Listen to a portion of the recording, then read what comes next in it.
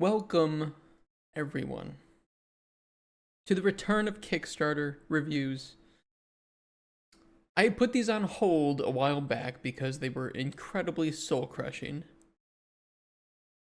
I think they still will be, to be fair. But there's been a lot of desire to bring these back, and I thought, why not? Let's try it again. Let's do it a little bit differently than before, though. Not a lot is changing, but what's going to change is I'm going to be a lot more lenient in some respects to individuals who don't seem like they're out here to scam and are just maybe misguided. And that we're going to try and fix with education, as opposed to the scams, which we are going to get very angry about. And I will rant on, and that will crush my soul. That is expected. I don't know what to expect. It has certainly been a while since our last Kickstarter reviews. I don't even know when the last one was. I think it was about a year ago or even more. And AI has only become more prominent in that time, and people's desire for a quick dollar also has only gone up in that time. So we have 161 projects. Let's get started. I have sorted this by the newest. We'll just keep going and going and going until the day is over or until my voice has finally destroyed itself. And let's see if we can find some hidden gems and some games that we can recommend backing. You know, there's always at least one that I feel is like, okay, this is actually worth it. This is a good game. This is worth putting your money into. I trust these people. I'm hoping that there can be like three. If there are 3 of those games, I'll be happy. Just 3. Please. Please. Let's get started here. Oh. Open up some of these. Can I come in? Plus 18, not safe for work game. You know, I'm gonna guess.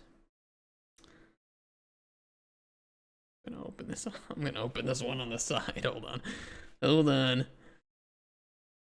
I don't know if I can show any of this. I don't think they allow nudity and shit. Oh my god. Who likes women like this? Oh, it's disgusting. Oh god, I see use of AI at the bottom. Here it goes. Okay, hold on. Let me quickly go through the video. Do I see anything not safe for work here?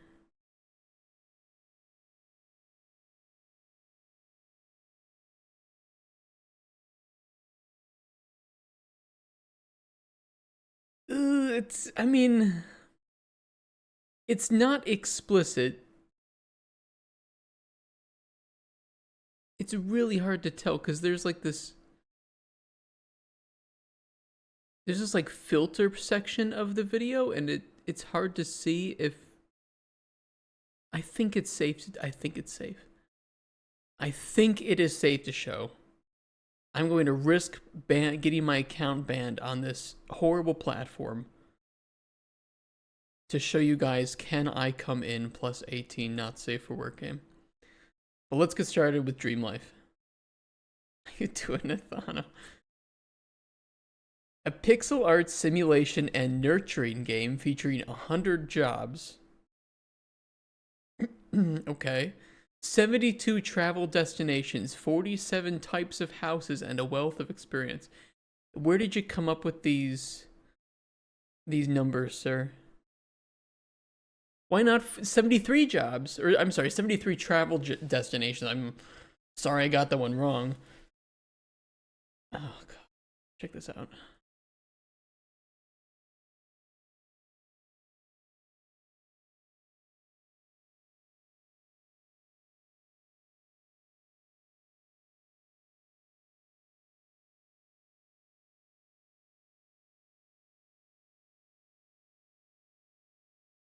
You have put a lot of effort into the game's visuals. You're hearing nothing. Okay, hold on, let me fix that. I had to reinstall my audio drivers. Give me a sec.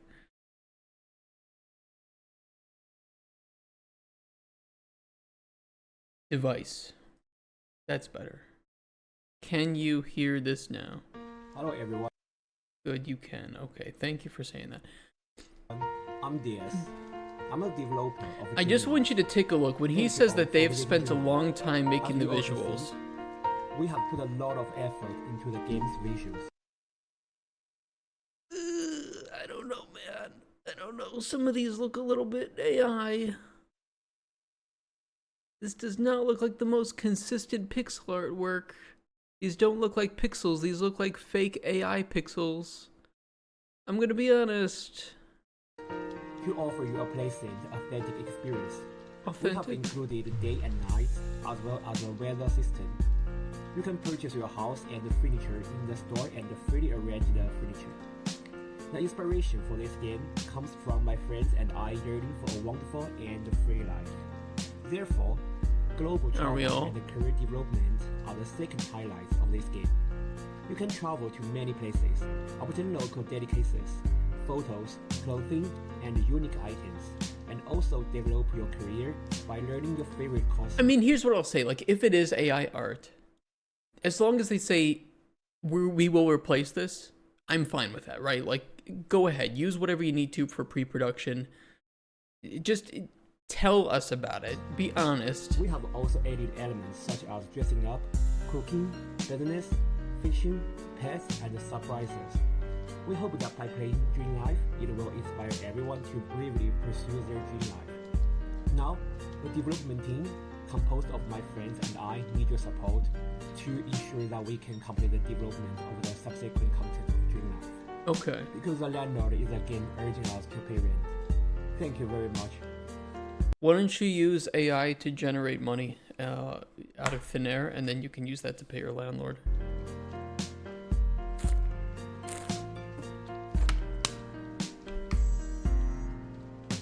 He is trying. And I will say, getting big packs of consistent icons and artwork is really difficult. It is really fucking challenging to find consistent artwork that you can use without it looking like it's coming from a bunch of different packs and sources. I feel the pain on that one. And I mean, as a game, it's not like this looks dysfunctional.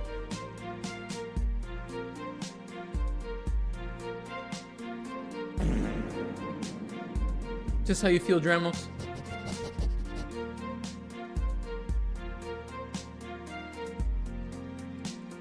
I mean, it looks fine. He's only asked, why is it showing me in fucking Australian dollars? Wait, it didn't sound Australian. AU? Wait.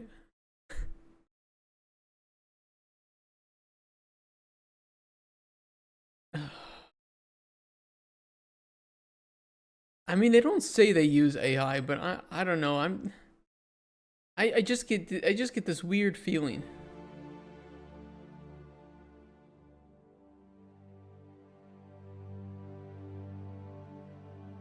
It's like inconsistent pixel edges in some cases, not all cases.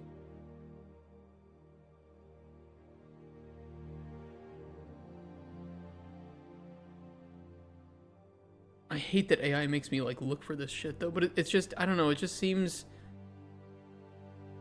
weird. But let's give the benefit of the doubt and let's say that it isn't using AI art, or that they will replace it. You know, we've just started the day. Let's give the benefit of the doubt to the poor guy who graduated from the University of Adelaide with a major in computer science. He likes basketball, okay? Let's give him the benefit of the doubt. I think the game is fine. I think this is really, you know, a pretty big scope game for a first person, and they've set up their page pretty well. I would have liked to see like a demo or something on here. But clearly this is this guy's passion project, and I do hope it comes to fruition. He's not looking for a lot of money. You know, I think that these are very realistic. Backing goals, of course. He likes to travel. It's really cool. Don't worry, we'll shit on people, okay? But I'm not gonna be too upset with a couple of people who don't have a lot of money using some AI to generate it, some fucking pixel art, okay? It's expensive. Art's expensive. They can make some money, they can start doing some real stuff with it.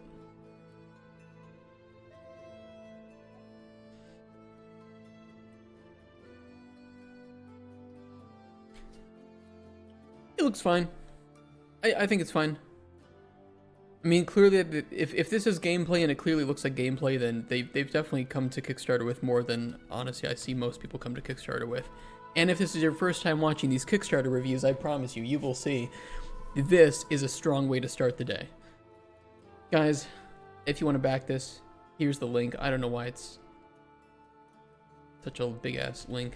You can go back it. Moving on. This is a Discord bot. This is some guy looking for 600 euros for totally not his rent payment to make a Discord bot.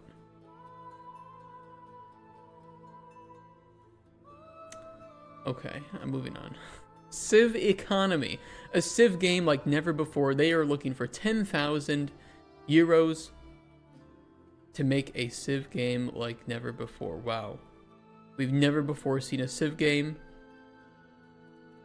Use of a...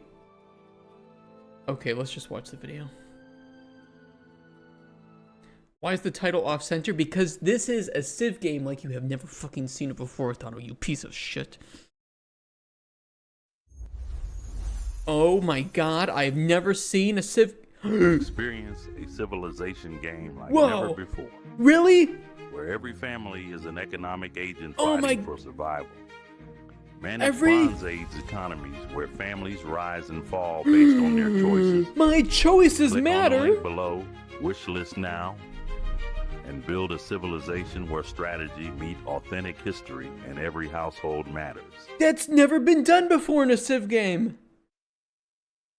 Strategy and history meet? Never before in a Civ game. He just needs 10,000 euros to do it. Look at the text. Here's a compelling way to frame your development story for your kick.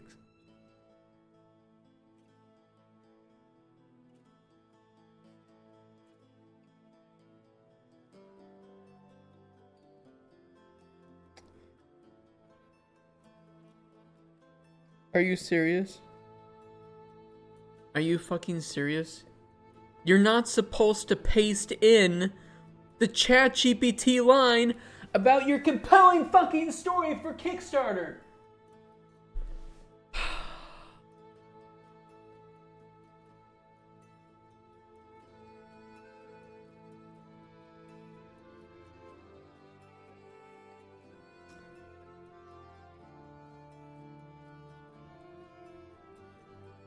Solo developer with 20 plus years programming experience and economics background. Started designing this 4X game in 2015, and still after 10 years, can't even write a fucking pitch himself. Driven by a passion for deep strategic games, after years perfecting the mechanics, I'm finally bringing this vision to life with your support.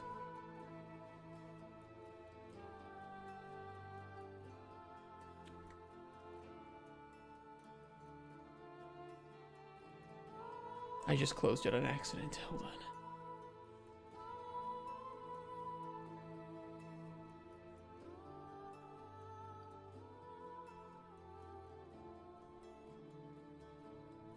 The core game is complete and polished. The systems work. The AI is smart. The strategy is deep. What I need now is your support to cross the finish line. To add the final layer of Polish, kurwa, professional audio and localization that will make this game everything it was meant to be. You're not funding an idea. You're funding the completion of a 9-year labor of love that's this close to being ready for the world. You can see the game page on Steam.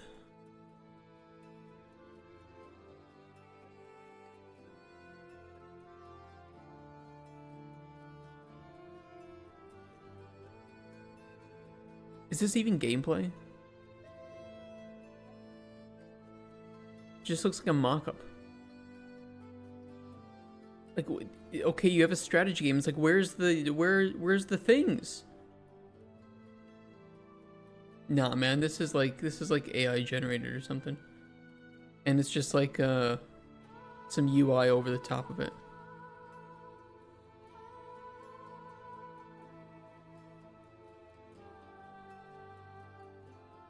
It's the exact same image. You can look at the locations of the X's. Medicinal underscore herbs. Where you see that? Unlocks medicinal underscore herbs. Don't you understand, Defano? The game is complete. The strategy is there. The AI is smart. Royal House of Narmer. The fuck is this?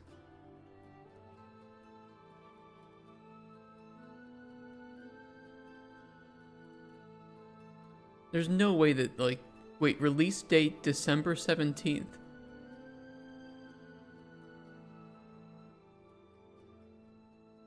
No.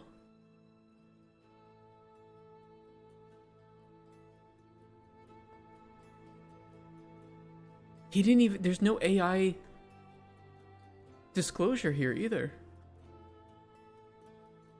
Looks amazing. Those screenshots look awesome. You almost got me. Yes, it reminds me of a black hole for some reason. Watch your valuables. I'm adding it to my wish list, guys. We're gonna play this one on release. Ricardo, can you just not, sir? I don't know. Put the fries in the bag, okay? Formula Circus, an immersive sim racing career experience with authentic on-track action, driver transfers, paddock, drama, and a world that changes, sir. It's a racing game. Why just say race? Just say you can drive the cars. Who wanted this? Unreal Engine. Okay, we have to see this.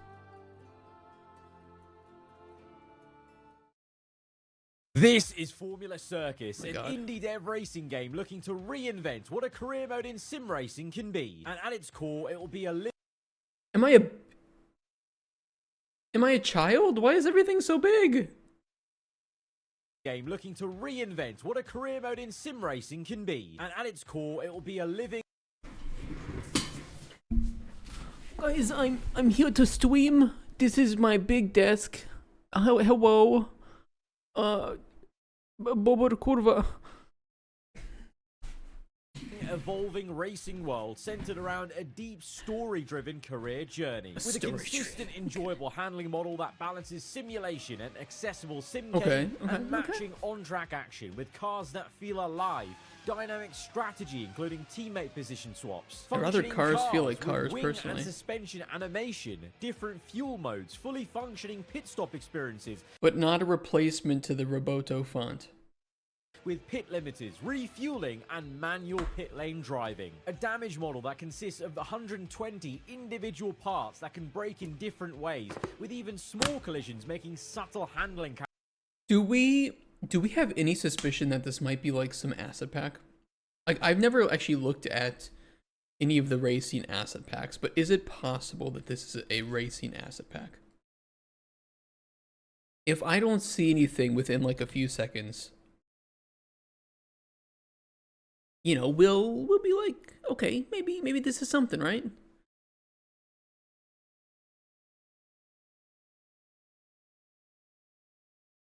The racetrack. I don't know if this was the same racetrack. It looks similar, but to be fair, a lot of racing tracks look similar, don't they?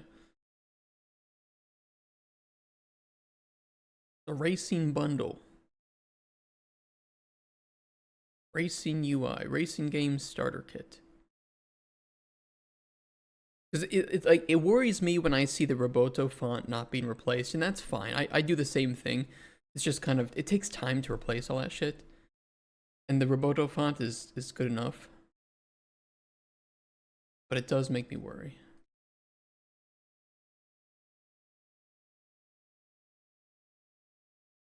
I don't see anything initially.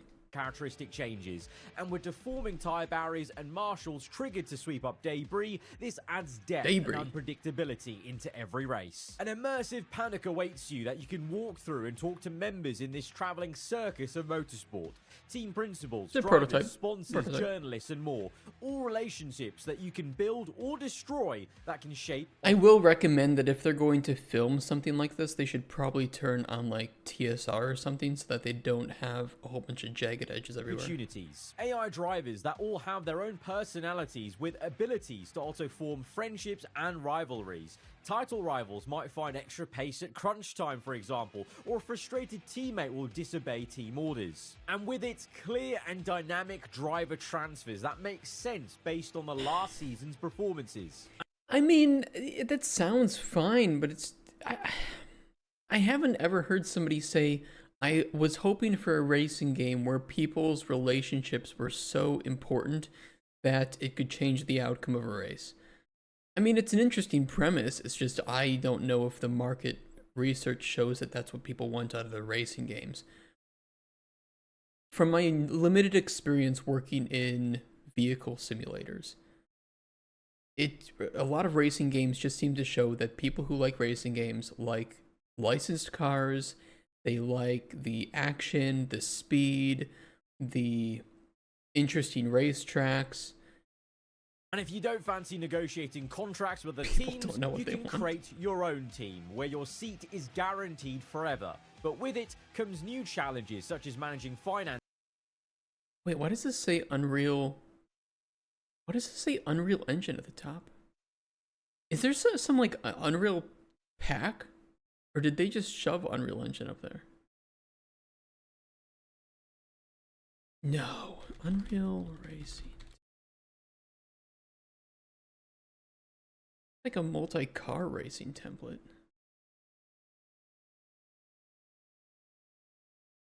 It's not this. That's such a weird thing to include. It's making me wonder if there's a...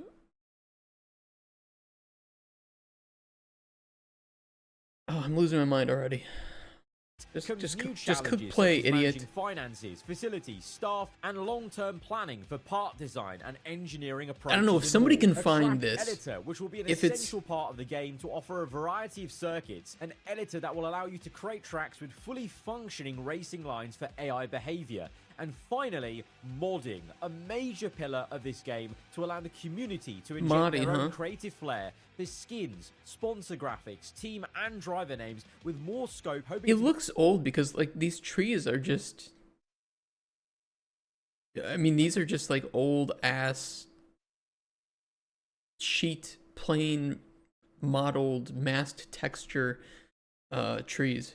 Which, yeah, I mean, certainly will help performance, but I don't know if I would necessarily pitch, hey, here's our really cool racing game. Look at our trees from PS3 era. Team and driver names with more scope hoping to be added. Pretty sure Gran Turismo even had better trees back in the PS3 era. That are in essence what I would say is my dream single-seater open-wheel racing game experience, which is why I am so excited to announce I've become an early investor in this project with a passionate small team at Gekkai Studios. Because this game is being built by quite literally a handful of devs currently, Formula Circus now is coming to Kickstarter. Not only to bring the community into the process, but to try and realize its full potential as a game. Please check out Formula Circus on Kickstarter now to not only maybe support this project.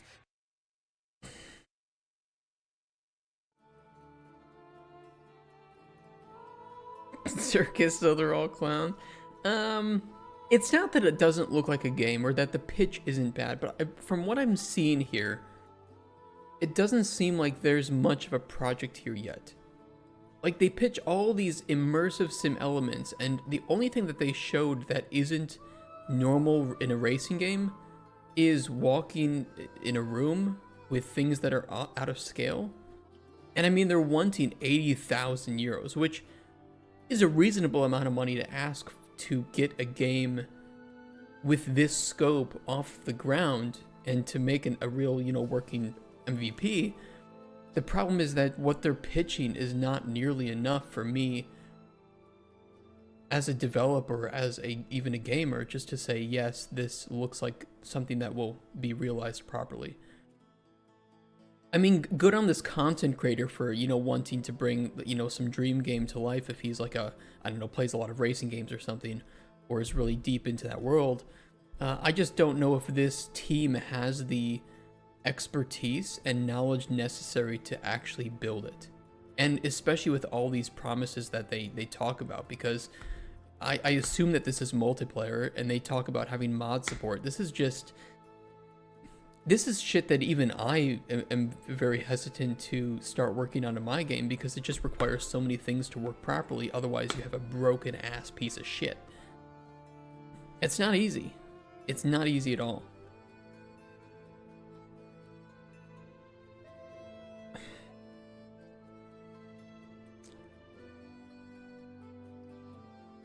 I mean, they want to use AI for voices, like, okay, whatever. Self-made AI, maybe they're just, you know, doing it like Arc Raiders or something. That doesn't bother me. What just bothers me is that I just don't see this being... I don't see this being possible with what they've shown so far. It's too early. It's not a bad pitch. They need to do market research. They need to work on it more.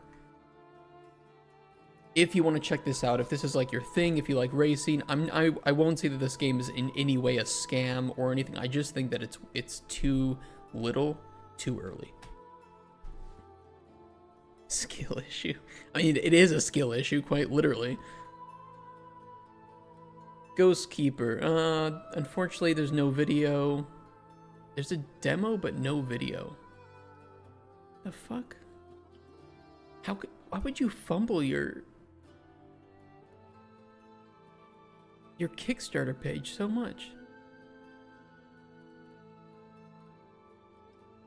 Oh my god, guys, this is not what environmental commitments are for. I see this on like 25% of video games have these environmental commitments for long-lasting design. Not what that's for. It's for like physical goods, like I don't know, a wooden tree. Yeah, a wooden tree. Duh. Who the fuck cares about environment? No, it's like for like a wooden table or something. Like, hey, this was made with ethically sourced wood or something. Templars Fall, the fall of the Holy Order. Guys, he drew that himself. I want you to know this. 5,000 euros. Okay, but what type of game is it?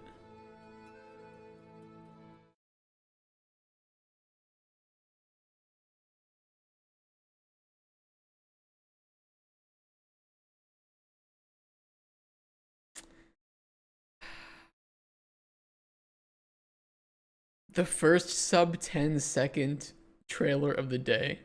Sign me up. Oh man, I love these ones. Cinematic.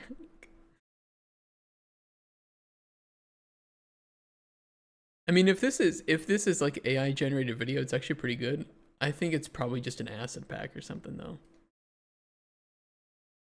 It doesn't look AI generated, but it could be.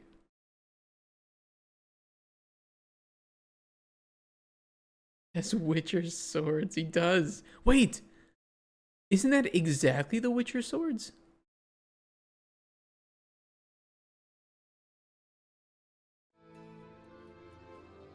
Wait a second.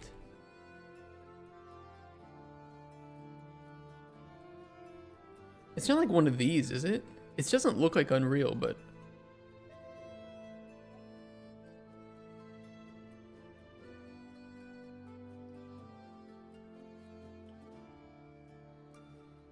What if this is AI generated, it's actually a pretty good 6-second clip for AI generation. I'm gonna be honest.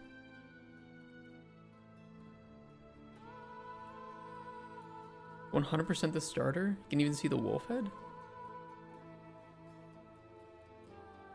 Kind of hard to make out. Whenever I see this, by the way, whenever I see these emojis, I know it was made by ChatGPT. Like, I just know it because that's exactly what ChatGPT does. "My name is Michael. I'm 26 years old. I'm a passionate hobby game developer." Okay. So where's your game? How the funding will be used? Yeah, to make the game, hopefully.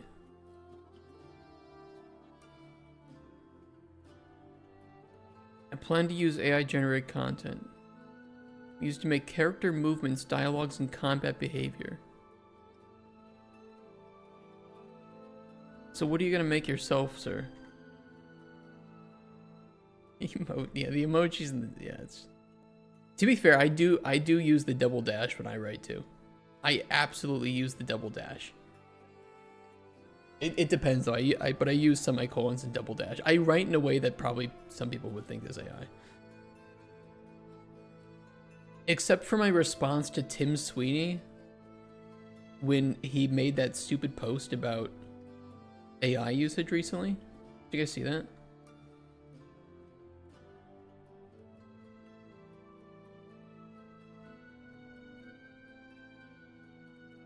He said, agreed the AI tag is relevant to art exhibits for authorship disclosure and to digital content licensing marketplaces where buyers need to understand the rights situation. It makes no sense for game stores where AI will be involved in nearly all future production.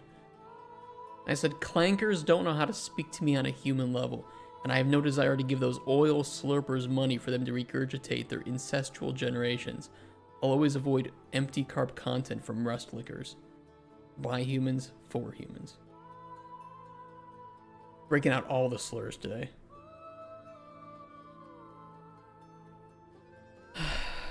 Michael, just make a game. Just do anything. I don't care. This isn't a game.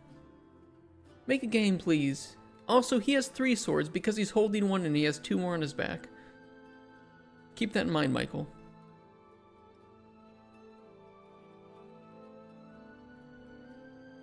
Okay, this... no video, no watch.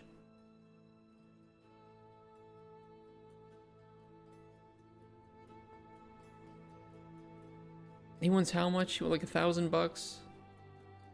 Just, where's your game? You have a demo, okay, but just record some of that. Like, do you know how important it is for a video here? Like, maybe, I hope you'll get your money, okay? And especially if you have like a working demo. I don't have time to play it. Just make a video. Oh god. Vel Seraph Seed 1, a cyberpunk tactical RPG. A deep. These girls are deep. Story-driven cyberpunk party-based RPG set in the sprawling megacity of Vel Seraph. Or Seraph. Who the fuck knows? You live in Japan, Amakira? I didn't know that. Where do you live? Where in Japan do you live? How you doing, Insight? This is a good day for you, Insight, because we're looking at Kickstarters. Oh my god.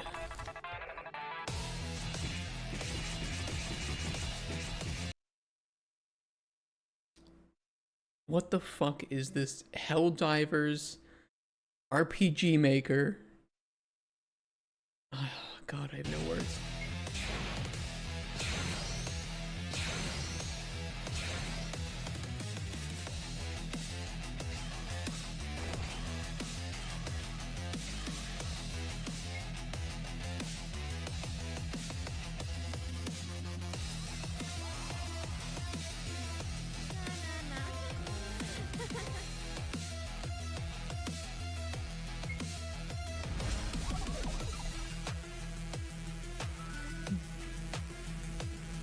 You know, to some extent, this looks like just the right level of... I don't even know how to put it. Just fucked up things happening on screen that there probably is a market for it. It's just wild enough. It's actually onto something, okay? How much are they looking for? $5,000 for what? What do they need to spend money on? What are they doing? They need to talk about where their money's going. The game is already playable. I'm not spending time fixing complex bugs or inventing new mechanics. Actually kind of based. I'm gonna be honest, actually kind of based. Where's the link to the wish? It says wish list now. Where's the link? He didn't even put a link to it. Oh, here it is. It's all the way down here. You know what? It's a game. It's a game. I gotta be honest, I actually don't have a whole lot bad to say about this, other than it would be nice if there was a demo, and I think that the layout of the Kickstarter page is not very good.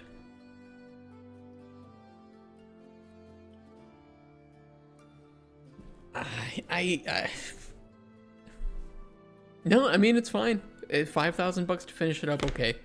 Like, sure. Can I come in? Plus 18, not safe for work game. I took a look at this video. It seems safe. I might have missed one frame where there's some titties out, okay? But I took a look. It looks safe. Let's watch the video. Oh boy.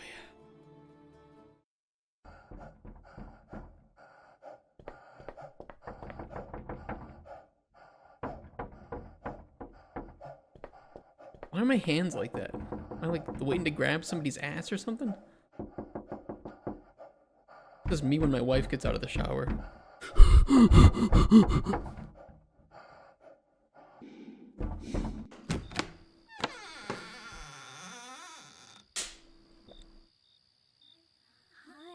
Hi. Can I come in?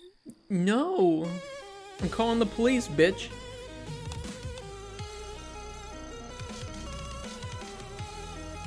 I hate these body proportions, I'm gonna be honest.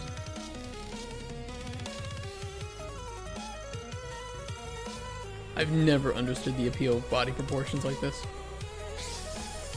I can drink Monster Energy though. That's totally not gonna get me in trouble with Monster. Okay, anybody does? Well, these games make money. Porn games print money.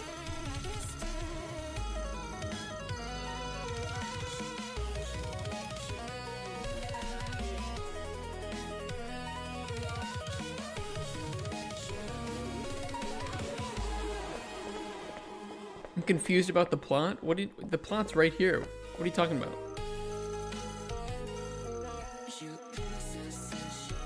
You collect, no, that you let them in. That's the entire point, is they knock at your door, they say, can I come in? I'm the leader of the NTR cult. Don't Google NTR.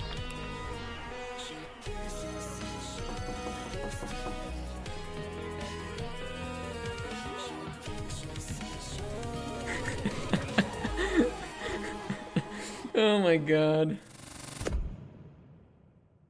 I'm telling you, these games actually do make some money. Like, I think of all the games we looked at, this one has raised the most money so far. I just want people to keep that in mind. How you doing, Kevin? It's good to see you guys today. Sorry I don't read chat as much. But you know, when you put a game like this on my screen, what am I supposed to do?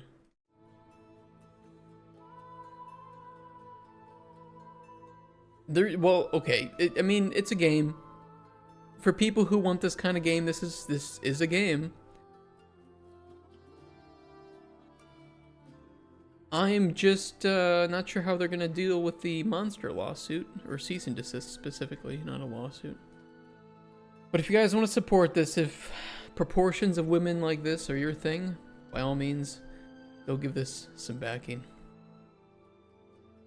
Let's move on.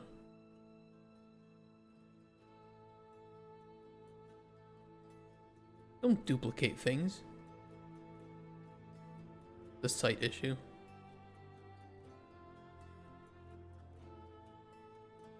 Oh god, I see AI stuff here already. Oh! There's a gay visual novel game. Hell yeah. Ladies, wake up. Not Another Hero.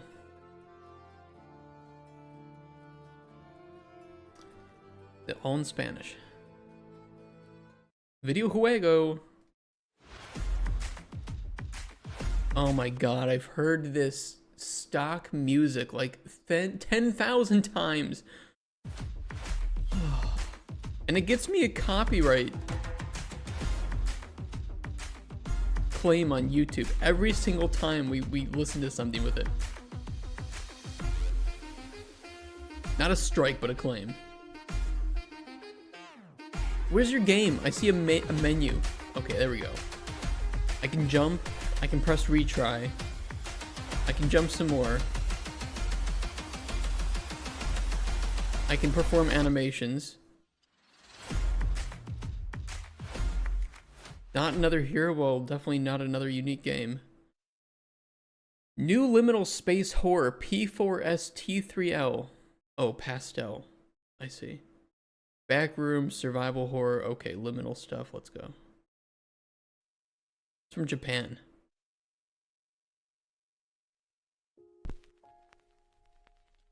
Oh my god.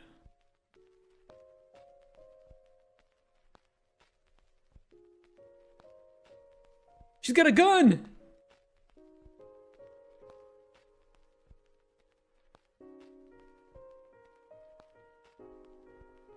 At least if I get a copyright claim for this is better music.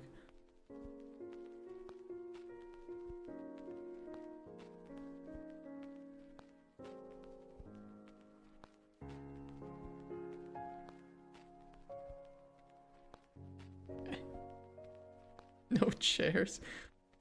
Look, I'm not really big into like the backroom stuff. It's a little bit after my time. It's not that liminal though, to be honest.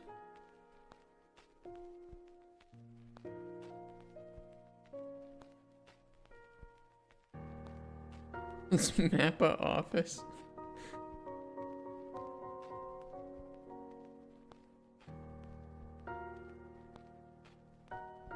This using Horror Engine?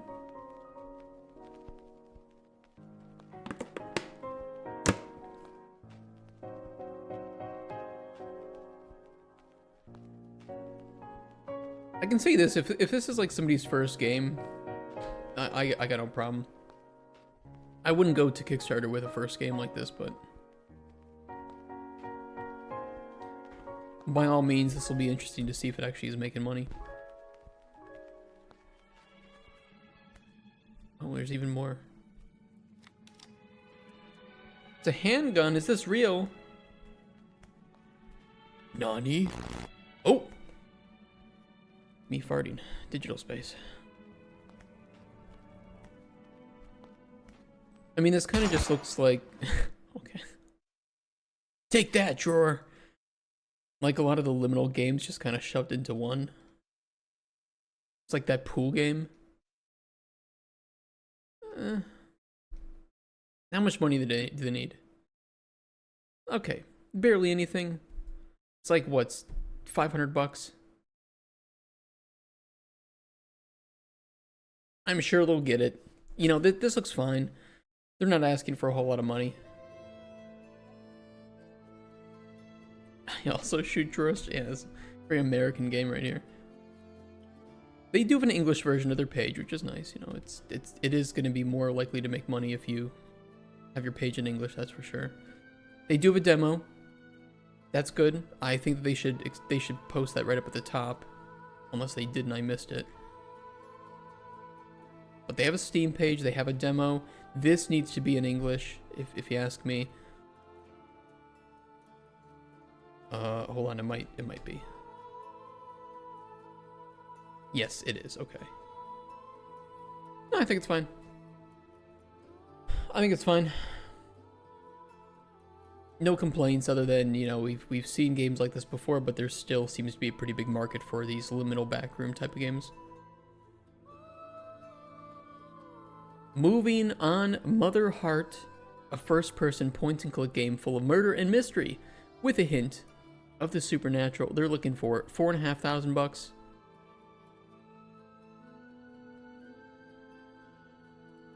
Sir, I'm gonna be honest. If you hope to make any real money, more than just your mom giving you money, and your grandma, You have to write something.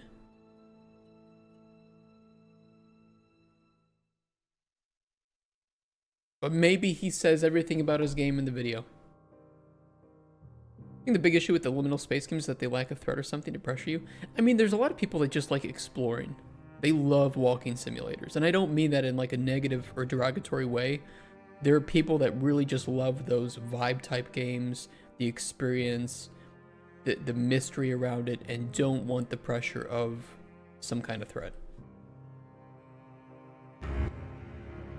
Someone is lying. Is it you, chat? He said it. Wait, I can't read that. She didn't. You mean handkerchief? Who the fuck can read that fast?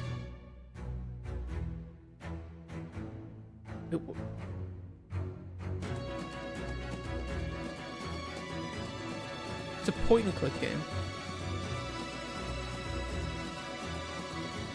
With, like...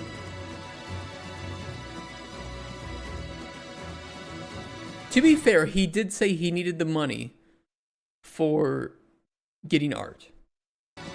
And he just makes music.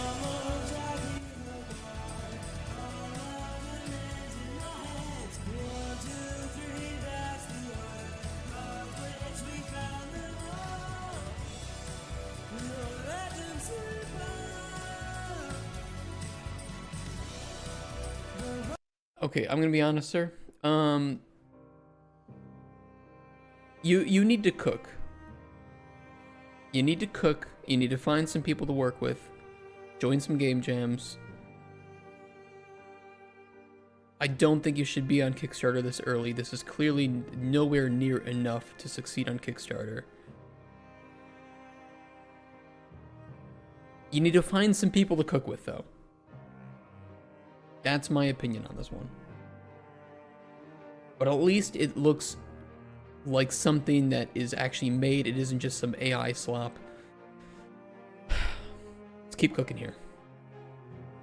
I made a walking sim game would be a stroll to the park where you can't walk too fast or too slow, or you get caught. It could be interesting.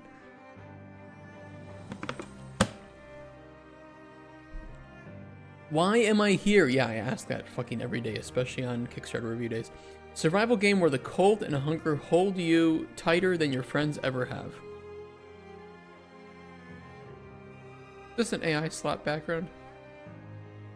Kind of looks like it. Maybe not.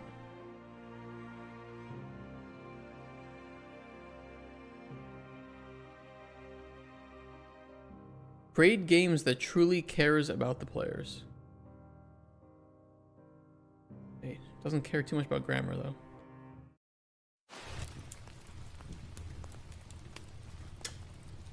Okay, so it's Kingdom. What do you do? I hit the tree for wood. Okay. Never seen that before in a game.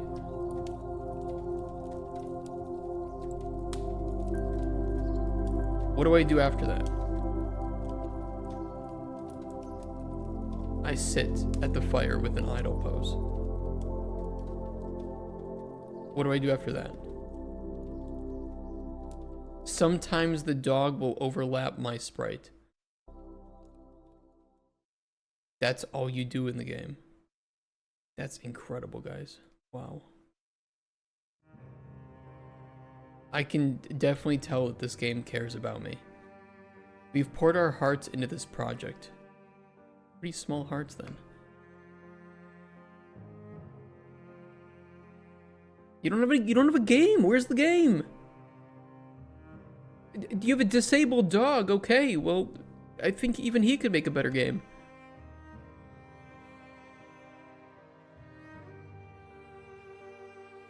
Marketing promotion 10%? You've never marketed a game if you think it's only 10%, sir. You want them to buy you new RAM or something too, 15%? How much is that? 10,000. Oh yeah, he just needs new DDR5 RAM.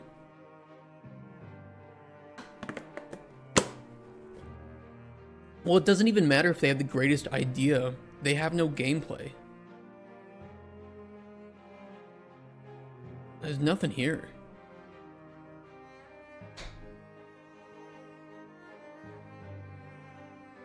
I mean, does it even say what the game is supposed to be?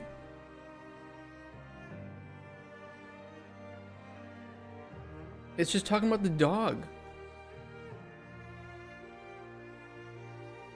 This is our first game, blah, blah, blah, blah, blah. Foot of the Alps. Okay, it's cold. No fire. Well, you do have a fire. What are you fucking talking? No food, no fire, no companions.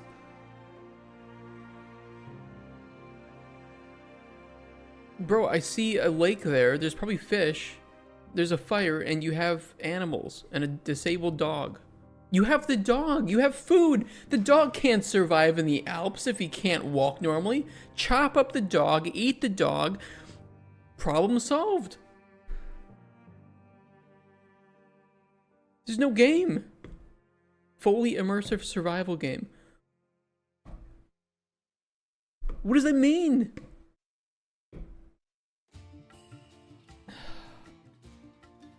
Warcraft. Only thing I know about Warcraft is that if your companions are dying and you don't have mana, you run away like a little pussy. There's no video. 45,000 euros. Navy Island Confidential, a point-and-click game with secrets agents, and a lot of humor.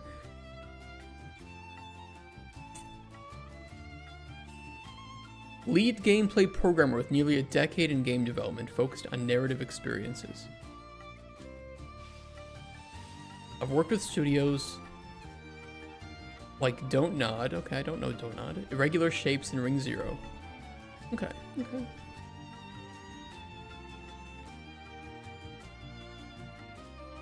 Let's check it out. I know Don't Nod. If this is true.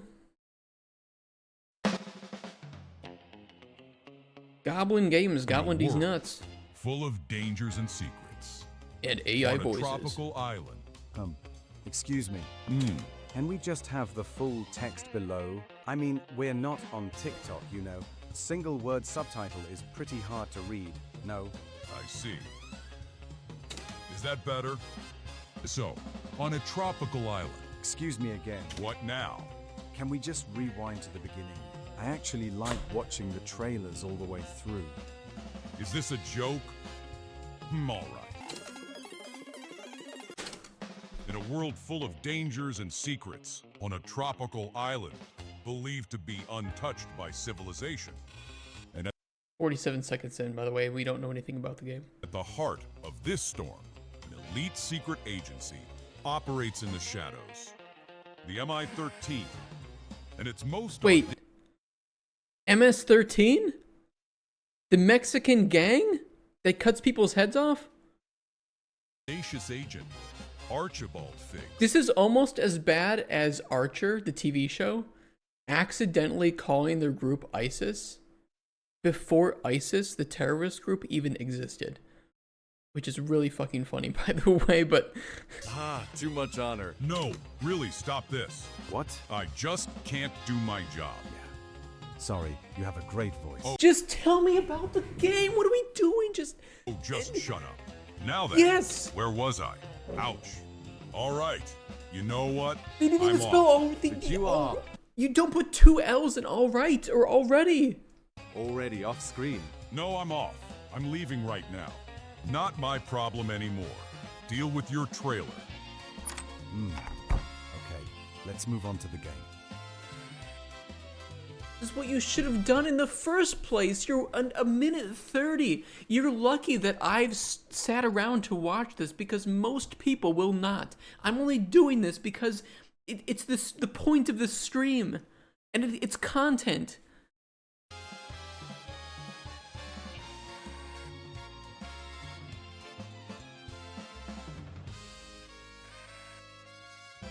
Okay, I'm gonna be honest. Like, putting that aside, I don't mind point and click adventure games. It's very much a dead genre, and I don't know if anything can revive it.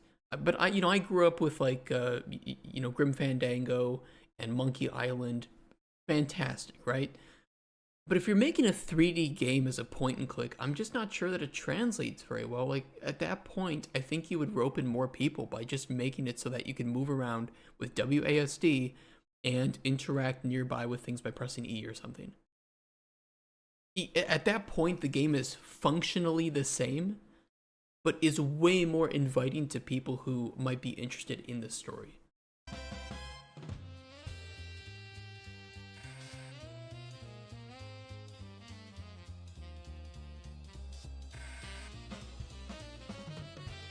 Okay, I get it. I can walk around.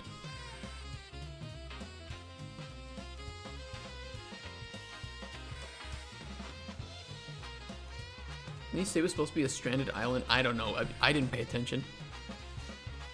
Coming out soon? I don't know, man.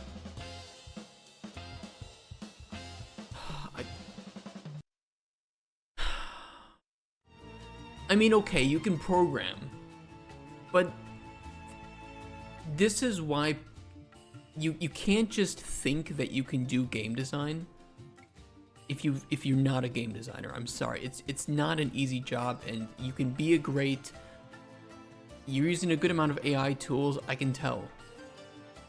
I can tell. It just.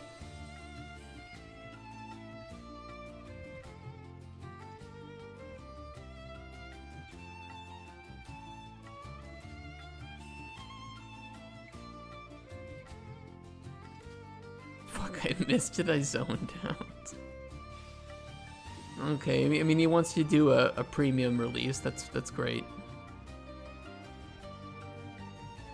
Portraits base mesh for models with textures, musics are AI generated, then refined, modified, and cleaned manually. So what are you doing yourself?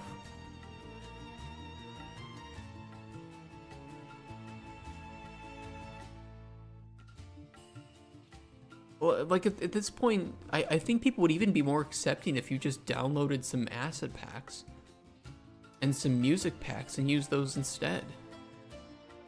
Because you're asking for 45,000 euros, which is not a small amount to ask for on Kickstarter. And clearly, as you can see here, you have a demo available, you have a trailer. They're not very good, and you've raised the equivalent of, what is this, like $40 from your friend Dave, who owed you $40 for the hot dog and drink that you bought him a couple weeks ago and thought that he could pay you back this way. But you're not going to get the money because it won't be funded.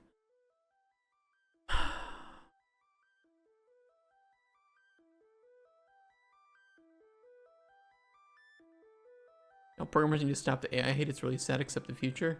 I don't like AI because it doesn't speak to me. It's not made by a human. I'm not a programmer either, by the way. If I see AI usage like this, by the way, we're about to see another one. AI-powered player evolved, the game never ends. Show me one game that actually has used AI significantly that turns out to be anywhere near decent.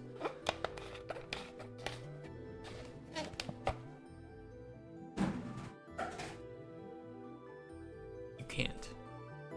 Okay, these people want $225,000. Which again is not an unreasonable amount of money to make a game or to make a prototype. But it is a very unreasonable amount of money to ask for on Kickstarter. Very few games have ever made that much money on Kickstarter. And I think with a background like this, I can tell why it's only made $20. Realistic space strategy meets cinematic storytelling. Forge your world, command your AI, survive the cosmos. I mean, do they mean like... Which AI are we talking about? Invest in the infinite, yeah. It's not even spelled right. Infinity. Imagine possessing the power. It's only 1 minute. It's only 1 minute. I know I want to turn it off already. It's only 1 minute. Just watch the thing. Just watch it. It's content. Just watch it. Watch it.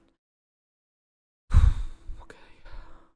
Imagine possessing the power to reshape worlds, to bring the impossible to life with every decision you make. This is the essence of cinematic storytelling. Is it? Where creativity knows no bounds. Just keep. You're a quarter done. Just keep going. And new realities are forged from This is pure the AI that you want, Oceanwave? imagination. As the Titan Forge emblem emerges, it stands as a symbol of limitless potential and daring innovation. Now the journey begins, and the future is waiting to be written. Join the movement. This is more than a game. It's never more than a game because it is never even a game.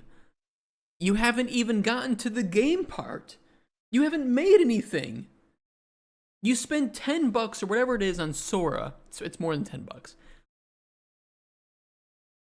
Oh my god. This is a frontier waiting to be shaped. A universe forged by those bold enough to dream it and brave enough to build it. You're not building anything. You're wasting GPU hours. Every world you touch changes, and every choice you make echoes across the stars. This is your moment. Forge your future. Fuck Join off. us. Support the mission. Back Titan Forge on Kickstarter. And No. No. No. No. No. John. Wait. John Griffin. Jack Griffin. What's your real name? He's a lifelong builder of companies, communities, and worlds. A pioneer in online commerce, founder of multi-million-dollar ventures, and creator of cinematic historical works. He now brings decades of innovation and storytelling to Titan Forge, a universe built to inspire. He's actually just a garbage man in like Mississippi or something, and yeah, based in Pakistan. Look, his previous project got 0% funding. What is this? Today we can order a coffee without waiting in line, but we have to wait in line at the hospital. Check-in will reduce that time. He obtained $1. He got $1 from one backer. To the emergency department, or the ED. ED, erectile dysfunction. To the emergency department, or the ED. So it's a busy place with people of different ages and an incredible mix of injuries and illnesses. But there's one question probably everyone here asks themselves. Why am I waiting? No, why am I watching?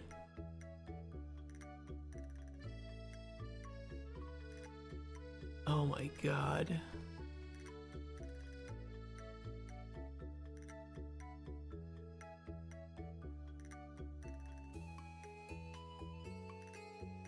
Oh my god, look at this from Thomas.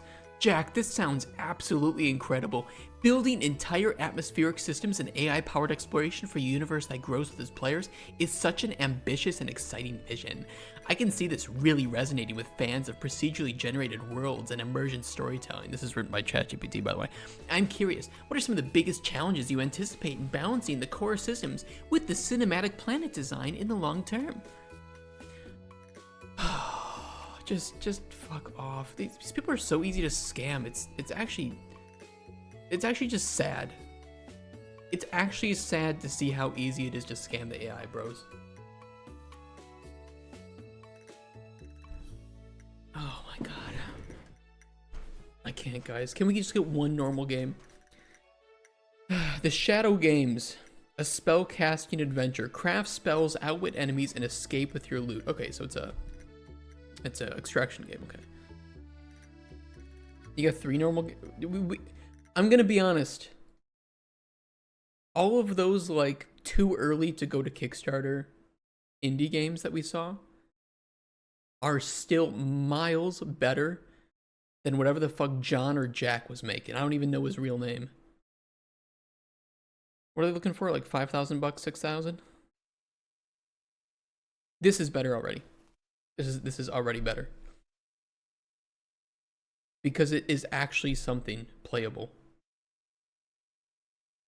Literally opening Unreal Engine or Unity and pressing play with like a basic character is more than what Jack or John had. This horrible sound effect is better than whatever Jack or John had. Bad horrible sound effect is also better than whatever Jack or John had. And you know what? The second time playing, I hated it more. It's still better than what Jack or John had.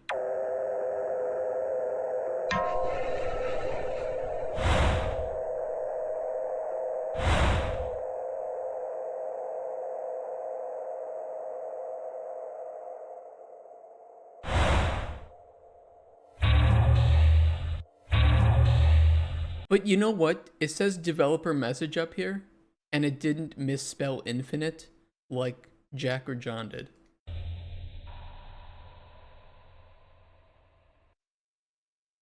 Oh, and also make sure to exit full screen, move mouse to top of screen or press and hold escape. Just remember that. If you guys are curious. Joshua, who is very detailed and thorough with nearly a decade of software development and design experience. Man, I see that a lot on games that don't have a whole lot to them. I'm gonna be honest. Okay. I mean, it's just one of those cases of just keep cooking on your own more. Like, you can't be at Kickstarter yet. I have not... Joshua, look, you have to understand, I just got done watching a game by Jack or John that misspelled the word infinite. The levels of salt in my body right now are elevated. You're fine, you're doing great, keep cooking, don't come to Kickstarter yet. It's as simple as I can put it. But you're doing fine, keep cooking. Lacano World Online. Catch, train, and fight in real-time PvP arenas. Well, let's see if you catch, train, and fight using little balls, because if so, you're going to have some problems. Also, these designs look absolutely horrendous and not memorable in any way whatsoever. Explore a dangerous open world, tame unique creatures, gather loot, and escape alive. Oh, it's another extraction game, okay.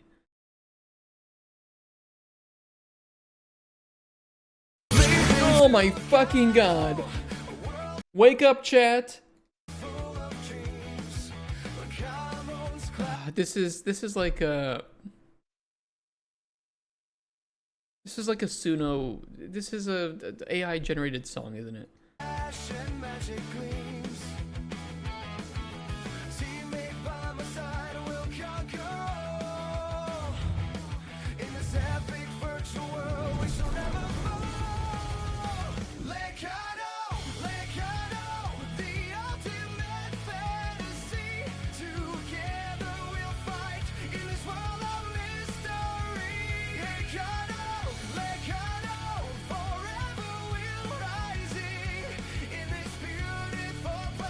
Okay, the song's kind of a banger though.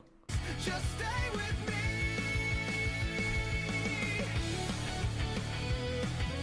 I wanna be the very... Oh my god. Why are they yelling things? Don't make them speak. Oh, these are... It's not the creatures speaking. It's the people play testing it.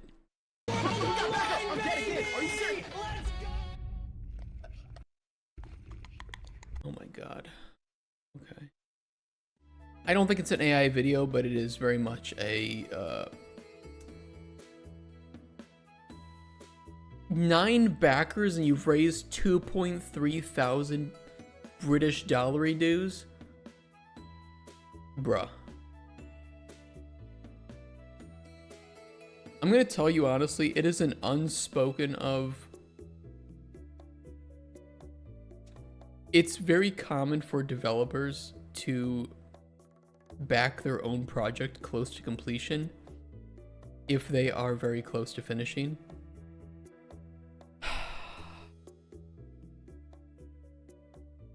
Nah, man. They don't even put... no. No, I don't know. This is pretty sketchy. But I mean, if this is your thing, I'll link it. I don't think it's a scam, but it's just... It's not really anything here. It's the same logic as a homeless dude putting in a few coins in their bowl. Yeah, it's kind of the same. Good way to scam people and take their money. It is, unfortunately, but that's also why it's very difficult to actually go to Kickstarter and make money.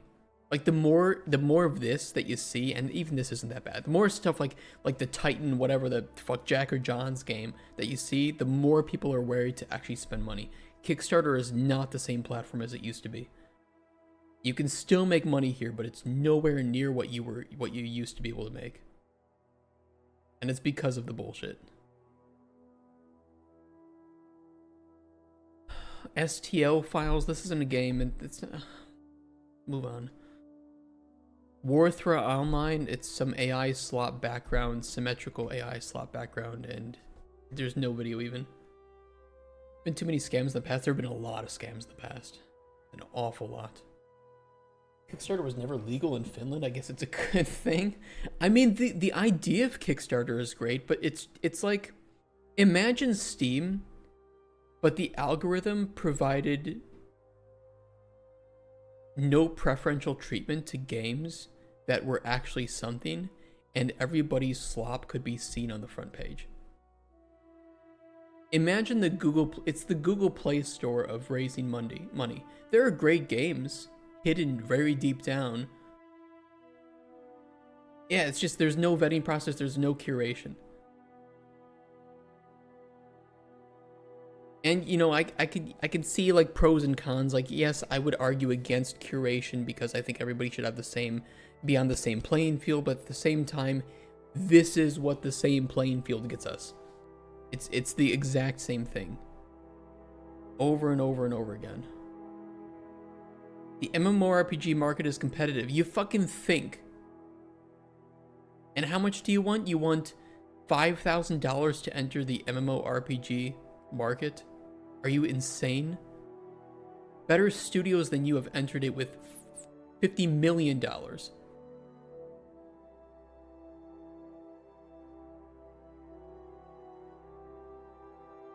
No, man. No, man. 5K to make the WoW killer.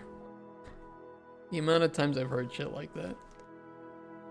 Using AI-generated content to enhance the player experience and speed up development, it helps us create rich lore, dialogue, and in-game text for quests, characters, and world building.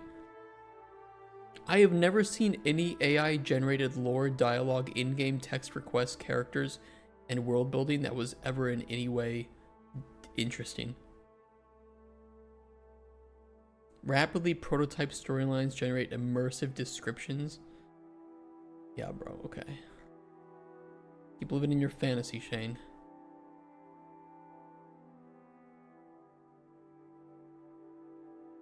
Oh, God. Let's keep going. I want to see the gay visual novel, because at least that will be a game. And that would, by the way, that shit makes money.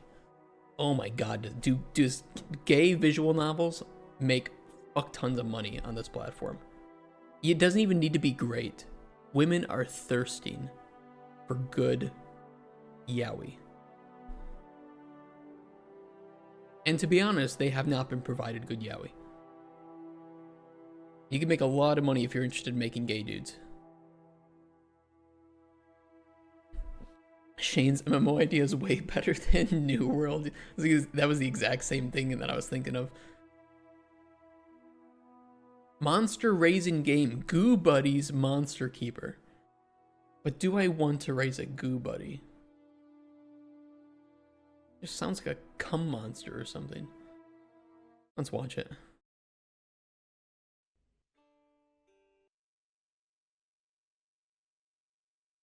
I know this guy. Wait, do I know this guy? Why does this guy look like that YouTuber who sips from a cup and speak? Do you guys know who I'm talking about?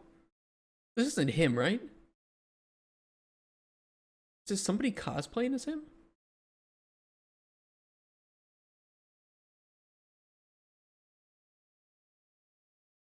Does anybody know what I'm talking about right now? There's a guy who looks very similar, who wears a vest, drinks from a cup, makes YouTube videos while standing. And I don't know his name. Looks like some actor, but not him.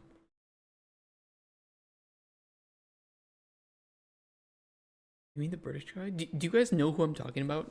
I know I'm not crazy. YouTuber.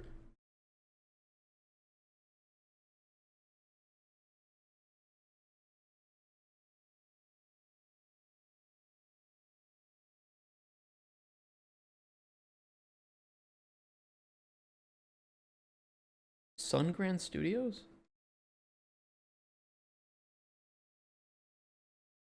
Yes! It's this guy.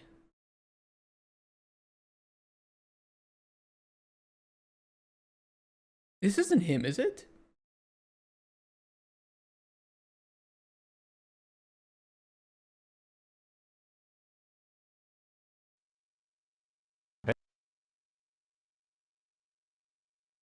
It is him?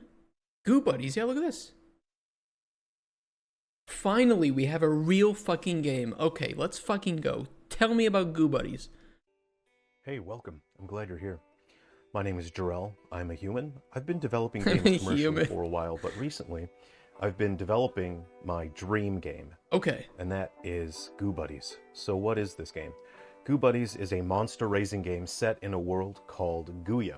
The monsters in this world are known as... I will say, Sunground, I'm not going to watch all 15 minutes today. But I definitely am going to link this because I know you. I know you're legit. Pitch the game. We'll take a look at the page and we'll link it in chat. Goo Buddies, and they come in all shapes and sizes, and they have a wide range of wild, unique abilities. Goo Buddies takes place in a world with technology based around different elements of slime, and in the way that steampunk is based around steam power, I call this what gets you off of slime? Goo-punk. Goo-punk. As you raise your Goo Buddies on your ranch, they grow, evolve, and change shape, and you get to go on adventures and engage in battles. So how is Goo Buddies different from other monster raising games like Pokemon and Digimon? I mean, that's a really good question to put in here, by the way. Like if you're going to pitch a game like this, you absolutely need to talk about how it's going to differentiate itself from the competition. Goo Buddies focuses on a unique, consistent design language for its monster designs, as all the creatures are made of goo. You also don't catch or tame Goo Buddies from the wild. If there's a goo creature that you find out in the wild, they're aggressive and dangerous, and those are known as goo baddies. So how do you get Goo Buddies? Okay, I like that. You have to turn the goo baddies into Goo Buddies. You grow them yourself using goo eggs. Goo eggs start out totally blank. They have no genetic data of their own. Okay. You carry around an unhatched goo egg and you expose it to different environments by exposing it. You can expose to wild goo baddies, you can expose it to different attacks during battle, and your goo egg will build up its genetic data based on the adventure that you take it on and what you expose it to. That's pretty cool. I like that idea. So it's not just following the same kind of formulaic raising of animals. It's actually, yeah, I like that, exposing it to the environment. That's pretty cool. By the time your goo egg is ready to hatch, the creature that is born is completely unique to you. It's a goo table. It can be born with different physical mutations, which affect its role in battle through passive abilities. Okay. It can have certain stats that are just stronger than others naturally, even outside of the unique traits of their species. They can be born with rare, powerful combat actions as well. And under special circumstances, Goo Buddies can be born with a condition known as Cursed Mask, which causes your Goo Buddy to manifest a mask when their health falls low during battle. This Cursed Mask boosts attack power. On the other side of that, Goo Buddies can be born with a Blessed Mask, which can manifest during battle and boost defenses. If your goo buddy isn't born with a special mask, you can still teach it special transformation states so it can still gain an advantage in battle. One of those special transformation states is called a Goliath form. You will raise... Shut the fuck up. Why? Why do you have to do these puns? They're so good, but I have to tell you that they're bad. Your goo buddies at your ranch where you feed it, interact with Google it, and it. improve Oh its my, stats just... one at a time with training. You can temporarily level up your training equipment so your goo buddy stats will grow faster. He does know and what more he's efficiently. doing. And battles are a hybrid, real-time, turn-based RPG style, but with a gooey twist. In your team of 5, goo buddies choose their own actions and act of their own accord. The actions they are able to use and the frequency at which they use them is based on their intelligence stat. You can issue commands and ask goo buddies to use certain types of battle actions, and whether or not they follow your instructions is based. Why did it stop? Kickstarter? Dude, their video player sucks ass. So try to raise a well-rounded goo buddy. So how is development going on goo buddies? It's going great. All of the 3D modeling for the goo buddy species is finished. The raising components of the game in terms of the programming and implementation are 90% complete, basically finished. The battle system is about 40% complete. What mostly remains is creating all of the battle action animations, you know, fireballs, thunderballs, Yeah, just flashes. getting And the finishing then I'll touches have and to the do polish. fine-tuning and balance all of the battle actions and the stats for the various goo buddy species. So how many goo buddy species are there? There are about 79 unique goo buddy species you can raise. Oh my god. The monster designs are wild and It even says that it's like downloaded. creative. Some of them are just weird. I've had so much fun creating these character designs. A lot of the times when I'm creating these designs, I'm basically just trying to make myself laugh when I'm coming up with cool Pretty ideas. good, dude. This one looks like a this one looks like a fucking toilet. Oh my god. Please tell me I'm not allowed to like shit in my goo buddy. The idea of monsters all made of goo has given me the opportunity to come up with just weird and interesting creature designs. There are hundreds of different battle actions to learn. You get to raise your goo buddies exactly how you want.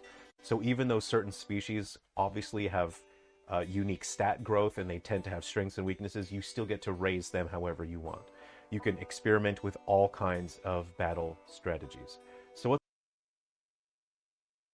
Okay. I don't want to watch the rest of it, but it looks great. I like the premise, and I like how it differentiates itself from other games in the same genre. Obviously, it's clearly functional. Like, everything being shown here is in engine, or is either working. None of it doesn't look mocked up. Seems very honest about what is complete and what isn't complete, and he's got a YouTube channel where he's been making this and showing it off, so tons of screenshots is always great to see as well. I would have liked to see like a demo of some sort, and I don't see that here. That's the only thing that I can criticize majorly about it, but that's really just like a Kickstarter thing. Is demos can help a lot, but he has an existing community that he's able to leverage, which is massive here, because if you do not have an existing community to convert over to Kickstarter backers, you're very unlikely to succeed, and he has that existing community, which is great. So, I mean, by all means, he's not asking for a whole lot of money. He just looks like he needs some help to get it finished up. It's only 7,000. It's not bad. It's not even 7,000. It's more like USD 5,000 USD, 4.5. No, it's not bad. I will give you guys the link, and if you want to support this, if this is your kind of game, if you're a big fan of monster raising and taming and fighting, I think this looks pretty nice. Combine the turd buddy and toilet buddy. You can go ask him on his Discord or something if that's what you can do. But no, I like it. It's looking good, and I hope to see it get finished up and have that level of polish and balance that it would need. So well done. See, Jack or John, that's what you need to make. Okay, a Skyblock Minecraft server. I mean, Why do you need money for this? Just make the thing. Hired stars, galactic strategy and piracy await. PC. Unique isometric single-player RTS in a sandbox universe.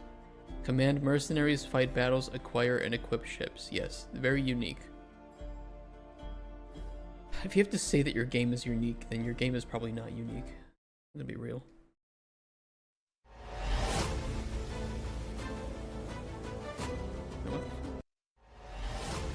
Get ready for battle.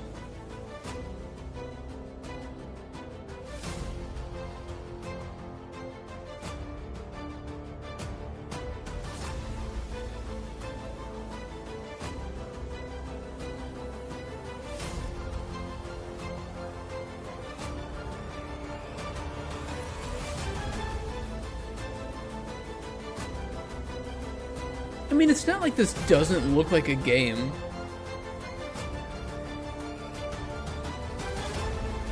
I don't think the market for these types of games is necessarily on Kickstarter, though.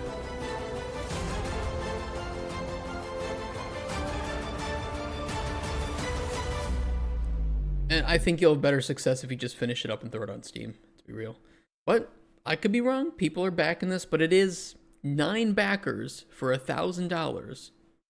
Just keep that number in mind, that there's either somebody dropping a big load or there are like family members pitch it in.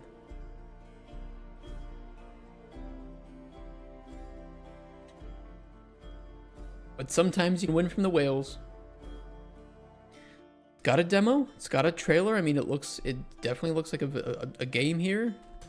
I don't really have any complaints about it. If you don't get the money, I don't know your name, sir or ma'am. If you don't get the money, keep working on it, post it on Steam, we'll get some money from that. Yeah, they're not asking for a whole lot. I think this is very legit. They have a demo if you don't believe them or if you want to try it out yourself. Honestly, no complaints here.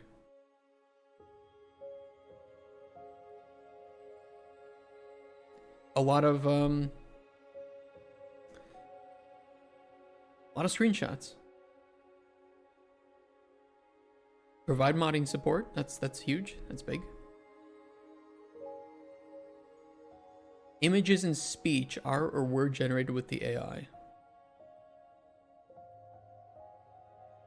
Players will tell you if that is acceptable to them through their money. Do you at least disclose it like you should? Yes. Okay. Good. Not all people do that.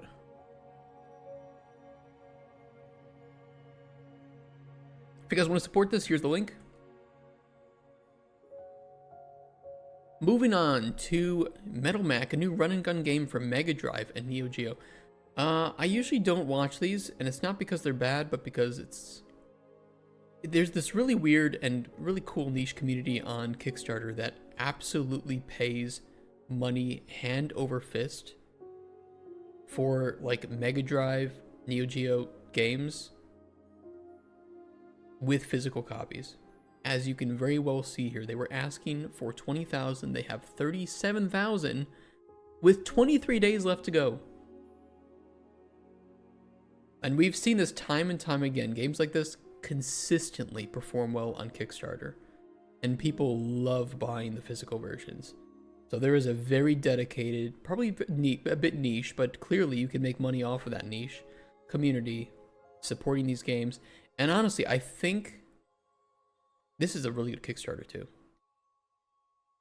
Lots of art, lots of really good looking promotional material for the physical copies. The gifts are nice, showing off the team and their experience. Even without a demo, this is exactly what I would want to see from a Kickstarter. So, by all means, more money to them. This is Metal Mac, bringing back action-packed run-and-gun gaming to the classic consoles you love. With an original soundtrack by legendary game musicians Chris Hulsbeck and Alistair Brimble. You know, I will say I think it's really cool just being able to buy a new game and play it on some old-ass console. like a featuring Genesis. tons of platforming challenges, I think that's just combat fun. variety, and special ability upgrades. Back the retro physical editions for your classic Looks nice, too. console. Looks really good. Upgrade to deluxe editions for extra collectibles, or get them as add-ons. You can also get a Steam Digital Edition, which will let you play both versions of the game. Nice. Inspired by your favorite classic games with new surprises. The art's really good. With a wide variety of levels, boss fights, gameplay styles, and plenty yet to be revealed. In the future, humanity's robots have gone rogue, and only our hero Metal Mac can save the day. And you know we're just listening to voiceover by one of the developers, but I like that. It instantly connects with me because I'm like, okay, this was made by humans. It's meant for humans. There's passion. Back it now. There's a while you vision to can. this.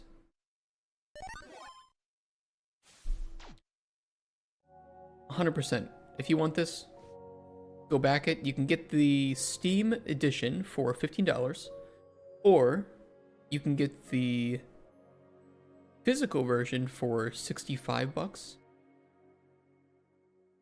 And they send you the cartridge for the Mega Drive Genesis edition, or there is the cartridge for MD Gen version, Deluxe Mega Drive Genesis edition. You can get a box here. The physical copies, unfortunately, are costing way more than, you know, they used to, but it's just because it's so niche that a lot of places don't make these anymore. But for people who like to collect these games, or this is, you know, your passion and love is playing these retro games on your consoles, I think that's fantastic. Ah, dude, there's no video for Gods of Olympus? Wait, if I scroll down, am I gonna see dick? Wait, I should. Let me check. Is there penis? I don't see any penis. There's not really anything interesting to show, but there's no penis.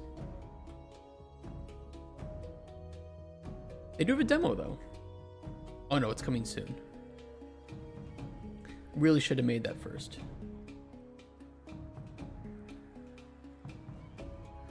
Wait, is this Dojinshi?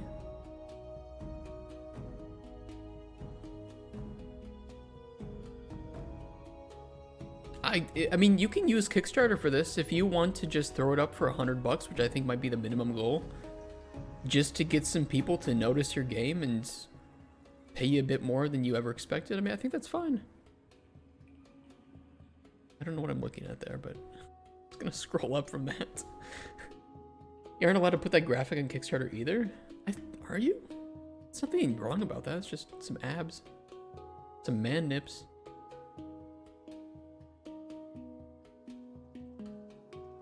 No, I think it's nice. I think if yaoi is your thing, here's a yaoi game for you guys. Oh, penis? Yeah, I don't think you're allowed to either, but I have seen some places get away with it. We got nothing against yaoi here. And honestly, there are a lot of thirsty females. If you make some good yaoi, you'll get tons of money. Tons of money. No video. No video, AI background. They want 50,000 euros. Jesus Christ.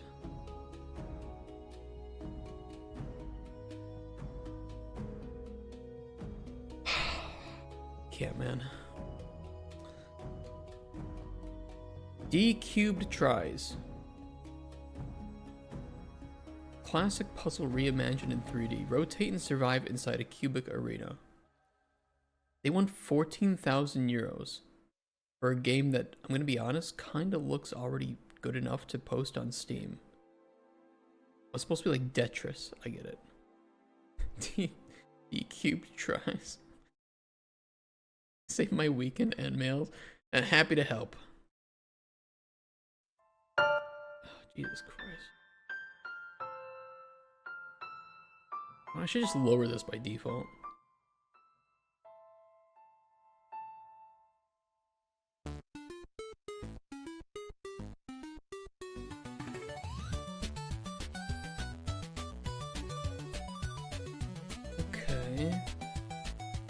I mean, I have no problem with how it looks or anything or how it plays.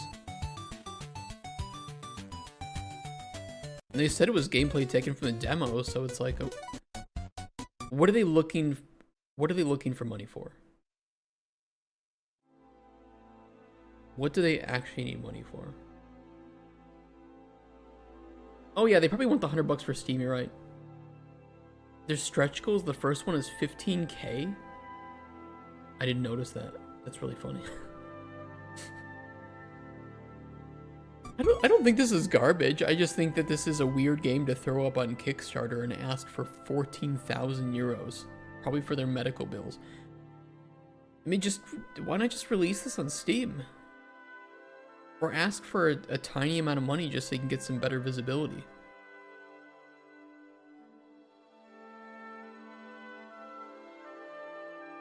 Prototype already works. Okay, we can turn this proof of concept into a complete and polished experience.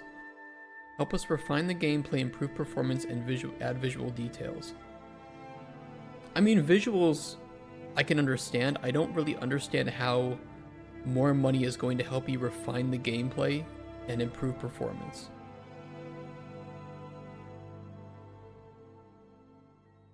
Like, to me, that doesn't make sense. I think your game is fine. I mean, it has appeal to a certain extent already. Just click the button that says improve game. Hey, Sujan. It's shovelware? I don't think it's shovelware. I mean, if people need to make a game like this to be their first game or to get the experience of releasing on Steam, I think that's great. The only AI-generated element in the project is ideas about the background music. Okay, fair enough. I mean, you could use some of that 14,000 euros to buy music. Like, it's not expensive to get some music like that. But I do not think that this is a garbage game. I think some people might want a game like this.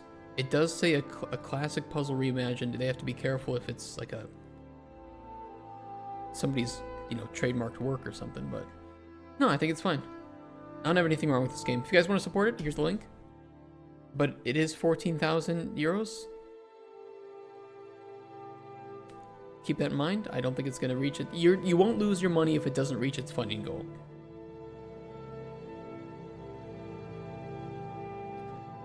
No vision shit. I mean, it's a simple puzzle game, guys. You guys don't like puzzle games? Just an arcade puzzle game.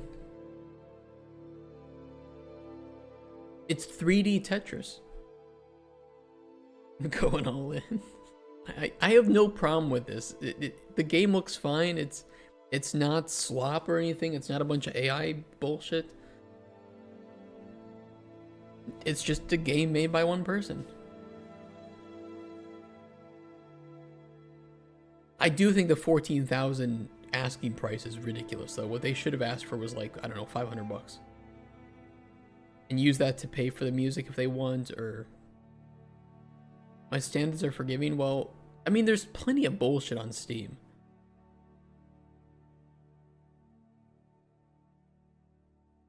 And I promise you, this game is way better than most of the upcoming releases.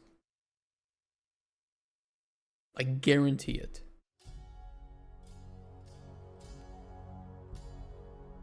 A lot of this stuff is just AI BS. There's no actual gameplay to some of this stuff.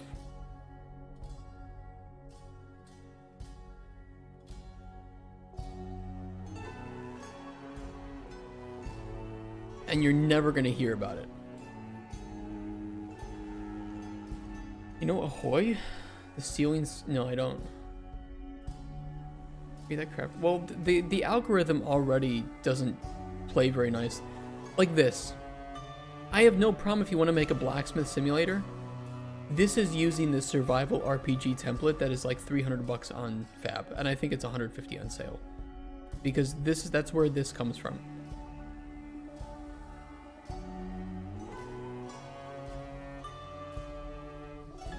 It's probably on sale right now, actually, too.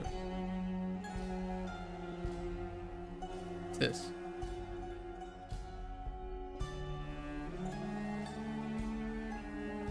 Yeah, we recognize those indicators anywhere, right? Easy shit to spot. And that already has farming and talking with NPCs. Like, every single thing that exists in that pack is here. So it's not even like they made the game themselves.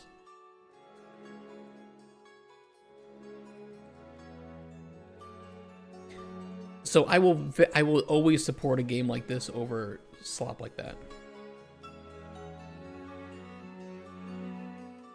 What is this?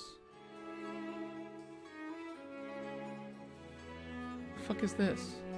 First person multi-crew Age of Sail game? When was this? Is this since this year? That's almost $1 million. It's Polish zloty. Keep that in mind. I don't know why it's auto doing that. I think it's just because my IP is in Poland. 19 minutes? Unreal Engine 5 using in-game assets. Every voyage begins with a plan. That's right, we can just listen to it at max.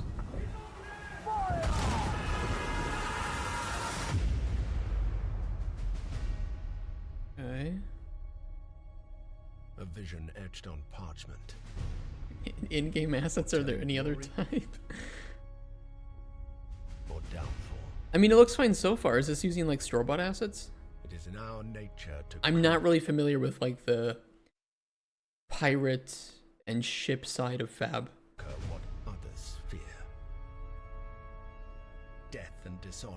So I don't know if this is made by in studio or The life of a asset sea packs. captain is one of duty and relentless pursuit. Okay, just show me the gameplay. Like, fuck. Captaining you entirely on the feel of the sea, working the sails, steering the ship, and learning to navigate. It's your introduction to the core mechanics of Ahoy. Okay, but where's the This gameplay? is a great space for some role. Each map is divided as patterns and other details. Where's the gameplay? It's to us, museum, Atlantic's sure that 22. Make sure they're great. Closed alpha, Q1 2026. Yeah, we'll see about that. What could come with it? Rush timelines, simplification, loss of control. These compromises don't sit right with us. We're committed as a small team scattered across the globe.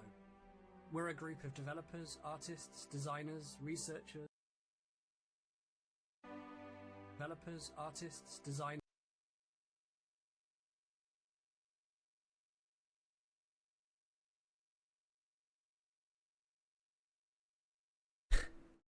BP Flux Surface Coastline. I mean, here's the thing, like, Fluid Flux is great for coastline. I'm not gonna say it's not.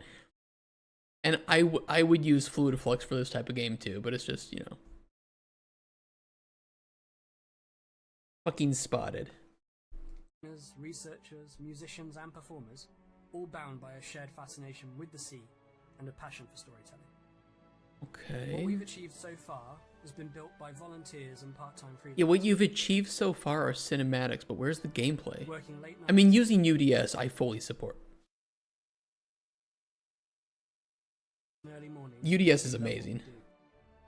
To take Ahoy to the Everybody next should be level, using we UDS. simply need more hands on deck. With your support, we can bring additional experienced developers on board to accelerate our timelines. And meet Yeah, the but you're kind of putting the cart before the horse here. You're making the art and cinematics before you're actually making the gameplay, or at least that's the only thing that I can see. You're wasting a lot of time and money on prototyping things that don't necessarily matter apart from pitching the look and feel of the game. And if you want to go to a publisher, fine. I mean, you're going to need some visuals to go along with that, or like concept art. But you should be really, really shoestring and just work on mechanics. Because if you can't succeed with the mechanics and you can't succeed with the networking, you will have a failed fucking game, or you will hopefully magically end up with some $900 million like Robert with Star Citizen, and still have a game that, on a technical level, is broken as fuck.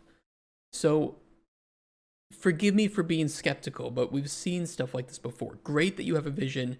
cool that you have good-looking art and great artists, but there are plenty of games with amazing art and artists that fail because they put the cart before the horse. This feels like the cart before the horse. We hope that you've enjoyed this introduction to the... I mean, great that you want to have shanties, but where's your fucking game? I mean, they got money. Like, can I really criticize them that much? I wouldn't back a game like this, though. I can only say that. They raised 900K with Unreal Assets. I don't know if it's Unreal Assets, to be fair. They didn't work on art first, they wouldn't have gotten $1 million in Kickstarter. Well, people always say gameplay matters most, but I'm sorry, but publishers and players still are very easy to fool and get money from with really good looking art. It's just not a game that I would support because I don't see gameplay. Maybe they have like a trailer somewhere else with more gameplay. Maybe they've shown some, like even early prototype, just anything.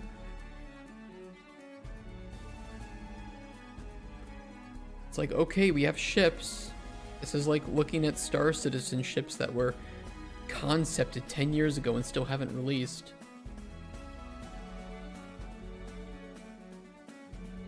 Your roadmap will, it's just, I'm sorry, it's not true. That this roadmap is going to be broken very fast. There's no gameplay. I get that you have a dream, but this gives you a lot of confidence, does it?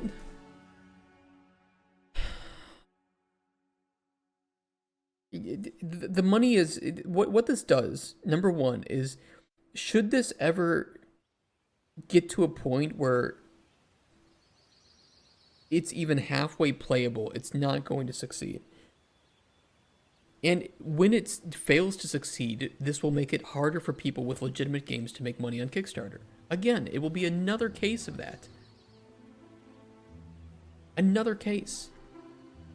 Getting money is pointless if you don't know how to fucking spend it. And this is not a lot of money. This is not a lot of money. If they had a demo, how much do you think they would raise? Well, this is assuming that the demo would actually be good, but they could raise more. I mean, just because a Kickstarter is successful doesn't mean a game is going to be successful. There are plenty of really good examples of successful Kickstarters that turn into nothing. Absolute fucking bullshit. And I'm not saying that this is another one, but without gameplay, how am I supposed to be anything but skeptical? Great, you have people who know how to make really good ship models and cinematics. Great. Now tell me how that solves any of the networking, any of the security, any of the gameplay systems. How does it solve any of that?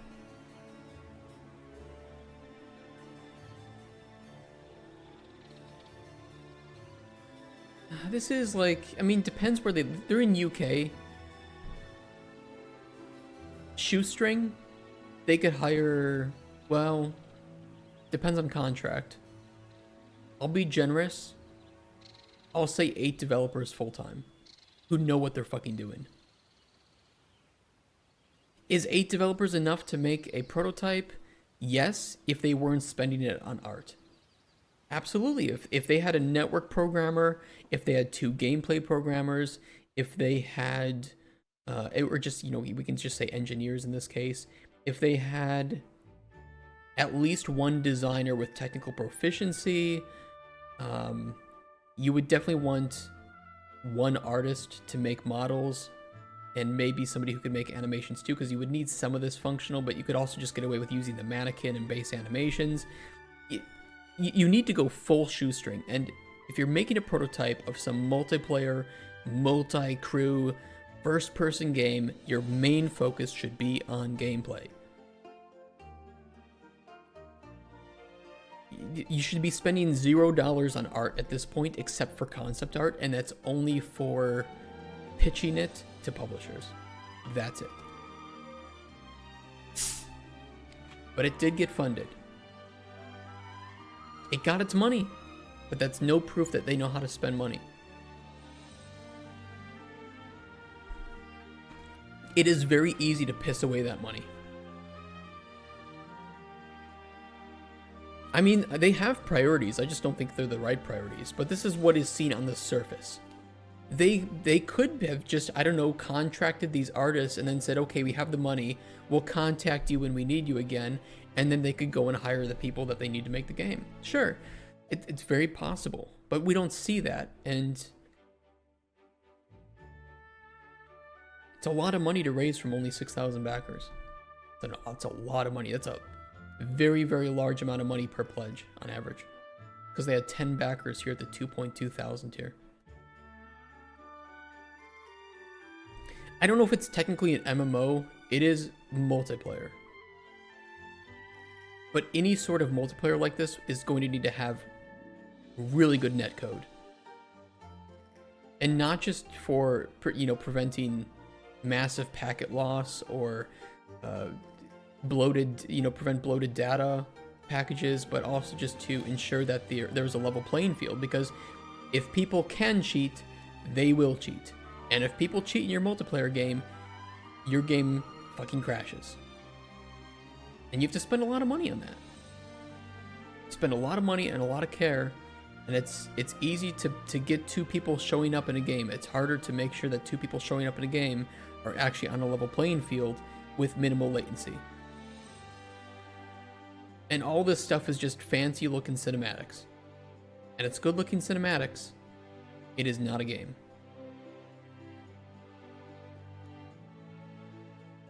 This is just animations. More animations and more animations. Good looking ships. No gameplay. This is more gameplay. Sorry to say it, but Tetris is more of a completed game than that. Happy Harbor Oh, they want to create a bowling center for kids. I've never seen one of these succeed. I've never, ever seen one of these succeed.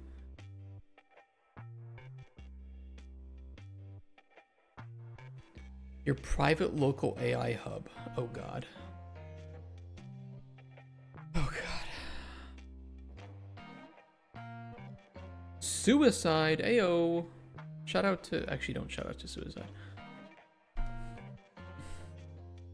Alright, got a game about chickens.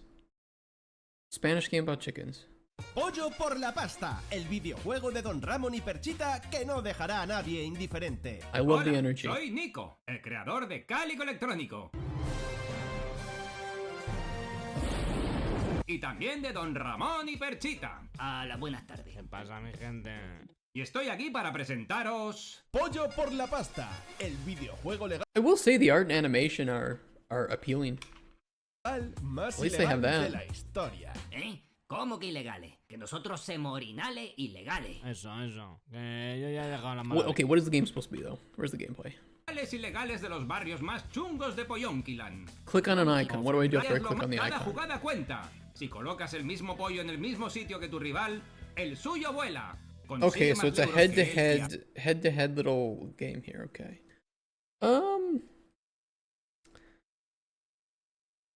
I think here's the general rule when you show off gameplay on, or you have a trailer on Kickstarter. Quick 1 to 1.5 minutes of gameplay first. No, don't do any voiceover, nothing, just gameplay. Then have the talking head segment for another 3 to 5 minutes where you talk about who you are, what experience you have, what you need the money for. That's the core. Because if people aren't interested in the gameplay, they're going to tune out. If they are interested in the gameplay, then the next question they're going to have is, so how, where does my money go? What am I getting for this?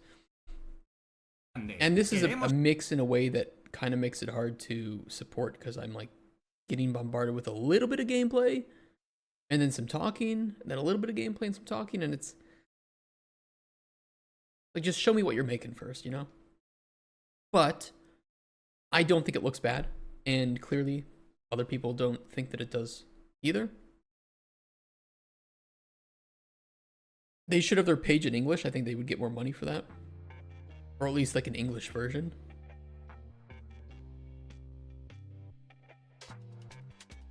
But it is a very well-made Kickstarter page. They have a lot of info here. a lot of confirmation that they actually know what they're doing. They have some merch stuff that you can get by backing. Yeah, I think it's good.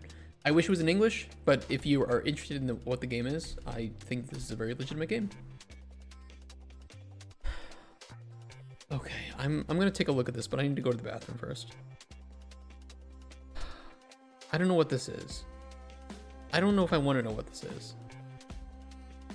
It has 9 backers with 2,000 euros, okay? BRB.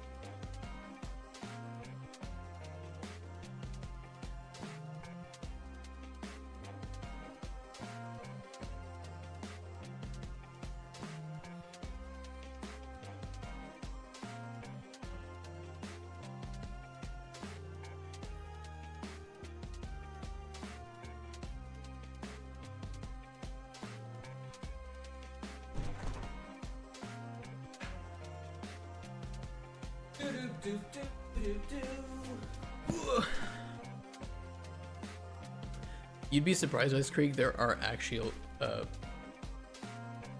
there are people that back their own project. It's just an unspoken about thing. Okay, what actually is this? Why is this in the games section?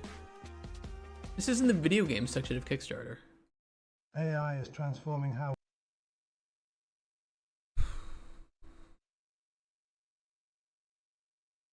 Okay, Grandpa. we work and create, but there's a problem. Cloud-based AI services are expensive, they compromise your privacy, and they lock you into subscription models that drain your budget month after month. What if there was a better way? What if there was a better way to locally run LLMs on your computer, guys? Offline, privately. What if there was a way? Wouldn't it be crazy, guys? What if you could own your AI tools completely, use them anywhere, and never worry about monthly costs or data privacy again? You too can log into 127.0.0.1:8010. I know it's just fucking around. Meet Eidolon AI Hub. Do you have any porn in his bookmarks? I don't see any porn. Okay. Complete He's safe. artificial intelligence ecosystem that runs entirely from portable drives. No installations, no setup complexity, no cloud dependency. Simply plug in and access. I think he's Italian, so he just used an AI like translator. Grade AI capabilities. Is what it is. Advanced chat personalities, image generation, video creation, and mathematical reasoning, all running privately on your hardware. This illuminated USB drive and SSD contain carefully selected open source models that rival the best cloud services. Why are people spending this? You can just run local LLMs. I have it. I think I even still have it installed. Here it is. This is fully offline. I can run my own models. Oh, I think I deleted the models that I had downloaded. You just go here, you browse for them, you download them, and you just run them. And it inspires you to make your own, yeah? What, to make some money too? Jesus Christ. Excited to see this take off. Let's go. Are we able to use our own models for RPG or image generation? This person has canceled their pledge. This comment has been removed by Kickstarter. Unsolicited marketing offers are not acceptable. Jesus Christ, dude. Why do people fall for this stuff?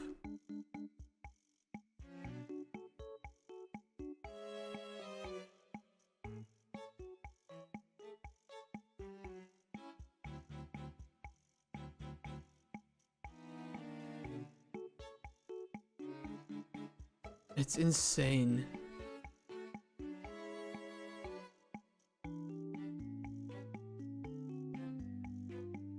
He probably just wrote this with ChatGPT as well. Alright. Kitties, cats. Now we're talking. Now we're fucking talking. Cat plus cozy farm. I'm in. Let's go. What's hiding inside this little box? Is it a cat? Oh, a tiny white kitten. Holy fucking shit, guys. I am so smart. Mom, get the camera. Welcome to Kitties. Take care of your little cats. Okay, I will. Heal them. And don't forget to give them gentle... Wait, you heal them by dumping water and using an abrasive scrubber on their face? Oh my god, I've been doing it wrong all these years! Cuddles. By the way, you shouldn't wash your cat unless they have, like, you know, a major problem with their fur or something, because they clean themselves. Ideally, unless, like, something, you know, your cat, I don't know, falls in mud or something, or is, like, really old and has, like, clumps or something, you should never wash your cat. Use special kibbles to transform their fur and unlock adorable patterns. Or cook delicious recipes to discover brand new colors. I cook recipes to discover colors? Well, shit, I can just tell it's to colorblind people. Give them a lovely little home inside your fully customizable windmill. Play a bunch of fun mini games to train your kitties and earn sweet rewards. And when they're ready, find them the perfect forever home. There are even hidden I don't want to get rid of my legendary cats. to be discovered. Back I do us like the today cats. and help bring this cozy world to life. Meow. Hey, I'm on board. I don't know, it looks fun. Looks really cozy. Looks cute. I'm a little sad that it only has this much support, but I hope they don't give up, because they have something here. I think what's probably went wrong is they didn't have enough people to know about their game existing beforehand to convert into Kickstarter backers, which is why doing pre-campaigns is so important. I also would absolutely not ever put stretch goals beyond like 30 or 50,000. No, man. Putting a 500,000 stretch goal is a little wild. It's not going to turn everybody off, but it will turn some people off. Yeah, I think that the spelling of the name too, while I understand it, is going to make it more difficult for people to find. And I think they should consider renaming the game.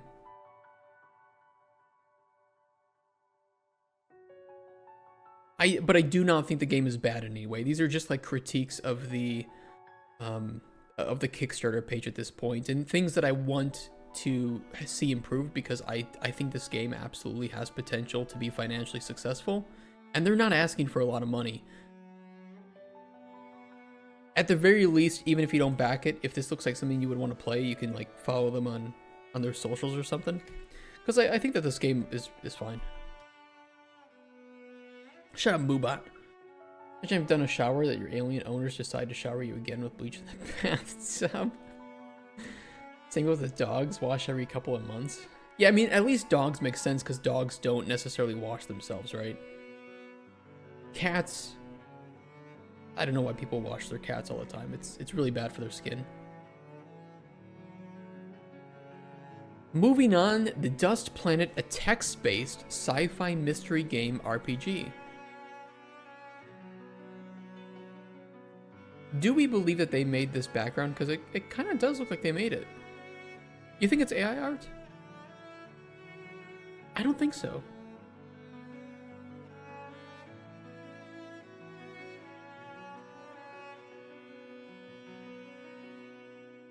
Yeah, 50-50 is fair. Let's take a look. Think it's convincing? I don't know. I don't see the telltale signs, but it is a small image, so it's kind of hard to see. They do have a use of AI section. You could be right.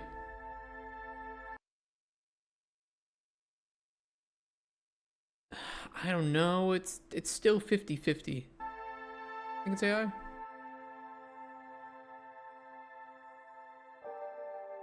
Man, it is getting better, isn't it? I mean, this isn't even pixel art. So this gives it away.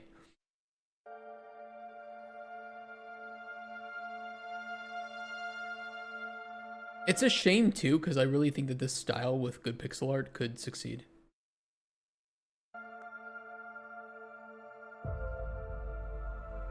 I don't know if I would make a text RPG out of it, but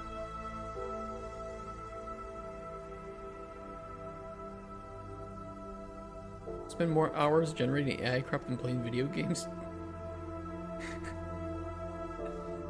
I gotta keep up to date with how the models are doing then, because I don't really generate stuff with AI these days.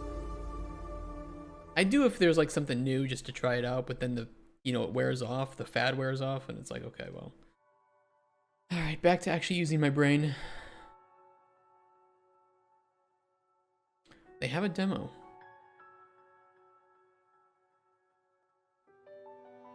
I mean, if you're not an artist, like if it's just one guy, they're not an artist, I'll roll my eyes at it and be like, it's not for me, but I'm not going to go off on them.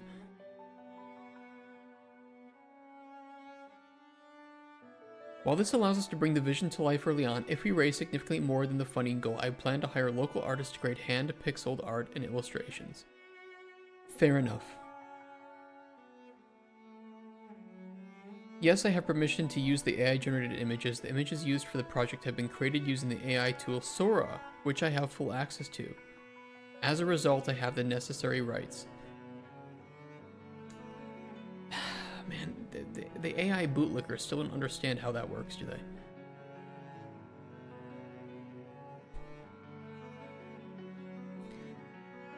I hope he makes enough money that he never has to use it again. I paid for ChatGPT, therefore I paid for Midjourney, therefore I have every permission to use it. I have the right. Eyes on Yuki, co-op tower defense about babysitting a frog. I don't see any use of AI. Yet. Please let that remain the way that it is. Only 40 seconds. 10 FPS. Grab materials, okay. Yeah, tell me how the game plays. Grab materials, build defenses. Protect the shrines. Babysit Yuki.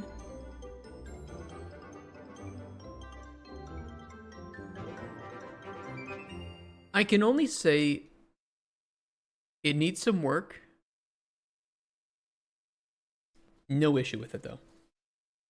I think it looks nice. I think that there is a very big community for, and or a very big niche for tower defense games. I got no problems with it. Nice looking Kickstarter page. I'd like to see a demo. That always helps. And a Steam page. I didn't see that though.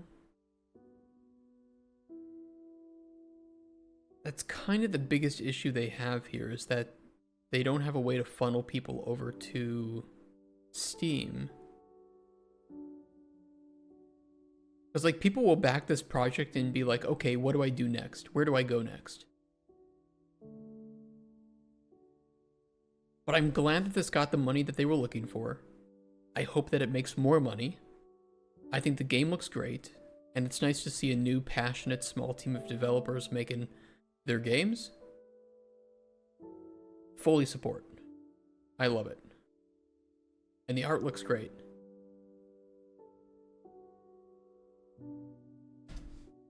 %, go and support that if this looks like your thing.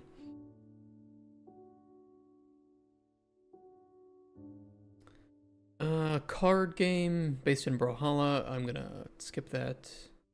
Just a card game. The Calling, anime-inspired PvP shooter featuring a growing cast of over 90+ live streamers as playable characters. Do you have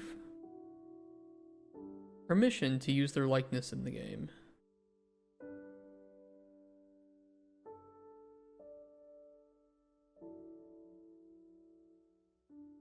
They don't? I mean,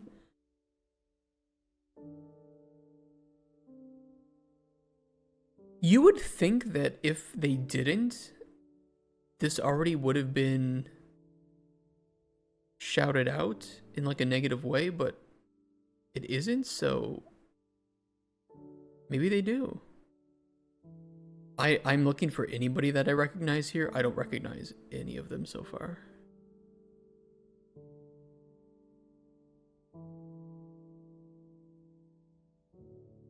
I mean, but that's fine though. I mean, they got their money.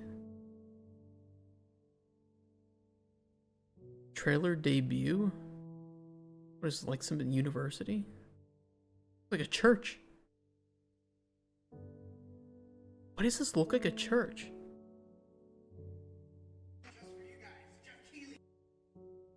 Oh god.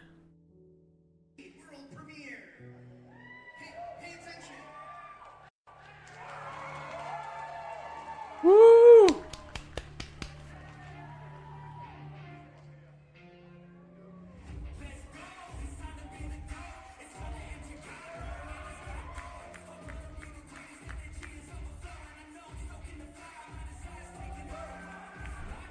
This is, by the way, this is 100% a church.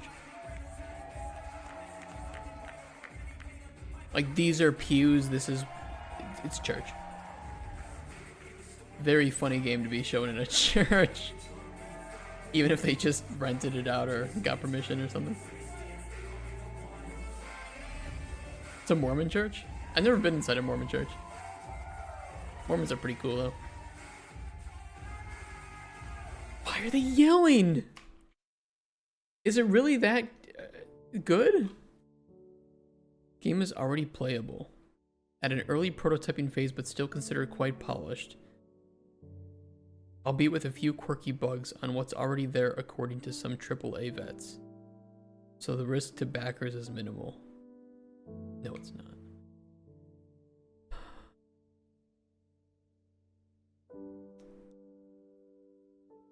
Having accomplished so much already as a solo indie developer in such a short time, and earning praise for what's already been built by gaming veterans from studios like Epic Games, Insomniac, Ubisoft, EA, Bethesda, Microsoft, etc.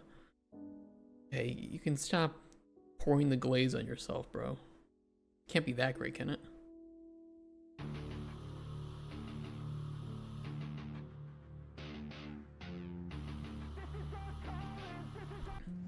Show me the gameplay. Vampires never stay down long.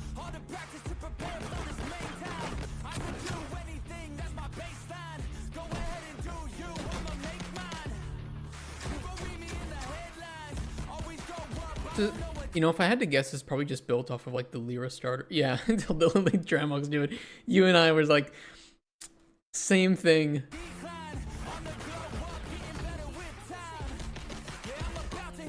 In fact, aren't those the same sounds? Wait, isn't this exactly the Lyra? Like kill cam? Or, you know, kill whatever the fuck? Kill log?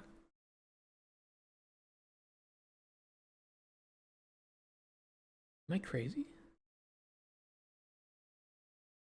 I don't show any of the UI here. We only loaded it up once. They just switched out the meshes. Is this one of the Lyra? Is this one of the Lyra maps? Demo maps? Let's play again. Wait, yeah, I do know these. These are the Lyra spawn things. Again.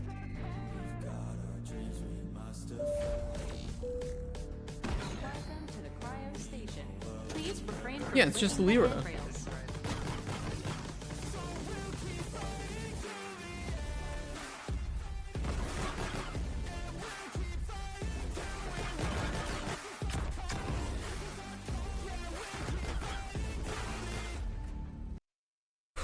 And these are, I don't know, these are asset map packs that they downloaded for free or something. If you look hard enough, I'm sure you can find these.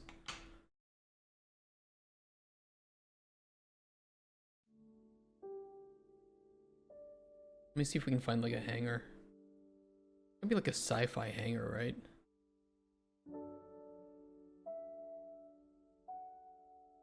There's no way that they built that themselves. Sci-fi hangar.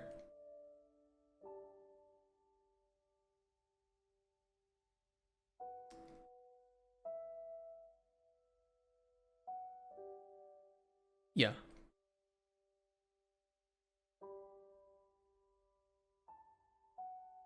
I don't know if it's the exact same or if they actually... No, I mean, it's close enough, right? Okay, so we have a starter template for free asset flip with paid for fab assets. Time and time again, we see it. Yeah, this is 100% it. No, I'm not against using assets either, but when you take a free template and you just throw the gameplay of that into the demo maps, because I swear this is not... Look at the placement specifically over here.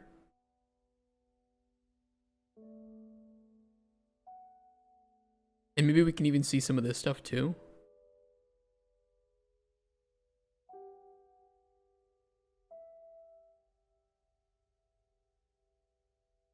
It's not even changed.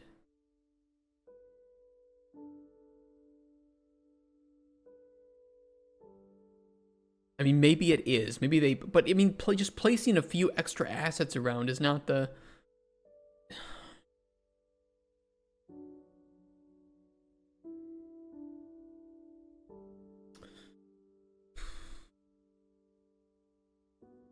I'm tired, man.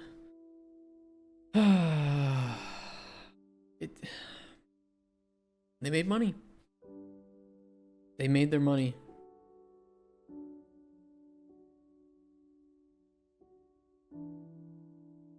I'm sorry, but also, look, do what you want. But shut the fuck up about glazing yourself. Having accomplished so much already as a solo indie developer in such a short time. You didn't make anything. You made nothing. You took the Lyra starter template, you swapped out your retargeted meshes to the skeletons, and you threw in some asset packs that you probably bought off a Humble Bundle anyway. Fuck you. Sincerely, from somebody who actually knows how to make systems in a game from scratch without tutorials or the help of some bullshit packs. Fuck you. I'm not saying I'm amazing, but this is ridiculous.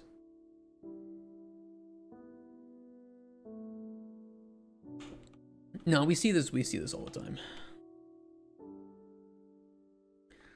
A virtual 2D video game console software application that runs on various systems that allow you to play or create games for it.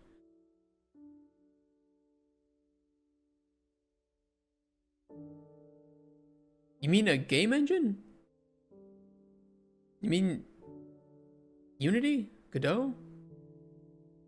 Game Maker? What? Huh? Hello. I can barely hear him, and I don't think I want to.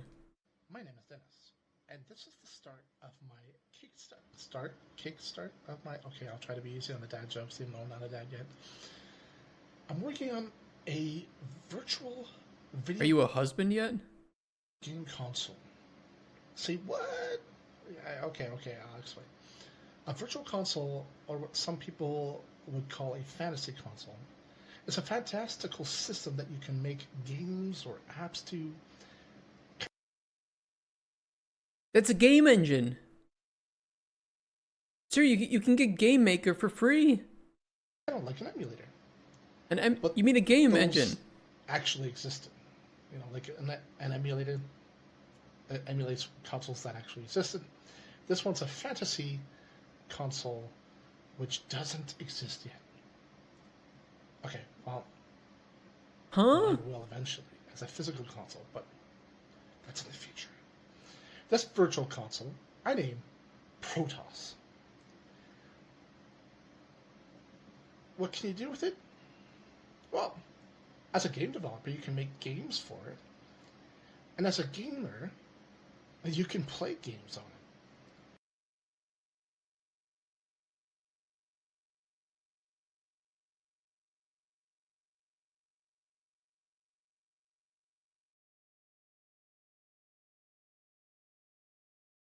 Sir? You...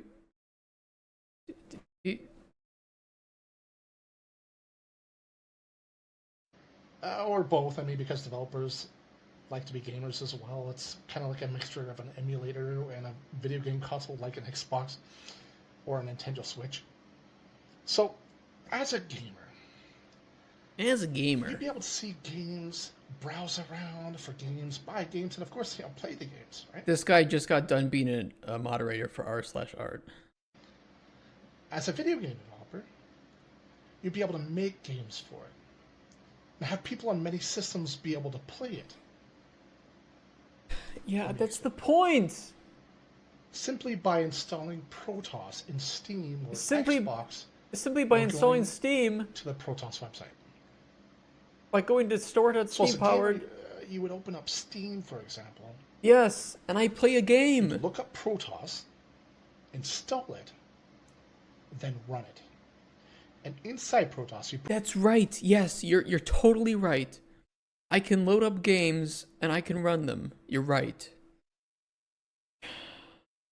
Browse around for the games to play, install them, play them, all while in Protoss. You're talking about user-generated content. You're talking about things that already exist. Yeah, he's reinventing Roblox. Well, I mean, Roblox wasn't even the first. Memorize your script. To be fair, I don't make scripts either, but I'm also not pitching games on Kickstarter. Where does it run? The answer I'd like to give is where doesn't it run? Can it run on my smart fridge? Can it run on a pregnancy test? You need to tell me where it runs. Hello? But I mean, it's not an SNES emulator, or a Crysis. But in all seriousness, don't make Crysis Protoss jokes. Currently runs on Windows with a standard executable and on Steam.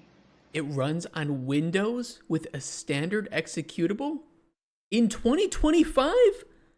You can do that? On a web browser and on the Raspberry Pi Zero 2W. In the near future, I'd like it to run on Xbox and followed by the Switch and PlayStation and other consoles, etc., etc. The specs, well, since the lowest common denominator is the RPI02W, it has 256 megabytes. Well, the actual console has 512, but this emulated console has 200. But he's talking about like a virtual machine or something, but what is he talking about? He's like, it's an emulator for a game system that has never existed yet. It's like, okay, so what's the point of me opening it? Well, you can make games for it and run it on in an emulator or a virtual machine or whatever the fuck. It's like, okay, why not just make a game? But are you wanting to make an engine? Are you just say that you're making a platform for user-generated content that's like Roblox, and then tell me how your platform is going to be better than Roblox. I don't know, maybe you don't allow child molesters on it. I mean, that's a start. 156 megabytes. And will feature full 2D graphics. That's right. Full? No. I was thinking it would only have partial 2D graphics. Full color 2D graphics.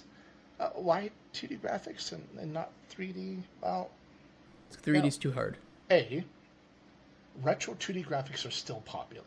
Yeah, but it's also an oversaturated market. You know, I don't think they'll ever die out. You know, in fact, I think now it might be like the days before the... Don't you fucking dare use the word days followed by the word before. Don't do it. Don't give me the PTSD.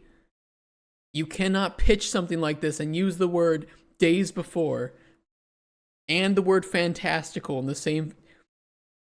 PS1 and N64, where 3D was gaining in popularity.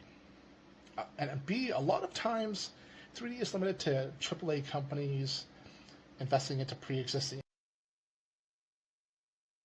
3D is limited to AAA companies?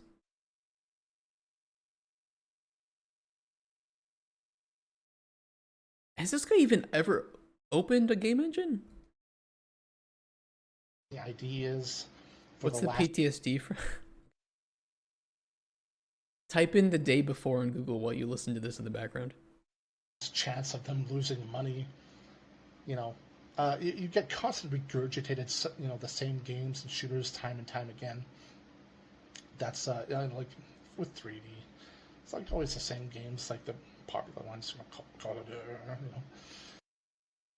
The guy's bashing on Call of Duty and 3D games, but saying that retro 2D games are somehow magically invincible from having regurgitated slop?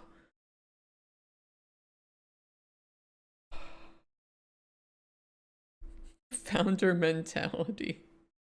I just...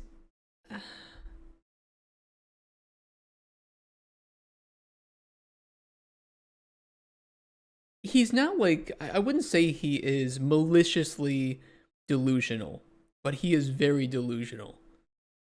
I don't think he knows what he wants to make. Easier to create, so that's C. Takes not necessarily less true. Time and money. And D, you don't have to worry about performance, really. You know, it'll run on many devices. That doesn't mean I won't have 3D graphics at all, at some point. But you said it was a 2D game engine. You even say a virtual 2D video game console. You can't say that doesn't mean we won't have 3D. You said we won't have 3D. 2D games with some 3D effects, like on the SNES, like with the Mode 7 or the FX chip. And also, the game files will be stored online, which are not publicly available and will be downloaded from the Protoss console to the user. That's the specs, a little geeky stuff, it's kind of like how Steam does it, where, they store the files and then you install them from the Steam servers. And you'll get a little bit of storage per game as a game developer. So speaking of games, how can we make them? Well... Yeah, chat, how can we make games? How can we make games, guys?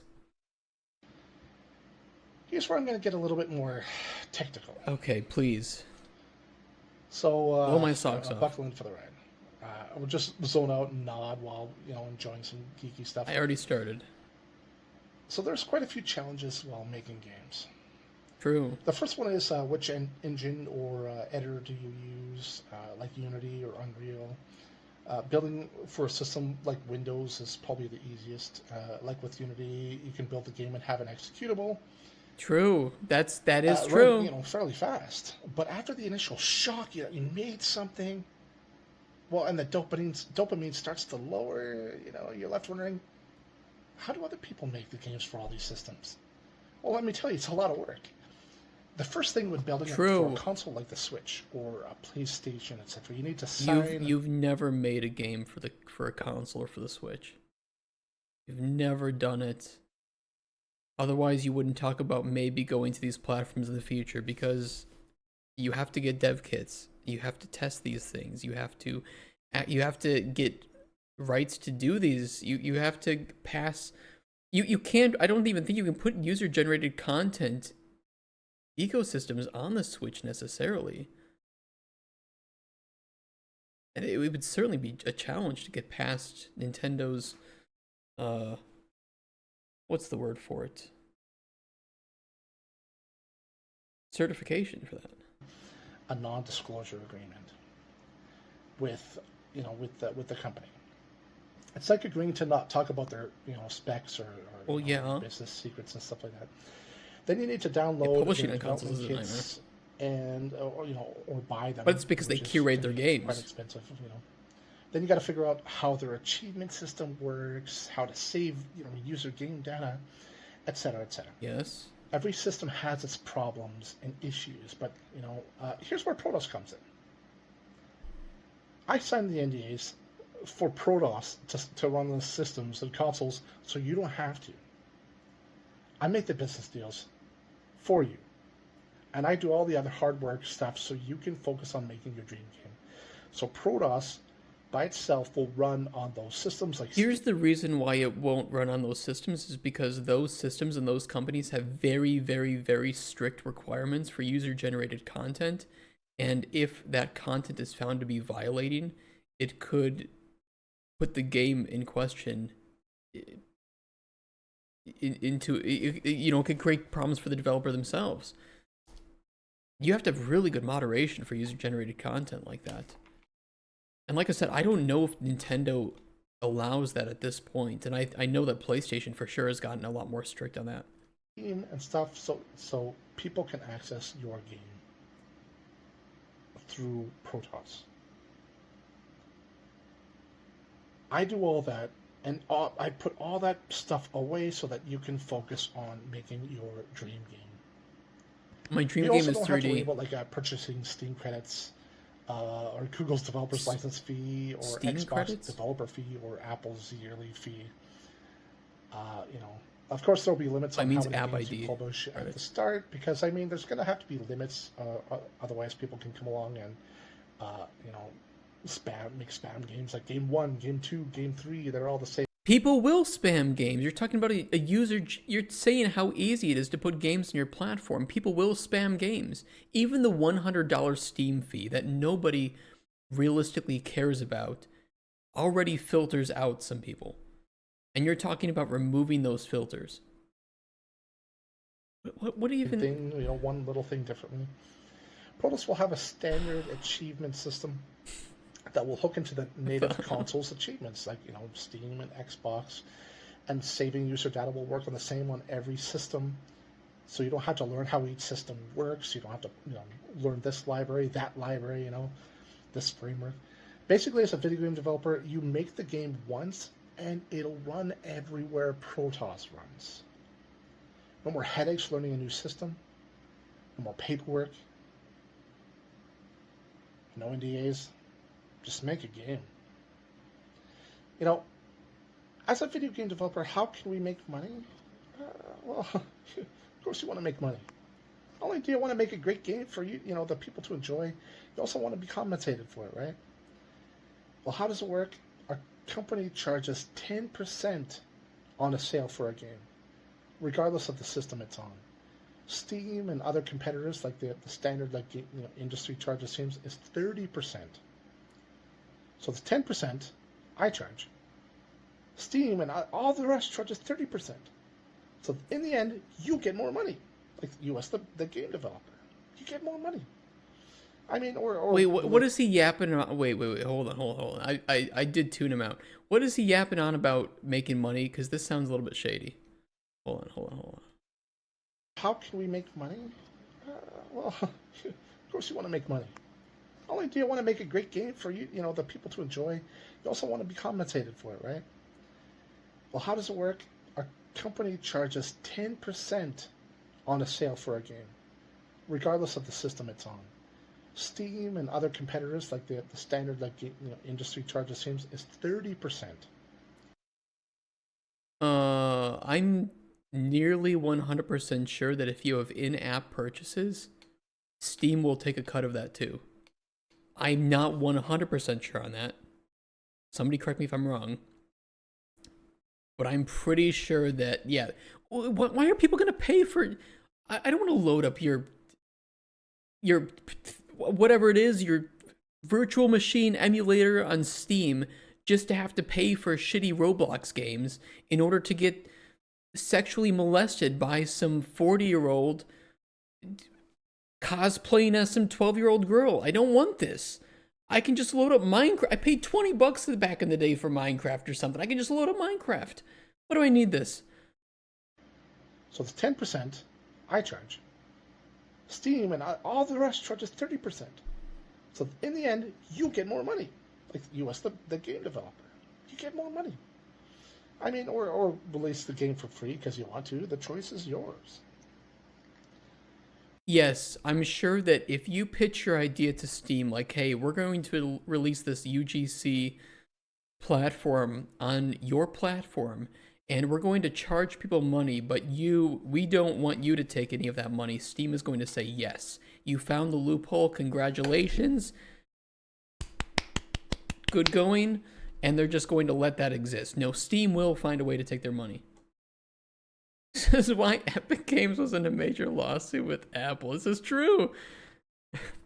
People go around thinking this is a good enough train of thought to spend their time making a video. All right, so demo time. I'm going to show you a little bit of the demo in action. Go for it. It's a very, very basic demo, but go for it, Steve. It shows you whatever the your name Protoss is. Builder, Protoss Virtual Console, and it running on the desktop PC. Show me your web vibe-coded browser, and the mess. Raspberry Pi 02W. I use Sprite a bit in it, or Sprite. I'm not sure how to pronounce it. It's a pixel art style graphics editing program, and I use Visual Studio 2022 Community for doing the coding. Anyway, check this out. It's already bad because he's using Visual Studio to code instead of Writer.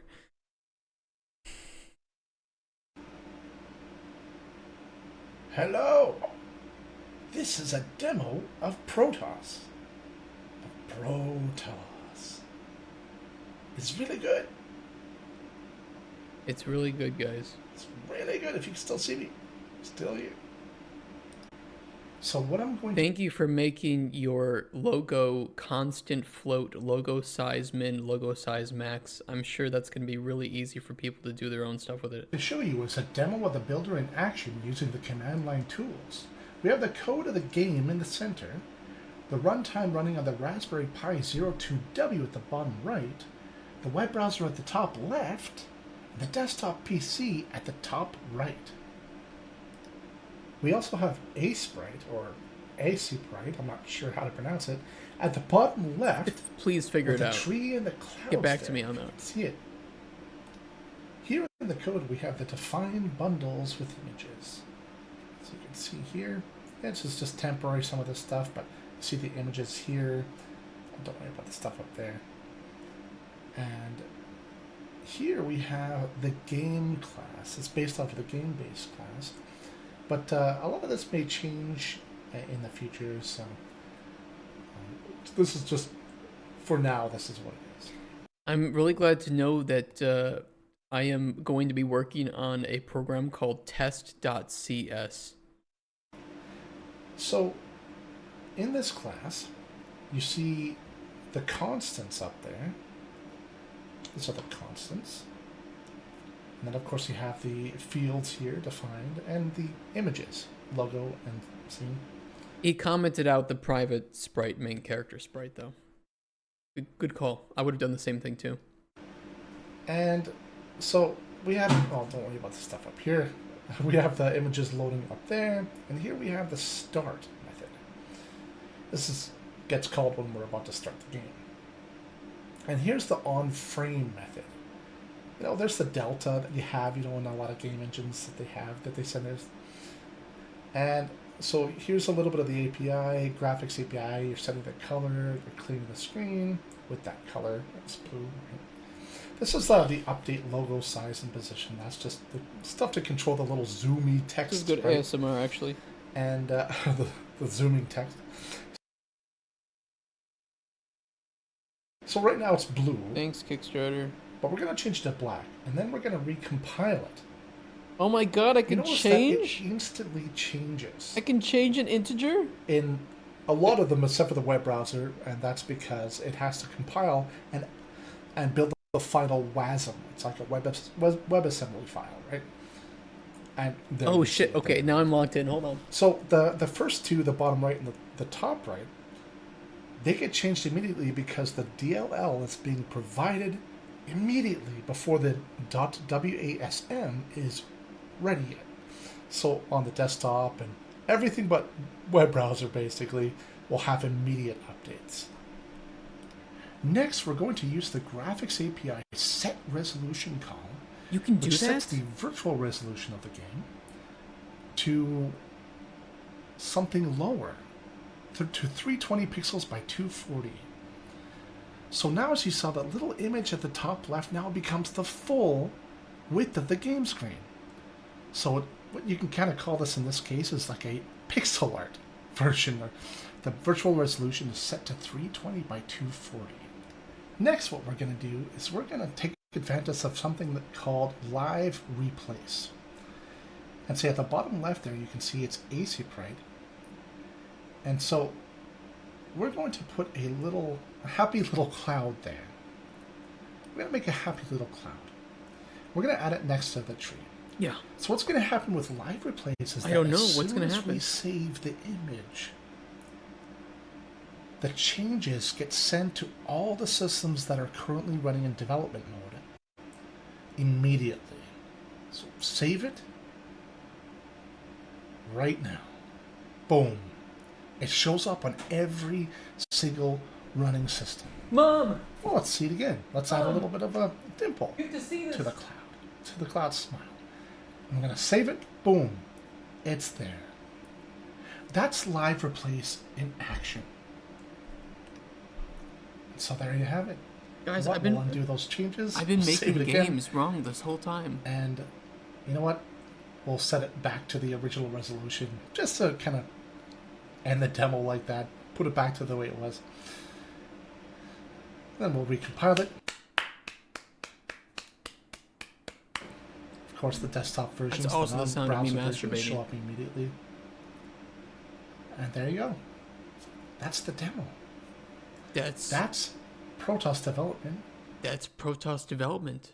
For the low price of 44,000 Canadian Monopoly money, you too can get your hands on sprites.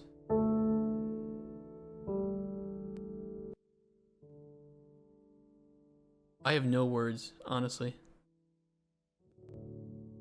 Take that how you will.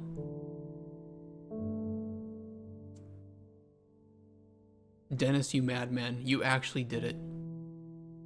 You actually did it.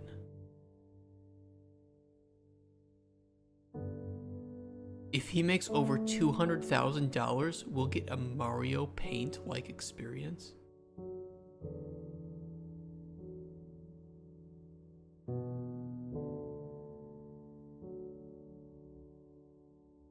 Guys, in Canada, they take up to 30 to 40% of your taxes to pay for a healthcare system where they will just tell you to commit suicide if your problem is too bad. This is such a bold and inspiring project, Larry says. Protoss Virtual Console feels like it's bringing something truly special to retro gaming. You clearly believe in the power of nostalgia, creativity, and keeping classic games alive in a modern way.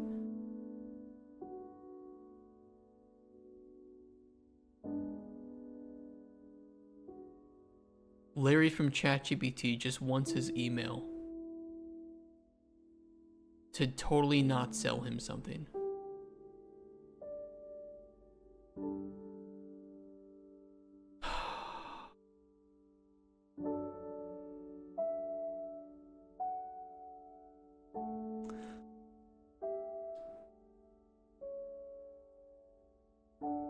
Speaking of suicide, no gameplay video though. Oh, but there are. Look, we get our lovely engine footages. They're really tiny though.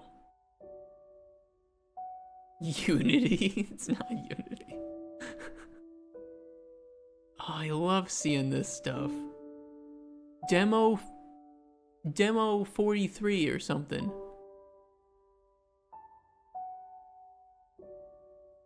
Love efforts. Yeah, it's like people taking screenshots and you can see like debug print values up on the side, and it just shows like, I don't know, horror engine demo map.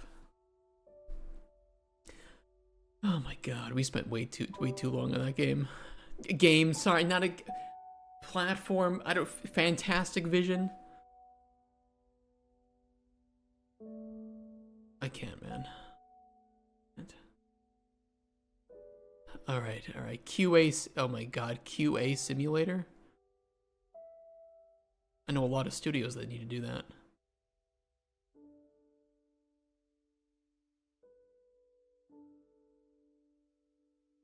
Thought we found a bug. What do we report? QA simulator. Dive into QA testing with our simulation game. Hone your skills, tackle puzzles, and rise. You know what the brilliance of this is? They can release the game in an unfinished state and say that it's actually the way that it's supposed to be. The giant neck. She's a giant lady.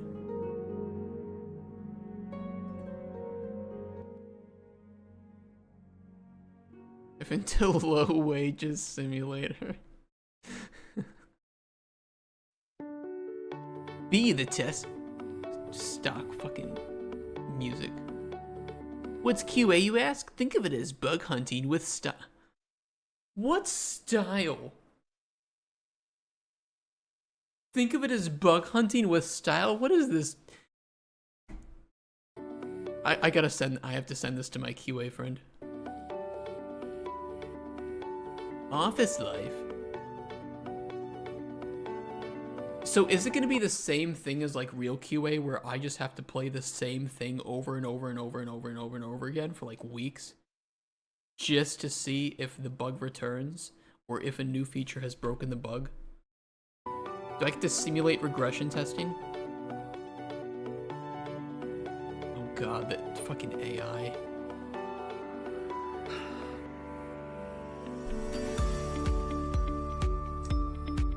If you or a loved one is suffering from vaginal cramps, try VagClear today. Side effects include pissing blood. Wait, Minecraft? Name, well, hold on. The fuck was this?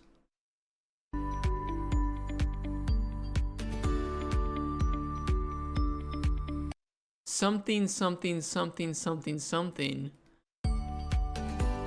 You are fired. Cubicraft.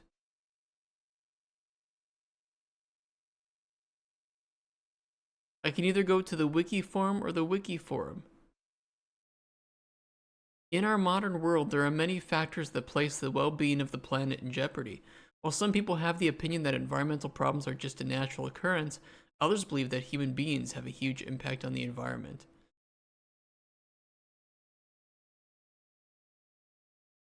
That's Cubicraft. I can't deny that's exactly what Cubicraft is. We had a beautiful hotel room. Name. I just returned from the greatest summer vacation. It was so fantastic. I never wanted to end. I spent 8 days in Paris, France. Yeah, I probably saw a lot of burning buildings. My best friends, Henry and Steve, went with me. We had a beautiful hotel room in the Latin Quarter, and it wasn't even expensive. We had a balcony with a wonderful view. We visited many famous tourist places. My favorite was the... Why does this read like some second grader writing their report about their latest vacation? Jesus fucking Christ.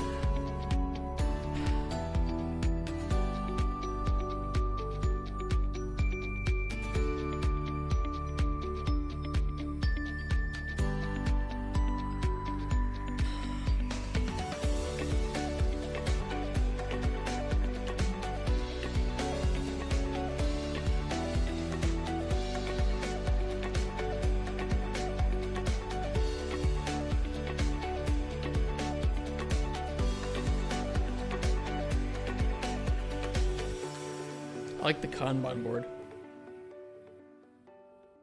This is so boring accurate. I need to immediately send this to my friend who's lead to QA. Hold on. He's gonna fucking love this.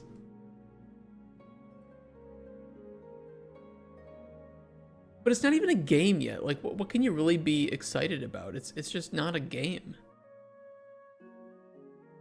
Where is he? Where's my boy? There he is.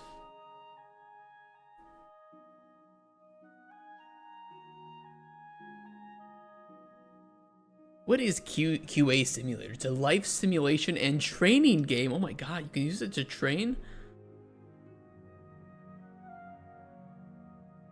Can I file a bug report that none of the text was finalized?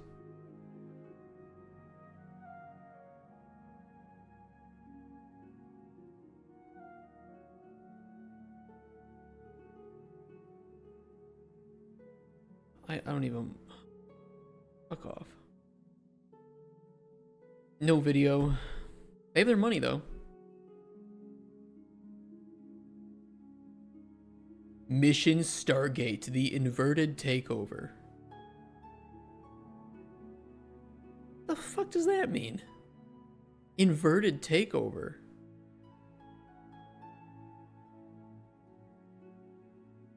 Immersive open world survival game that trains you for real life survival instincts as you play.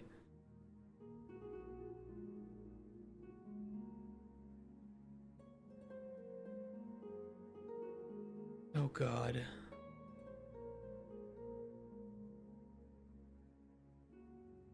Okay, I gotta go to the bathroom first and prepare for this mentally.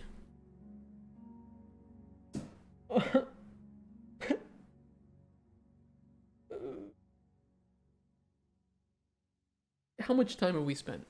Only 3 hours. Fuck me.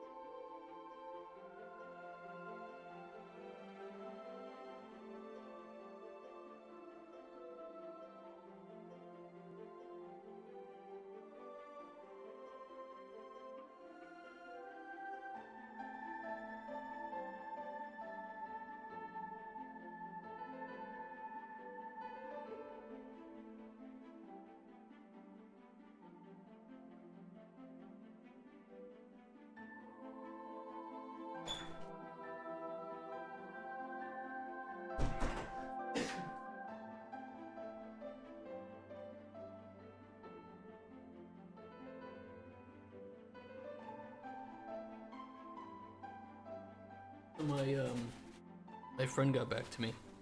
3 words. Worst game ever. But I know he'll be playing it. He can't fool me. I think Great Pillars of Eternity wasn't Kickstarter. There have been some good games on Kickstarter. There really have. Is this the game you've been waiting for your whole life? Let's see. Let's fucking see. Did you celebrate Thanksgiving? We're doing it right now. You know how thankful I am that Kickstarter exists? My name is Max Shelton, and I'm building.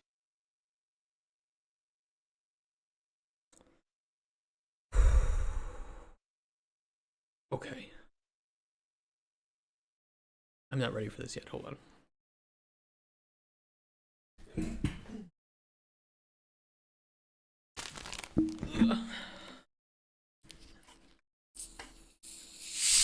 AI, do you even need to put the question mark there, Ice Creek? You know it. I know it. Everybody knows it. Mission Stargate, the inverted takeover. What does that mean? Does that mean that we take over the aliens?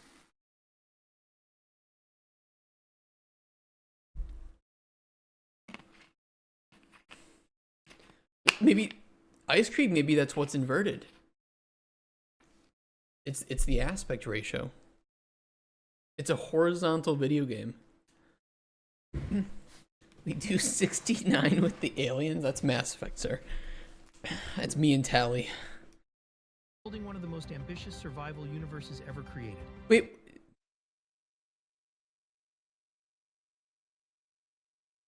What the fuck is this? Dme nerf me mages.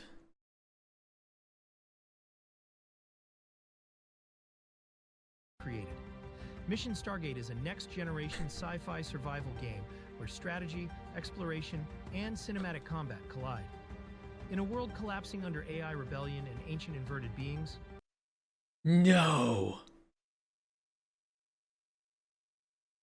You cannot make a game about a world rebelling against AI when you have generated your entire fucking game with...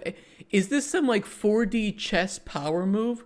Are you trying to like send a message here that people who back this game are dumb? This can't be real. Players must build, upgrade, and defend their bunkers. Fight with AI companions. This is how the back of his head looks too. I want you to know that. Companions and reshape the future of humanity. This game matters because it's more than entertainment. Oh my god, the guy went up, smacked the AI thing, and it went from 2004 to 2000, and then he hit it again, and it went up to 2003, and then went down to 2001. Because it's more than entertainment. It's world building, innovation, and story at a scale indie gaming rarely attempts. With your support, we can bring this universe to life. Join me. Let's build the next legendary survival franchise together. I mean, here's the sad thing is like AI has so many uses where you can say, dude, wouldn't it be cool if we had a boss fight like this? And I mean, like the visuals of this in like a game would be awesome. If you could actually make the game. Join me. Let's build What's the up, next Imperial? legendary survival franchise together.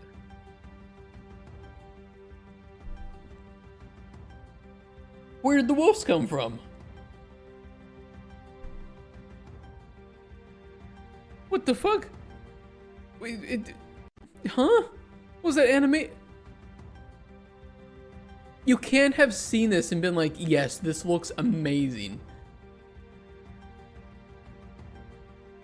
Oh my god. Kitty. Oh. Help bring it to life.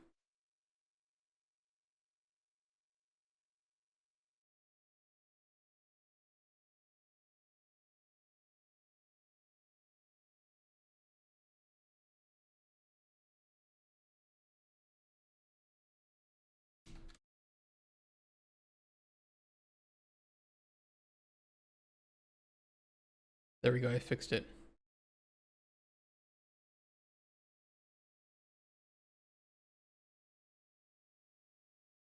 Oh, just a measly $50,000 for him to afford the better tier of Sora, I'm sure. Founder of Starflux Studios. Creator, strategist, and future tech innovator. I build projects that push human potential forward, from immersive games to future technologies. Mission Stargate is my first major step toward reshaping what's possible. From Max Shelton, who has been verified as K1 Shelton.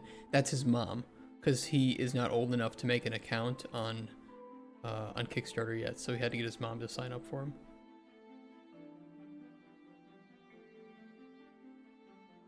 What a world.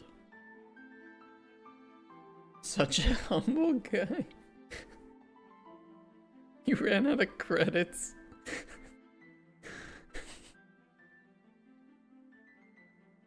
I can't, dude. Oh, in consideration, PS5. Wait, PlayStation and PS5. Both of them. We get to play this on the PlayStation and also the PlayStation 5. That's crazy.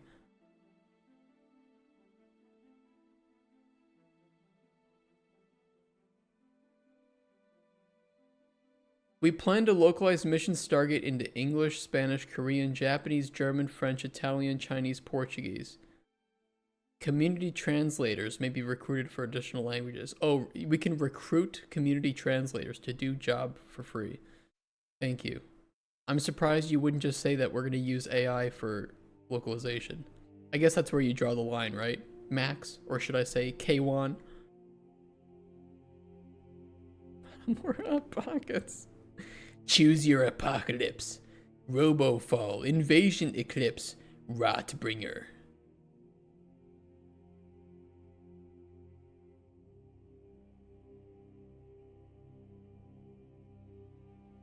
Use of AI. NPCs will be AI generated. Oh, that's... Guys, never mind. That's the only use of AI in this game. It's just the NPCs. What are you guys worrying about? Everything you saw was legitimate gameplay. Yeah, guys, he plans to use AI. I just noticed.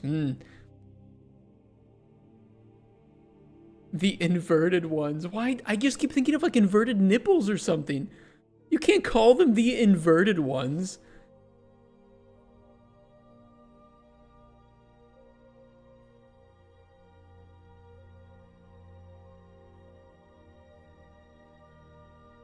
Wait.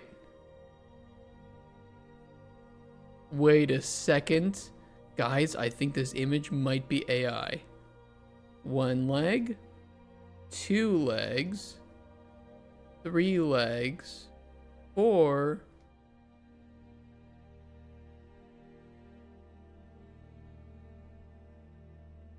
Maybe that's why he has the tiger, is because it helps him walk better. That is a physical disability support tiger. That's incredible. This is a very progressive game. Part of the, oh yeah, it's part of the, you're right. I'm sorry. It's part of the lore. Base game budget.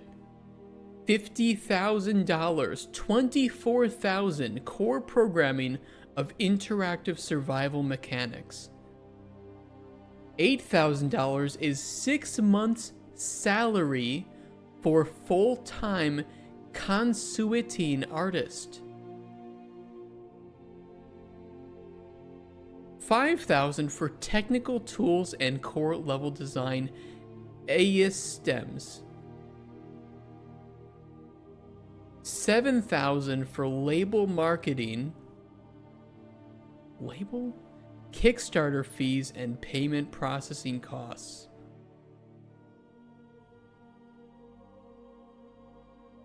But don't worry, guys. Don't worry, guys. Teni's Pigunas are based on early estimations. Tynal Distribution may vary.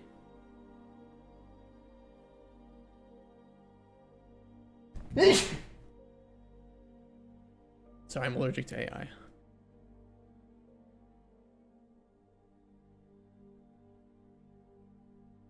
Thanks, Travels.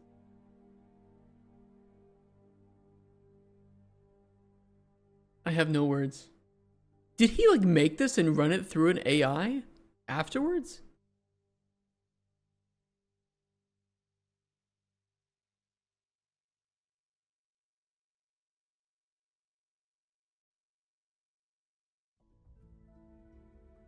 Hold on, guys. We have to sign this. This needs approval.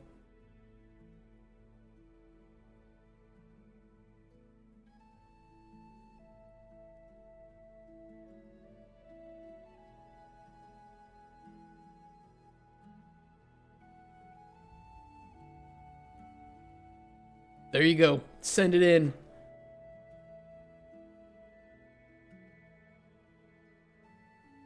Just prompted AI budget my...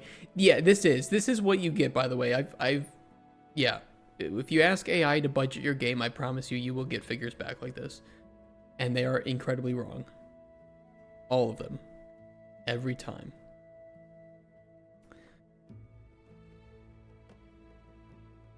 Boyand the Hassizan has spent several years in development as passion...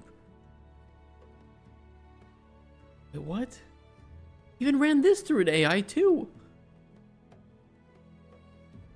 2025 to 2024. Parallel time prototype development pre-funding. Boyand the Hassizan has spent several years in development as passion project built around our day jobs. Devoting our...